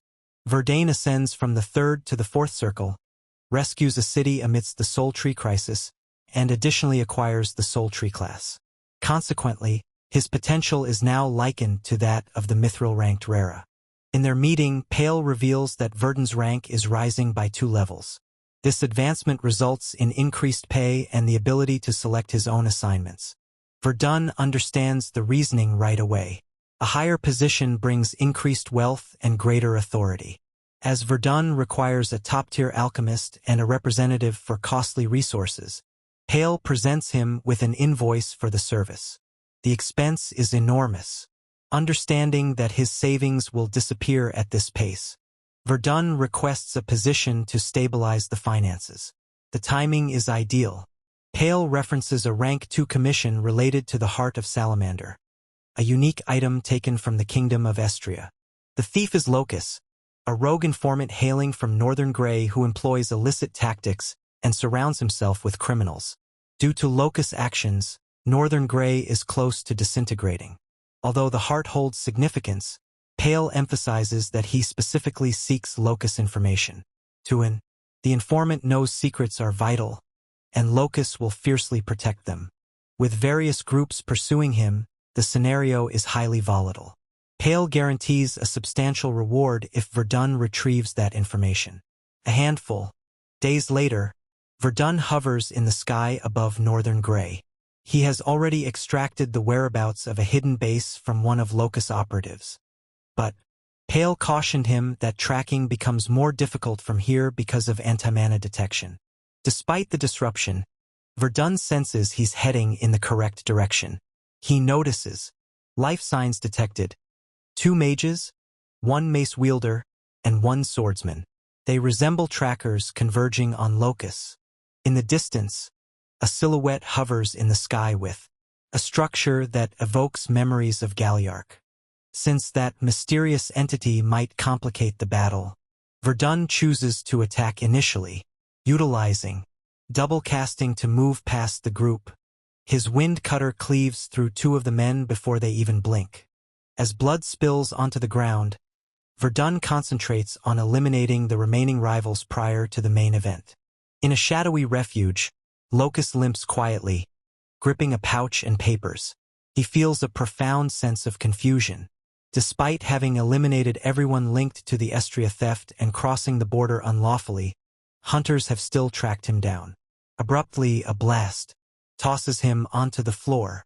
A woman enters the room with her masked companion beside her. She highlights his fractured leg and informs him that it's over.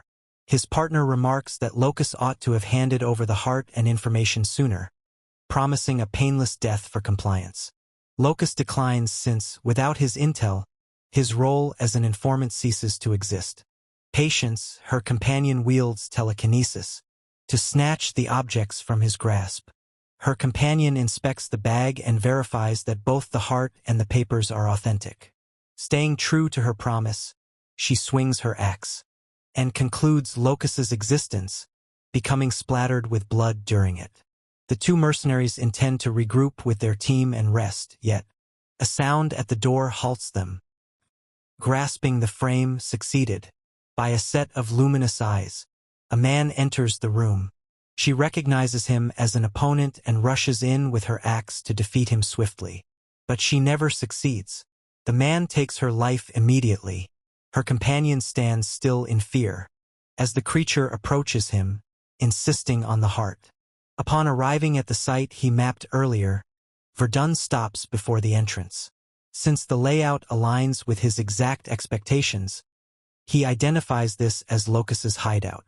The space feels filled with remnants of others, clearly explaining why his arrival was delayed beyond the initial schedule. As he remains still, his instincts respond with a sudden, acute alert. Without warning, a fierce explosion rips through the hideout. From the debris, the man appears. An axe is drawn through the figure of a man who seeks assistance. However, the other man takes his life immediately. The body is discarded, hurtling straight toward Verdon. Raising his shield, he deflects the blow just before the body collides with him. From what he sees makes the situation painfully evident. Since Locus is already deceased, the woman and her companion must have obtained the information and Salamander's heart first. Then, this man took everything from their chilled hold. Its lingering presence suggests a lack of comprehension regarding the secret's significance. It simply aims to eliminate all witnesses, him included. The man chuckles and advances, evidently challenging the situation. Verdon triggers Earthbone. Even as the ground erupts under the creature, it strides through the explosion unscathed, appearing almost entertained. The reaction briefly destabilizes Verdon for a moment. Tearing apart his garments, the man exposes a physique that grotesquely bulges as layers of muscle accumulate. He approaches the battle as if it were simple amusement, indicating that defeating someone employed by an information broker will be a delightful distraction. A warped visage emerges from its shoulder, evoking a known feeling in Verdon, reminiscent of something he has seen previously. The being moves its hand to its abdomen, where a mouth appears and chomps down. Simultaneously, a symbol on its chest starts to emit a strange, glowing light. In that moment, everything aligns. Due to the consuming nature and distorted physiology, the identity is verified. This object represents gluttony and is one of the professor's experiments. The being showcases the multiple faces integrated into its torso, flaunting the blend of magical and physical energy. Verdon remains attentive. Even though he is unsure why another gluttony manifests here, He perceives this iteration as considerably less powerful than the one he faced previously. A mana strike hurtles toward him, but Verdon ascends to evade the attack. The creature shows clear signs of fury and advances. Observing its unpredictable actions, Verdon concludes it is not part of the arc, dispelling any remaining doubts. Concluding it now is the optimal choice. He unleashes Earth Strike and Flame Ball in a joint attack. During the assault, he realizes the truth. The creature's magic extends only to the second circle and lacks precision. Before he can leverage his advantage, the creature rapidly closes the gap, suddenly materializing directly in front of him before receding at the same speed. It is only then that Verdon discovers a troubling truth. The creature takes to the skies, altering its tone as it starts to commend him. It unexpectedly proposes collaboration and alludes to a significant individual who would value a person with his skills. Verdon ponders the implications, but he ridicules the proposal by inquiring if becoming a member includes a collection of additional faces. The being guarantees metamorphosis, asserting he can shed his human constraints to evolve into a neo-human. Verdon responds by completely dismissing the proposal, unleashing a huge fire burst. Fire rips through the creature's visage, searing deeply into its skin. Rage contorts its form, vowing to consume him as it has done to others. The struggle persists for over 20 minutes. Throughout the confrontation, Verdon gains deeper insights into his adversary. Even as a lesser version, the man heals by consuming his own flesh, and his physical power stays formidable. The details of the transplant process are uncertain. The various faces seem linked to distinct mana circuits. Due to this imperfection, Verdon has an advantage as the battle continues, but achieving victory remains a challenge. Fatigue accumulates from the relentless casting. A powerful strike sends the staff flying from his hold. The creature lunges once more, perceiving this as a conclusive loss. Verdon merely lifts a shield to deflect the blow. The creature believes the fight is over. It is mistaken. Verdon raises his hand, collecting mana straight into his palm. A staff serves merely as a support tool. The essence of magic is independent of it. He generates a psychokinetic rebound and unleashes the spell. The collision shatters the creature's weapon and rends its body, causing blood to erupt as the force strikes. Verdon realizes the reason for the shift in momentum. The creature continuously confronts his magic without adjusting to his strategies, leading to an unavoidable outcome. Finally perceiving imminent threat, the creature's form starts to deteriorate. There are no limbs remaining to rip apart and consume for energy. It attempts to flee. Verdon prevents it from doing so. He lifts 2 fingers to summon a thunder strike. Lightning strikes the creature and causes a huge explosion that engulfs it completely. At this moment, Verdon surveys the devastation caused by the spell's aftermath. A single idea occupies his mind. Regardless of his location, the professor's test subjects consistently manage to track him down. Grasping his staff, Verdon pivots to confront the creature again. Despite its body being shredded, the monster remains unwilling to acknowledge its defeat, believing a neo-human of its caliber should not succumb. Verdon clarifies that the creature's attempt to regenerate by consuming its own flesh ultimately fails to genuinely recover what has been lost. With each act of self-consumption, its biology grows increasingly disjointed and lacking. This inherent defect made its downfall unavoidable. He picks up the pouch and retrieves the information document about locusts from the ground. In his grasp, he emphasizes that the being is a paradox. By attempting to preserve its existence through the very ruin of its own basis, it has guaranteed its inevitable downfall. Verdon holds his staff tightly and propels directly into the creature's gaping mouth. Prior to concluding the conflict, he tells the creature that the professor it refers to has already perished at his hands. With that last disclosure, the request concludes. A tremendous burst of flames ignites, consuming the creature wholly and turning the experiment to ashes. On the borders of Kambili town in the Riviant Dusher, Verdon meets the famous alchemist, Rito Varslan. The alchemist meticulously examines the materials Verdon offers for review. After learning from Pale that Verdon is a powerful mage, he verifies that the materials are meant for creating a magic core. Verdon confirms this is his objective. Upon inspecting the components, the alchemist acknowledges their outstanding quality. Having not crafted a magic core in quite a while, the intricacy of the task ignites his professional curiosity. Then, Verdon unveils the core of Salamander. The alchemist appears visibly astonished by the scene. Recognizing the item's rarity, he wonders about Verdon's true intentions with such a powerful catalyst. Verdon contemplates his circumstances quietly, since Pale's request solely necessitated retrieving Locus's information. The heart is not part of that legal requirement. Given the being he faced and its distinct goals, the heart's original possessor was probably an individual linked to gluttony or a close ally. Even if he eliminates all signs of its presence, the item cannot be transported openly without inviting peril. The most secure approach is to properly utilize its essence via alchemy. By taking this action, he eliminates the risk and harnesses its strength to ascend to the fifth circle, establishing it as the foundation for his path to becoming a magus. The alchemist proposes transforming the heart into a potent vitality tonic.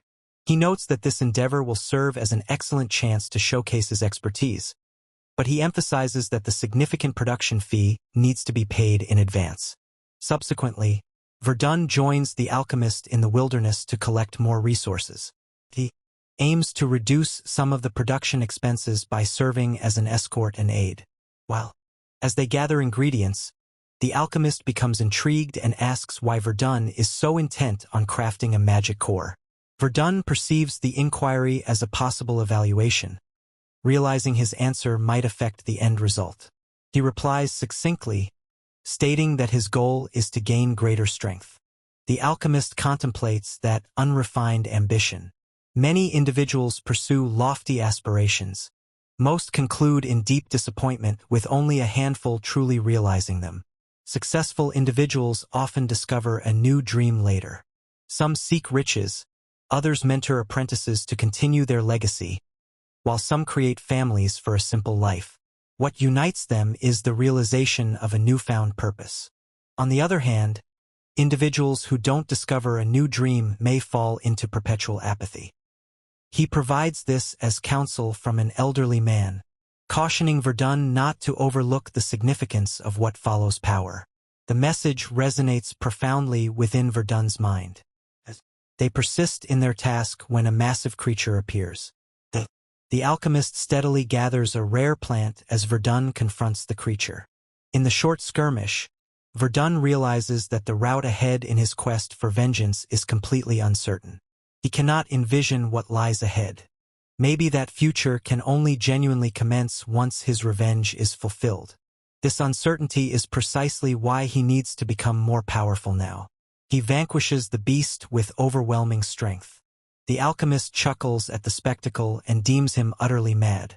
Verdon embraces this characterization as the sole truthful response he can receive.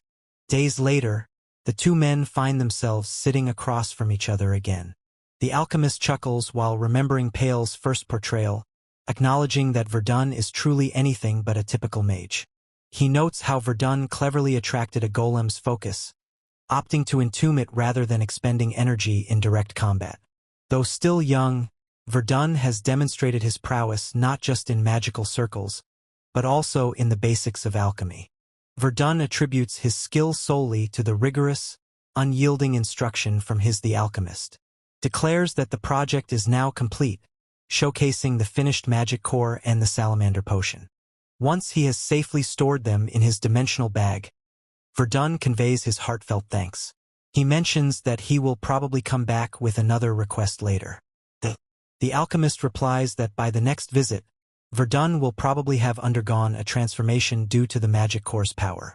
He subsequently wonders if Verdon genuinely comprehends the core's most crucial impact. Verdon ponders the enhanced capacity, quicker casting speed, and internal mana purification. For a mage of his level, only the initial and final effects appear genuinely relevant. The alchemist swiftly adjusts that limited belief. The genuine nature of a magic core is to enhance precisely what the user requires the most. Although typical outcomes frequently coincide due to shared vulnerabilities among mages, Verdon has effectively addressed many of those standard deficiencies. The alchemist confesses he has never witnessed anyone from Verdon utilize such a device, leaving the precise result uncertain. Nonetheless, he promises the young mage that the core will transform his body into something even more ideal for his art. Verdon silently contemplates the deep significance of having a body refined for magic. The scene shifts back a few months, depicting Jason's confrontation with Tian, the assassin employed by the professor. In the heat of battle, Jason urged Verdon to hold the line, urgently signaling for him to advance forward. Doesn't hesitate and departs. Noticing Tian's changing attention, the knight urges the hunter to remain vigilant instead of being distracted. Tian swiftly understands that managing both Verdon and the knight at once is unfeasible. Consequently, the choice is made to at least halt the knight and avert any additional pursuit. Subsequently, a heavy downpour begins. Tian withdraws from the fight, a severe gash etched into his chest. Deep red blood seeps through his garments and marks a nearby tree, before he falls onto the muddy earth. In his mind, thoughts whirl. Although he believes he has escaped the professor's deadly trap, an enduring doubt persists. If the professor lives, the chance of coming back turns into a fatal outcome. If news leaks about his betrayal of the professor, a harsh retribution is certain. The horrifying thought of his life concluding in the mud haunts him, yet he will not succumb in such a disgraceful way. In spite of the excruciating pain, he threads a needle through his own injury. He compels himself to persist, driven by the determination that he will withstand whatever occurs until the very last moment. Several days afterward, a gigantic creature-like shape stands in front of him. The man's voice echoes, insisting on discovering the professor's whereabouts. Before he secures safety, Tian understands he has encountered yet another deadly danger. The figure in front of him is an augmented, a colossal figure with eagle-like talons and distorted, muscular limbs. These are the augmented individuals who endured gruesome surgeries performed by a faction known as Gluttony. These beings are no longer ordinary, possessing body parts from animals, demi-humans, and formidable warriors fused with their flesh to surpass their inherent boundaries. Confronted by these creatures, Tian understands he is in serious danger. Numerous of these horrors are hidden close by, leaving little chance for escape. One augmented requests the professor's whereabouts. Tian. Falsehoods, asserting that the professor is engaged in an important experiment. The augmented stays unfazed. Fong, their leader, has commanded the return himself. Understanding that excuses are futile with Fong involved, Tian stays quiet. A subordinate discloses that the professor is developing a neo-human. Tian pleads for compassion and additional time. The augmented consents to the request, but only if Tian is present with them. With no other option, Tian submits. For some time, Tian serves Gluttony. He aids them in their quest for enchanted artifacts, such as the Soul Tree and the Heart of Salamander. He also orchestrates the abduction of innocent individuals to serve as suffering test subjects. The augmented now tells Tian that Fong's patience has ultimately reached its limit. Requests the professor's whereabouts one final time.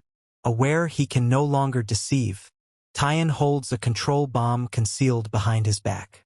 In an instant, the device breaks apart in his hands while he tries to flee. A fiery explosion bursts behind him, searing the atmosphere. The brief flight occurs as heavy metal chains encircle his limbs, and the augmented effortlessly elevates him into the sky. The creature cautions Tian that remaining quiet will ultimately result in a painful conclusion.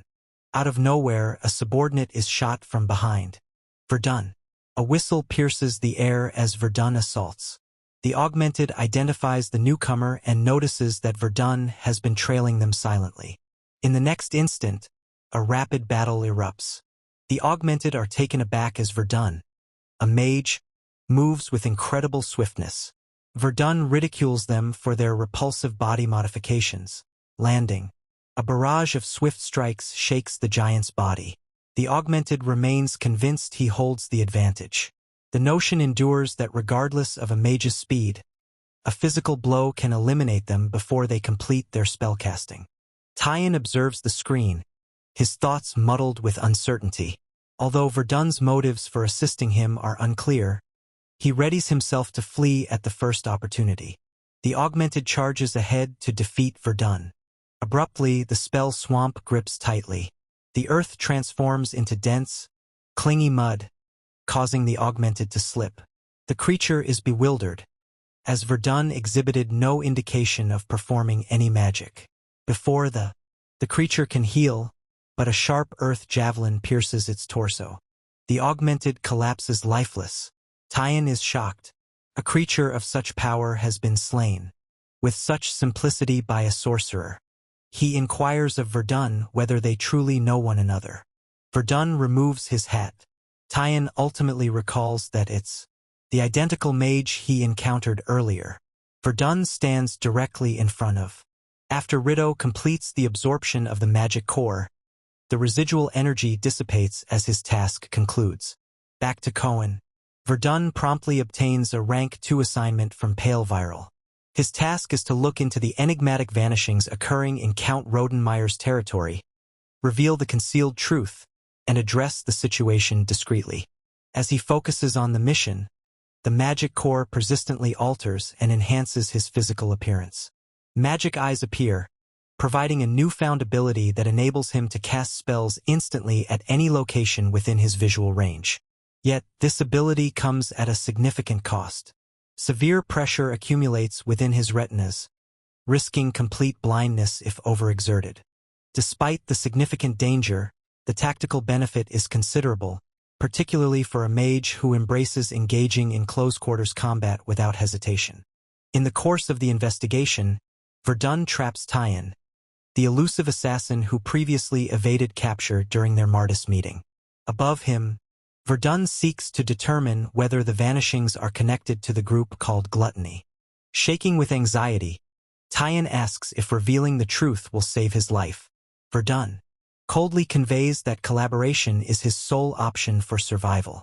Despite a life filled with challenges, Tyan acknowledges that he is not prepared to accept the idea of death. Tyan's account verifies that the abductions are, in fact, orchestrated by Gluttony. As Verdon seeks enhanced intelligence, Tyan asserts the position of a simple low-level worker. He clarifies that both humans and creatures are being collected to extract their essence. When Verdon refers to the heart of Salamander, Tyan doubts his information source, as it was classified even within the organization. When pressed by our protagonist, he maintains that the organization's true objective is unknown to him. Verdon highlights the obvious flaw in that reasoning. Cracking under the strain, Tyan expresses his frustration over the unending suffering he has faced since the occurrences in Martis. He recounts the fatigue of hiding the professor's death while evading deadly dangers just to survive. Experiencing no compassion for a man who once pursued his demise, Verdon stays cold and unresponsive. Tyan expresses astonishment at the abrupt change in the organization's strategies. Previously, they concealed themselves to evade the Ark's fury, but now they function openly, even in duchy areas. Verdon speculates that a significant alteration must have occurred in the group's leadership or power dynamics. Upon being questioned about the captive's whereabouts, one location surfaces in his thoughts, prompting Verdon to order him to guide them there. A taxi waits outside the cave's dark opening. As Verdon verifies the transport is intended for them, he observes a hesitant Tyan trailing behind, concerned about the augmented warriors nearby. However, Verdon emphasizes that he won't enter the den by himself, especially with a former assassin as his sole support. As per Tyan, the augmented represent an elite class of warriors who have transcended death itself. After eliminating 2 of them, Verdon observes that the neo-humans in the organization are probably endowed with even more formidable power. Embracing the dire risk and wishing to stay unnoticed, Tyan starts to see Verdon as a symbol of total power, similar to the professor he had before. An unsettling stillness welcomes them within the cave. Tyan observes that the tunnels are unusually vacant. Verdon realizes his mana detection is hindered, likely due to concealed traps or mana-blocking fields nearby. Abruptly, Tyan understands the guards within have already been subdued by blunt force. Another individual arrived at the cave's core first, probably the agents of the Ark. Inside the cave, an intense confrontation takes place right before them. A solitary man confronts a zombie-like creature, possessing immense physical strength. With exact motions, he thrusts the creature away, navigating its attacks to deliver a succession of powerful hits. As the creature tries to unleash a surge of flames, a barrage of swift strikes disrupts the breath, causing a huge blast that rips the being apart. The man examines the devastation, murmuring that the journey toward justice is lengthy and challenging. His gaze finally settles on Verdon and Tyan among the fallen. After a brief pause, the stranger lunges at Verdon, his fist drawn back, proclaiming that he is executing the demands of justice. He gets ready to deliver a blow. However, Verdon halts his movement and inquires if he is part of the Ark. After the man verifies this and recognizes Verdon as an ally, he relaxes his stance a bit. He observes that Verdon doesn't possess the typical shady, vigilant aura associated with gluttony members. He begins to ponder Verdon's role, questioning if this is an official task or a test of ability. Our protagonist watches as the man spins his own narrative. Given that this confusion proves beneficial, Verdon opts not to clarify. He notes having finished a trial in Lorien, prompting the man to instantly associate him with Lady Rira's renowned challenge. The warrior suddenly comprehends precisely who Verdon is. Tyan stays close, eavesdropping on the discussion. Upon hearing Lorien's name and the reference to a blood-red sword, he remembers the turmoil of the Soul Tree. This recollection brings him to the shocking conclusion that Verdon is the mage who vanquished that age-old beast. The man. It is presumed that Lady Rira imparted a great deal of her knowledge to Verdon, considering her vast influence. Verdon perceives that the warrior is already aware of the Soul Tree event. As he likely observed the consequences, Verdon feels no need for extensive clarification. Identifying himself as Loki, the head of the Ark subjugation efforts, he mentions that he communicates informally, reserving formal respect for individuals of significant power. He shifts his attention to Tyan and requests an introduction. Our character clarifies that he is part of gluttony and was spared for interrogation. Loki promptly cautions that this strategy is futile. He discloses that gluttony members possess internal fragments serving as failsafes. If they try to divulge secrets, the piece explodes and eliminates them immediately. This revelation overwhelms Tyan with sheer dread. He understands the gravity of the situation is a matter of life and death and silently hopes they trust his honesty thus far. Loki proposes that because Tyan is an exceptional situation, they should take him to headquarters for further questioning later. Prior to leaving, Verdon shares his wish to track down those accountable for the abductions. He detects a hidden chamber nearby, and Loki agrees to pursue his instincts. They stumble upon a horrific scene, with blood-soaked floors and bodies lying all around. Loki seeks clarification from Tyan, who confesses that although he has witnessed human experiments previously, this devastation is significantly more horrific. Loki's rage intensifies upon seeing the victims, who seem to have been entirely depleted of their vitality. This detail corresponds with Tyan's previous reference to mana theft. Verdon observes an unusual stone sarcophagus within the chamber. As they draw near, Loki highlights the extensive destruction and deduces that the blood of the living was collected in this very spot. Verdon questions the rationale behind concealing a sarcophagus in such a location. He concludes that the sole answer is to open it. However, multiple figures abruptly arrive behind them. Loki realizes they need to eliminate the danger before moving forward and turns to confront the newcomers. The altered fighters identify Loki and announce their intention to collect his mana alongside the others. Loki tells Verdon and Tyan to retreat to evade the crossfire. Observing the four adversaries, He understands this will be no easy fight. As Verdon expresses uncertainty about Loki's ability to face them solo, Loki cautions that these adversaries possess an entirely higher level of strength. A gigantic foe charges at Loki, seeking his life force. Loki remains steadfast and encourages the others to escape while he distracts the assailants. Nonetheless, the foes block the entrance and encircle Verdon instead. A wolf-like combatant recognizes Verdon as a mage, while another proposes they only require his head and heart to harness his power. Verdon notes that they converse excessively during the killings, an internal explosion that tears through him. Next is the enemy resembling a wolf, whose assault is similarly thwarted by our guy.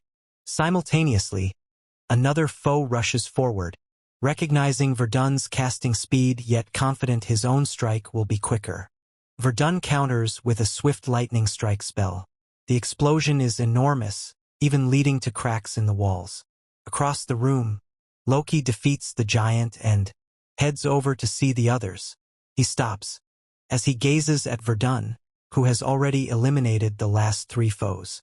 Verdon states that since interrogation was not an option, he just concluded the Loki is taken aback. He recalls the news of Lady Rara's trial resolution and thought she was responsible. Now, witnessing the evidence firsthand, he understands that Verdon was the actual hero.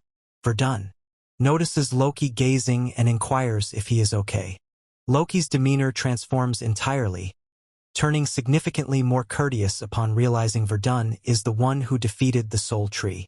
Thanks to Verdon's swift actions, everyone was kept safe. Observing from the corner, Tion contemplates that the title of Mad Mage suits Verdon flawlessly. Verdon. He returns to the stone coffin and observes that Loki is now speaking with great respect. Loki clarifies that he failed to recognize Verdon earlier but now comprehends the situation. Verdon brushes off the compliments and declares he will open the box. Loki moves aside. Verdon opens the lid to discover the inside drenched in blood.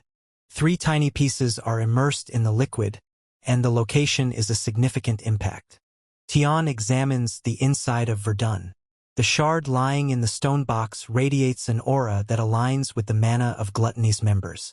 Nevertheless, he notes that this specific fragment is much larger and possesses a far greater potency than usual augmentation. This differentiation aids Verdon in assembling the pieces. He links the victims who drained their life energy, the blood circles marked beneath the box, and the unsuccessful trial conducted there. He deduces that the red artifact emerged from Gluttony overextending their dark sorcery. It is evident that an attempt was made that exceeded their control. Our protagonist chooses to take one of the fragments for his personal use. Loki shows signs of discomfort, but Verdon dismisses the worry and takes possession of the item. With 2 fragments still left, he allows the Ark to retrieve them. Loki agrees to this plan, expecting reprimand from his superiors afterward. After acquiring what he requires, Verdon obliterates the cave to eliminate any trace of their presence. He parts ways with Loki and hands over Tion, relying on the Ark to conduct the interrogation properly. Acknowledging that the situation has become significantly more complicated than he initially believed, Verdon understands he cannot complete the Count's assignment in this context. He goes back to Cohen to see Pale and tells him that the issue is significantly bigger than expected. Skeptical about the Count readily granting an extension, he asks Pale to convince the noble and guarantee that the essential items arrive at the inn by the next day. Subsequently, he gets ready for his next action. Verdon refrains from disclosing all details to Pale. He meticulously sifts through his data and conceals the most sensitive secrets. Since Gluttony continues to operate in secrecy, he thinks revealing everything now would serve no purpose. He understands that the individual he actually needs to talk to is someone completely different. Later, as he enjoys tea, he observes a shipment moving along, and quietly observes that he anticipated Risner's arrival. Disguised as an elderly man, Risner sits at a nearby table. He notes that a significant amount of time has elapsed. Risner discloses that he learned of the meeting with Loki and the red fragment Verdon acquired. He states that these artifacts should be in the Ark's research facilities. He cautions that if Verdon does not plan to align with them, he must cease interfering with gluttony. Despite Verdon having defeated every opponent he has encountered thus far, he feels that pursuing this route is unwarranted for a talent that has yet to fully blossom. Verdon recognizes the caution but articulates his stance resolutely. While he admits the risks, he sees confrontations with formidable foes as essential opportunities for development. Shunning them would mean denying his own advancement. He further emphasizes that gluttony is evidently more than just an ordinary band of criminals. Risner asks how Verdon arrived at that conclusion. Verdon states he attempted to employ his telekinesis on the red fragment but was unsuccessful. His power proves useless against living beings infused with magic. This is due to the fragment created by absorbing the life energy of countless individuals. It implies a significantly deeper, more sinister origin. This causes him to think the name gluttony holds significant symbolic weight. Risner validates this hypothesis. He discloses that the group's name is inspired by a mythical creature called the world-swallowing monster.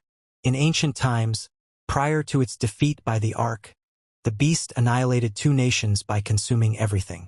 Verdon contemplates that he has never encountered this in historical texts, implying that the occurrence is either from a distant past or deliberately concealed from the populace.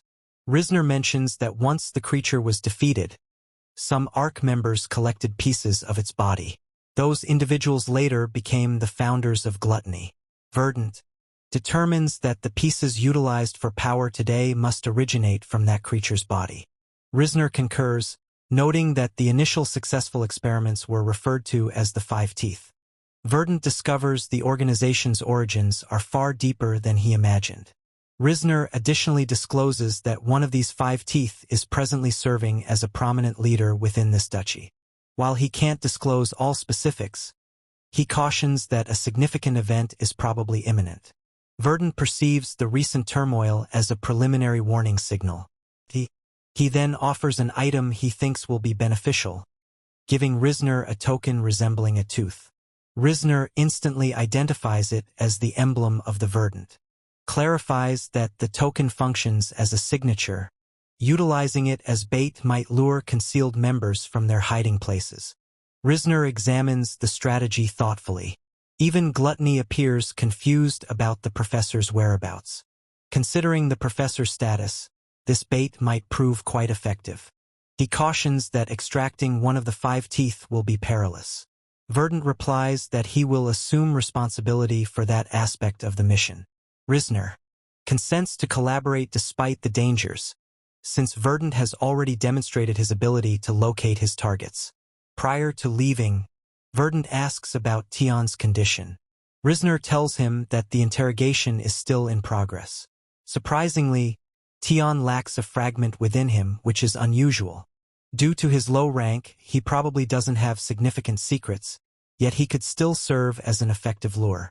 In the Riviant Duchy, meanwhile, the land is snow-covered. 2 individuals are seated at a dining table. He swirls his wine and realizes that the date for their major event is finally confirmed, even if it's somewhat delayed. The other clarifies that the delay was due to the Soul Tree incident in Lorien. Accounts indicate that a formidable sorcerer aided Lady Rara in her victory, and the tales are accurate. The first man comments that increased chaos could have better concealed their intentions from the Ark. The other confirms that their objectives remain aligned and on schedule. A minor issue arose recently, but it was resolved. He conveys complete assurance that the Ark is unaware of their real intentions. Upon completing his meal, he mentions that once they find the professor, everything will finally come together. He lifts his glass with a grin, proclaiming that progress is being made for Gluttony. On the other side, Verdon starts his task by breaking down the red pieces obtained from Gluttony to extract its raw mana. He subsequently gathers the unique alchemical materials supplied by Pale, essential for correcting and stabilizing the energy. After preparing each component, he combines them into the Black Hour's Compass, a device designed to locate a particular kind of magic. With this final action, he completes the instrument intended to trace Gluttony. He gazes at the new compass, pondering whether it is damaged as the needle keeps shifting. He quickly understands the situation. As the tool searches for gluttony fragments, the unending rotation signifies that gluttony's power is indeed extending throughout the whole realm. Suddenly, Count Rodenmeyer approaches from behind and comments that a basic tool shouldn't captivate so much. He wonders why Verdon is so engrossed in it. Verdon responds with a courteous greeting. Rodenmeyer interprets his expression, thinking Verdon is simply thrilled, since it's his inaugural journey on an airship rather than utilizing travel magic. They are presently aboard a swift vessel dispatched by the king himself. Verdon confesses he never imagined being on a ship like this. Roden clarifies that it's not an ordinary boat, but rather the swiftest one owned by the royals. Verdon feels the immense magic engines within and expresses his desire to disassemble them to understand their function. Roden responds with astonishment, acknowledging that Verdon indeed possesses the intellect of a true wizard. He reminds Verdon that hobbies must be set aside, as people anticipate remarkable achievements from him at the upcoming event. The grand audience stands as the largest festival in the Riviant Duchy. At this event, local leaders present their accomplishments directly to the Duke. Successful individuals receive rewards, while those who do not succeed face penalties. The system encourages competition among nobles, facilitating rapid national growth. Verdon recalls Pell stating that Roden typically holds the highest leadership rank. Roden assumes Pell has covered the essentials, yet encourages Verdon to raise any inquiries prior to their audience with the king.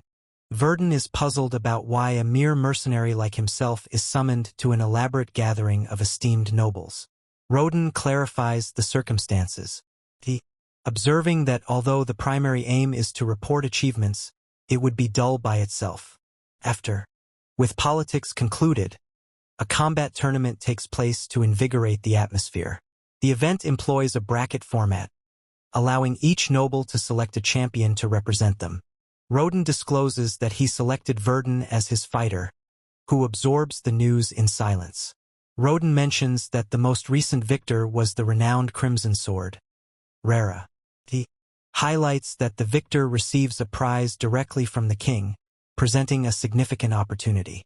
Verdon contemplates the value of a win and inquires about his share if he secures victory on behalf of the count. Roden chuckles at the mercenaries' swift thoughts on money. Their conversation concludes as the airship touches down. A carriage awaits them outside. He clarifies that they will complete their journey to the capital in this transport. The journey is incredibly smooth, experiencing minimal bumps even at high velocities. Verdon believes the carriage might also be a magical item. Roden affirms this, mentioning that only a handful of nobles ever experience riding in it, and that Verdon is fortunate the king possesses such a distinctive character. Verdon inquires about the king's character. Roden portrays the ruler as resembling a harsh, fiery leader from a rough area. Verdon considers this characterization to be quite straightforward. Roden cautions that if those words were ever revealed, he would need to silence Verdon permanently. Verdon chooses to retain that image in his mind. They reach the capital soon after. A knight unlocks the gate and permits the carriage entry. Upon entering, Verdon understands. He gazes at Rydron, the nation's core. Roden observes him and realizes that Verdon occasionally appears to perceive everything clearly, yet at other moments, he seems completely disconnected from the surrounding world. He determines it is wise to remain in Verdon's favor. He recommends that Verdon stroll through the city prior to sunset and mentions that the carriage will remain. Verdon, initially hesitant but ultimately chooses to proceed. While walking, he senses the city's essence through its people. Are present, chatting and laughing. He is unfamiliar with this relaxed feeling. In contrast, existence within the magic tower seems like a distant fantasy. He experiences, for the first time, the essence of what a typical life feels like. Out of the blue, someone approaches and tells him that the count is summoning him. The timing appears strange as the sun remains elevated. Yet he enters the dimly lit room despite the warnings. A man is positioned with two knights inside. The man smiles, observing that Verdon has at last arrived. Verdon promptly prepares his magical equipment. The knights draw their blades. However, the man urges them to relax, stating that a fight is unnecessary. Verdon understands that the servant who brought him was employed by the Count. If that's accurate, it implies the Count did not summon him. He requests the man to reveal his identity. The man chuckles at his courage. Then with bright, assured eyes, he asserts that he owns the whole nation. Verdon recalls Rodden's portrayal. He understands that the figure before him must be the king of Rivionate. As soon as Verdon identifies him, he kneels and presents a formal greeting to the king of Rivionate. The king swiftly waves off the gesture and instructs him to rise. He clarifies that lengthy ceremonies are unnecessary, so they skip the formalities right away. Our guy regains his poise and encourages the monarch to express his thoughts. The king observes that Verdon likely already has an idea about the reason for the private royal plane sent for him. Verdon acknowledges his awareness that the invitation concerns the issues in Lorien. The king emphasizes that the Lorien event is merely a minor aspect of the narrative. Although that serves as the official rationale for the gathering, the reality is far more complex. He notes that Verdon is a newly emerged mage with an obscure history, leading many to question whether he genuinely vanquished a high-level beast. This skepticism has sparked considerable negative discourse, with some individuals arguing that his reward was excessively generous given his contributions. The king starts to enumerate Verdon's accomplishments individually. He highlights the foes and orcs eliminated in the Arnak Empire's Pitha area. He also points out the thwarted terror scheme in Martess and the vanquishing of the undead forces in Viren's territory. Ultimately, he mentions the devastation of the Soul Tree. After examining this document, the king discloses his choice to trust the mage. This trust carries a particular condition. He tells Verdon that he needs to utilize the forthcoming tournament to showcase his strength and silence the naysayers. Verdon understands the king is seizing this opportunity to bolster his own authority while also validating Verdon's capabilities. He agrees to the challenge but asks about the reward for achieving these objectives. The nearby knights express their outrage at the audacious inquiry, yet the king reacts with hearty laughter. He finds Verdon's self-assurance amusing. He concludes that if Verdon talks as though victory is guaranteed, then a suitable compensation is justified. Typically, a victor is awarded a parcel of land. However, as Verdon is a wandering mercenary, the king understands that land holds little value for him. He proposes gold as payment, but then hints at a far superior reward: the circle of harsh ice. Verdon experiences a brief uncertainty since the original piece is owned by someone who is alive. The king clarifies that he is presenting a high-quality replica, not the genuine ring. Even in its copied form, it retains around 30% of the original strength, rendering it more potent than nearly all other magical artifacts. Satisfied, through the agreement, Verdon assures the king of his strong performance. Upon returning to the carriage, Verdon examines his expression and inquires about what happened. Verdon merely gazes back with a serene demeanor. He confesses to feeling anxious as well, mentioning that the king's unpredictable nature adds to the uncertainty. The following day, the royal audience formally commences at the palace. Each noble presents a report detailing the management of their lands throughout the year. Based on these findings, rewards and penalties are distributed. If a noble falls short, the king does not hesitate to express his disapproval. Ultimately, the king declares that Count Rodenmeyer has submitted the finest report of the year, to which he expresses his gratitude. The king addresses a grave issue: the widespread vanishing of citizens. He acknowledges that the search efforts are ongoing. The king highlights that numerous individuals have disappeared and seeks further clarification. Roden reveals that a mysterious secret organization is involved, noting that an investigator has completed a trial related to the matter. He assures that, given a little more time, they will resolve everything. The king agrees but cautions that failure is unacceptable. After the business discussion concludes, everyone goes outdoors for the main event. The announcer announces the king's entrance. The crowd murmurs about the absent second prince, known for disliking gatherings and being preoccupied with his governmental duties. The king ascends to his throne and announces the tedious tasks are over. He raises his glass, stating that witnessing an exciting duel is his sole true pleasure. The battles are about to begin. The champions chosen by the nobles will battle for their masters. The announcer urges the fighters to defend the honor of their lords. Verdon surveys his rivals. Among the 16 competitors, 8 warriors exist, 5 killers, and just 2 additional mages. One of these mages appears to possess power comparable to that of Rera. Rodan softly questions whether Verdon can truly succeed. Verdon responds with complete confidence that success will be simple. The announcer details the schedule for the days ahead.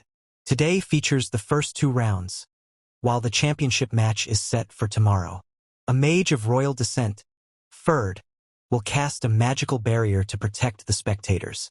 He cautions that anyone inflicting a lethal wound will face consequences, as this event is a demonstration of skill rather than a battle to the death. Verdon remains aware of the rules as his initial challenger, Robin, emerges. Robin is a powerful elemental mage who evidently has a disdain for Verdon. Spectators in the audience continue to speculate on whether Verdon truly defeated a unique monster or merely encountered a fortunate mutation. They also question how he achieved such a high rank at such a young age. Robin recalls viewing the soul tree from a distance and how frightening it appeared, yet he still cannot accept that Verdon accomplished it by himself. Verdon reflects on his path and resolves not to be defeated by someone so average.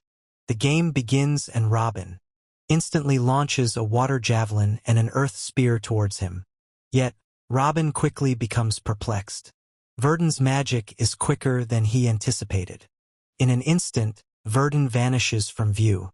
Before Robin can react, Verdon appears directly behind him. With a single blow from his staff, he knocks him unconscious, leaving the audience in shock. Doubts arise among people regarding whether our character is truly an elemental mage. Verdon looms over his defeated opponent as the arena descends into silence, the result of the battle allowing for no further debate. Soon after, Rodan revisits their earlier conversation. He asks if our boy still plans to participate in the Night Order's training sessions. Verdon confirms this, mentioning he would be content to observe if there are concerns about him being a hindrance. This proposal appears to irritate Rodan somewhat as he challenges whether Verdon genuinely thinks a mage can effortlessly keep up with top knights. Verdon emphasizes that he intended no offense and solely aims to enhance his skills. Rodan understands the genuine reason for the request. He sees that Verdon intends to analyze the knight's combat methods to blend them into his own approach. This desire for improvement accounts for the formidable reputation he has gained. He determines that selecting Verdon as his champion was undoubtedly the correct decision. As Verdon remains quiet, he mentally acknowledges that becoming a knight is precisely his path, his grip tightening with newfound determination. A mage nearby reflects on Verdon's latest actions, observing that, despite the magical enhancement, that last strike resembled the footwork of a skilled knight. The maneuver leaves a lasting impact. Yet, another mage close by considers the spectacle offensive, considering that physical combat is a shameful act against the magical arts. A fresh battle commences with the hero of Reversal. Jack steps into the ring to confront an assassin called Luyan. She advances with unwavering confidence, ridiculing Jack for his elderly appearance. With incredible speed, she attacks, her twin blades gleaming as she attempts to overwhelm him with a storm of steel. As the blades near him, Jack closes his eyes for an instant and glides with flawless timing. Her counter-strike propels him backward. She succeeds to remain upright but is clearly unsettled, her hands shaking from the sheer force of his strike. Jack narrows the gap again, ridiculing her feeble strength. She makes one last desperate attempt, but he is much quicker than she is. With a single punch, he knocks her straight to the floor. The announcer officially names Jack the winner of the second group. Rodan observes that Jack is a perfect mix of power and calm, warning Verdon that the man is a top favorite to win the whole tournament. Next competitor is a fourth circle mage named Professor Lucanon from the academy. As he enters, he loudly warns his opponent to quit now. His rival, a northern warrior named Darkervan, snaps back at this arrogance. Lucanon gathers his mana and retorts that Darker will never know that kind of honor. Instantly, he uses an illusion to vanish and reappear in a different spot. Swinging his staff, he lets loose a spell called Scream of Nightmare, which knocks Darker out cold immediately. The announcer declares Lucanon the winner of the fourth group. Afterward, the professor shoots a small smile toward Verdon, though Verdon isn't sure what to make of it. During the break after the first few rounds, Verdon sits inside the palace with some wine. He expected to find a high-ranking member of Gluttony at such a big event, but his tracking tool shows absolutely no movement. Jack approaches him and confirms his identity.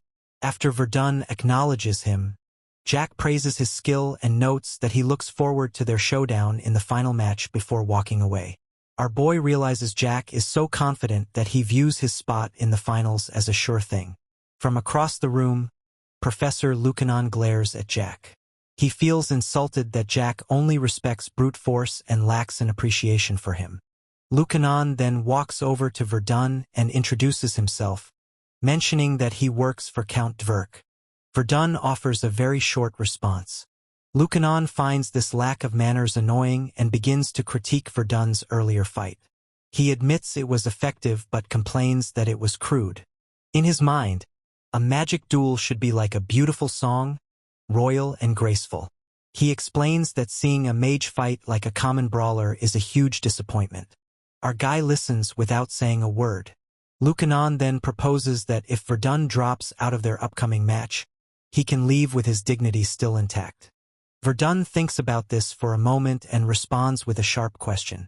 Lucanon takes this as an insult and demands to know what he means. Verdon asks if his noble magic also includes cheating by messing with other people's fights. Lucanon reacts with fury and demands an explanation for the accusation. Verdon calmly points out that in the first match, Robin was far too aggressive. Because Verdon is an expert in mind-based magic, he sensed a faint mana tether connecting Lucanon to Robin. He explains that this link allowed Lucanon to control Robin's mind from the sidelines. Lucanon realizes he has been caught, but he refuses to confess. Instead, he accuses Verdon of lying without any proof. As his temper flares, Lucanon vows to personally show Verdon what a real mage can do. The next day, Verdon observes the majestic castle before the semifinals. Two men discuss the successes and upcoming magical duels of the great day. Verdon and another white-haired man are having a tense discussion about the magical battle and the academy.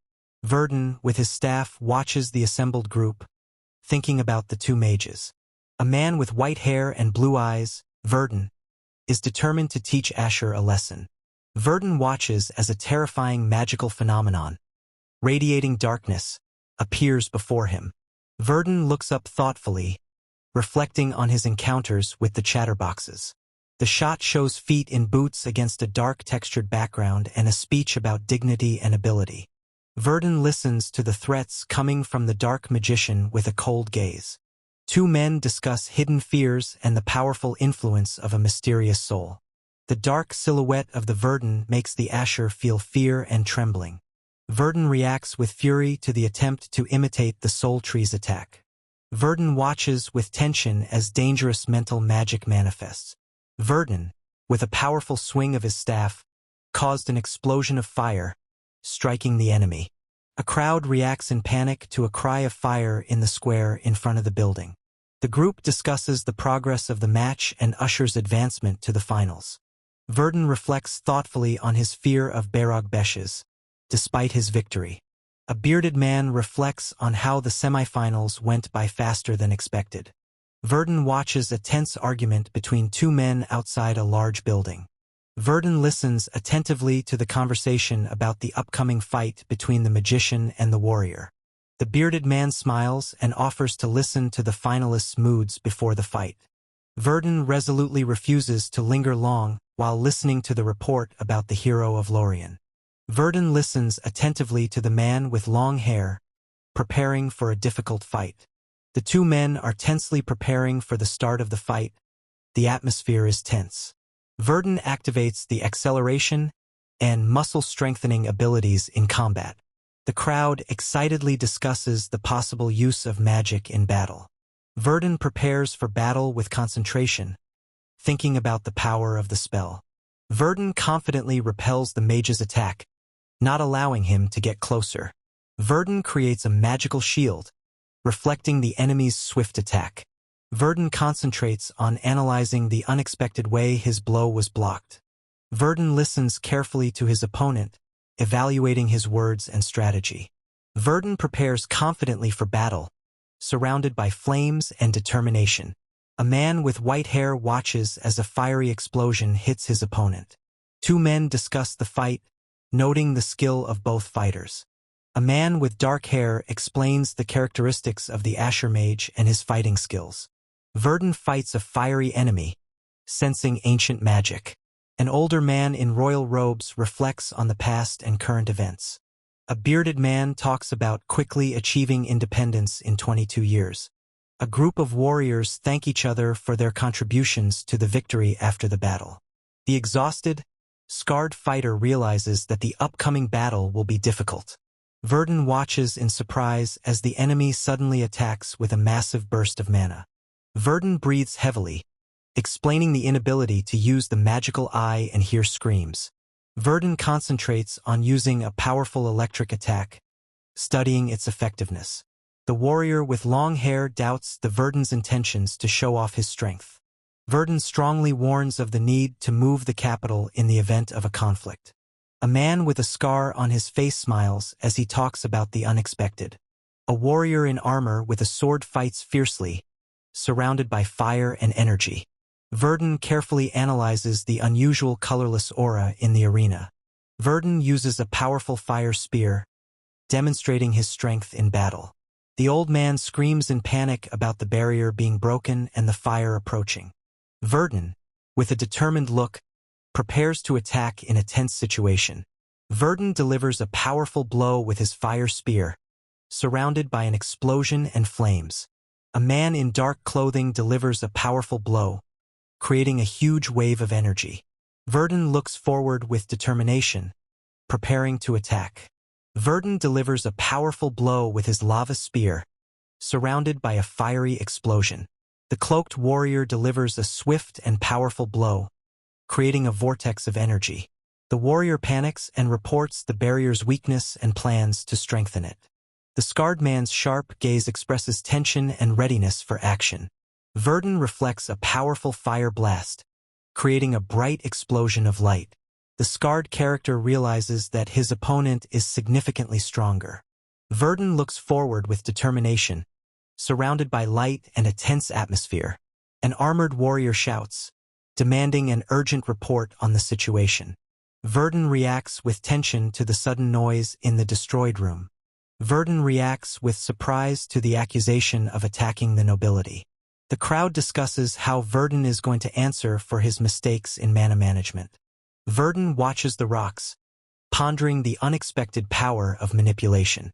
Two men discuss what happened in a spacious room, trying to calm the situation. An armored knight reacts with surprise to the announcement of a Riviant duchy mage. Verdon stands confidently, declaring his victory over the enemy. Fireworks explode over the city in honor of the victory of the magician Asura. The bearded man confidently explains that the result was the best possible. Verdon watches the awards ceremony in a hall full of important people. The frame shows a glowing ring of gold in an open box against a background of blue highlights. An elderly man with a serious expression talks about the achievements of Count Rodenmeyer. Verdon stands in the hall where they are discussing the Count's reward for his diligence. Verdon listens to an explanation of the rights to extract silver and crystals in the Khazardan Ridge mine. Verdon ponders taxes and calculations thoughtfully, trying to understand the situation. Verdon stands in the hall, watching what is happening against the backdrop of a large crowd of people. Dark wood burns and disintegrates in the fire against the backdrop of a glowing circle. Verdon listens attentively to the conversation about the achievements and strength of a person surrounded by people. A bearded man remembers with gratitude the hero who saved the city. A mysterious character in a cloak gives a magical amulet, causing surprise among those around him. Verdon suddenly reacts to the loud sound, peering ahead warily. Verdon studies the magic diagram intently, trying to understand its properties. Verdon realizes that the vortex curtain has an invisibility function, which he finds very useful. Verdon listens to a man in dress uniform discussing the value of the robe. A bearded man enthusiastically talks about a great journey across half the continent. Verdon listens attentively to the man who offers him a suitable reward. Verdon listens attentively to the bearded man, who thanks him for his confidence and success. Verdon listens attentively to the conversation about the difficulties of the upcoming battle and the enemy's insight. Verdon listens to instructions about the upcoming martial arts tournament. Verdon, with his eyes closed, thinks about achieving all his goals eventually. Verdon gratefully accepts the gift, bowing in the majestic hall. In the palace hall, the crowd greets the hero Yersian, while Verdon watches from above. Verdon watches as the carriage approaches, but the representatives of gluttony do not appear. Verdon watches what is happening, reflecting on his unwillingness to agree to live. A night sky with a full moon foretells an unusual event in history. A curse came from the carriage, breaking the silence of the night. Verdon is sitting on the couch and the other man is angry and accusing Rodan Meyer of stealing. Count Devrik angrily declares that he will be stripped of his right to extract mana crystals and win the tournament. A man with white hair and blue eyes, Verdon, seriously reflects on his actions. He has long blonde hair and is furiously discussing Rodan Meyer and his connection with Usher. The purple-haired man irritably recalls the talents in his fief. He has red hair and shouts orders, expressing anger and impatience. The man with the white hair, Verdon, lies silently while the other one anxiously searches for an answer. He, with long blonde hair, orders to check the situation, turning to another. A man with white hair and blue eyes sternly orders to do his duty. He, with white hair and blue eyes, listens attentively to the explanation of the attack. A man with long blonde hair is shocked to discover a creature that does not look human. A creepy creature with a frightening mask and sharp teeth appears.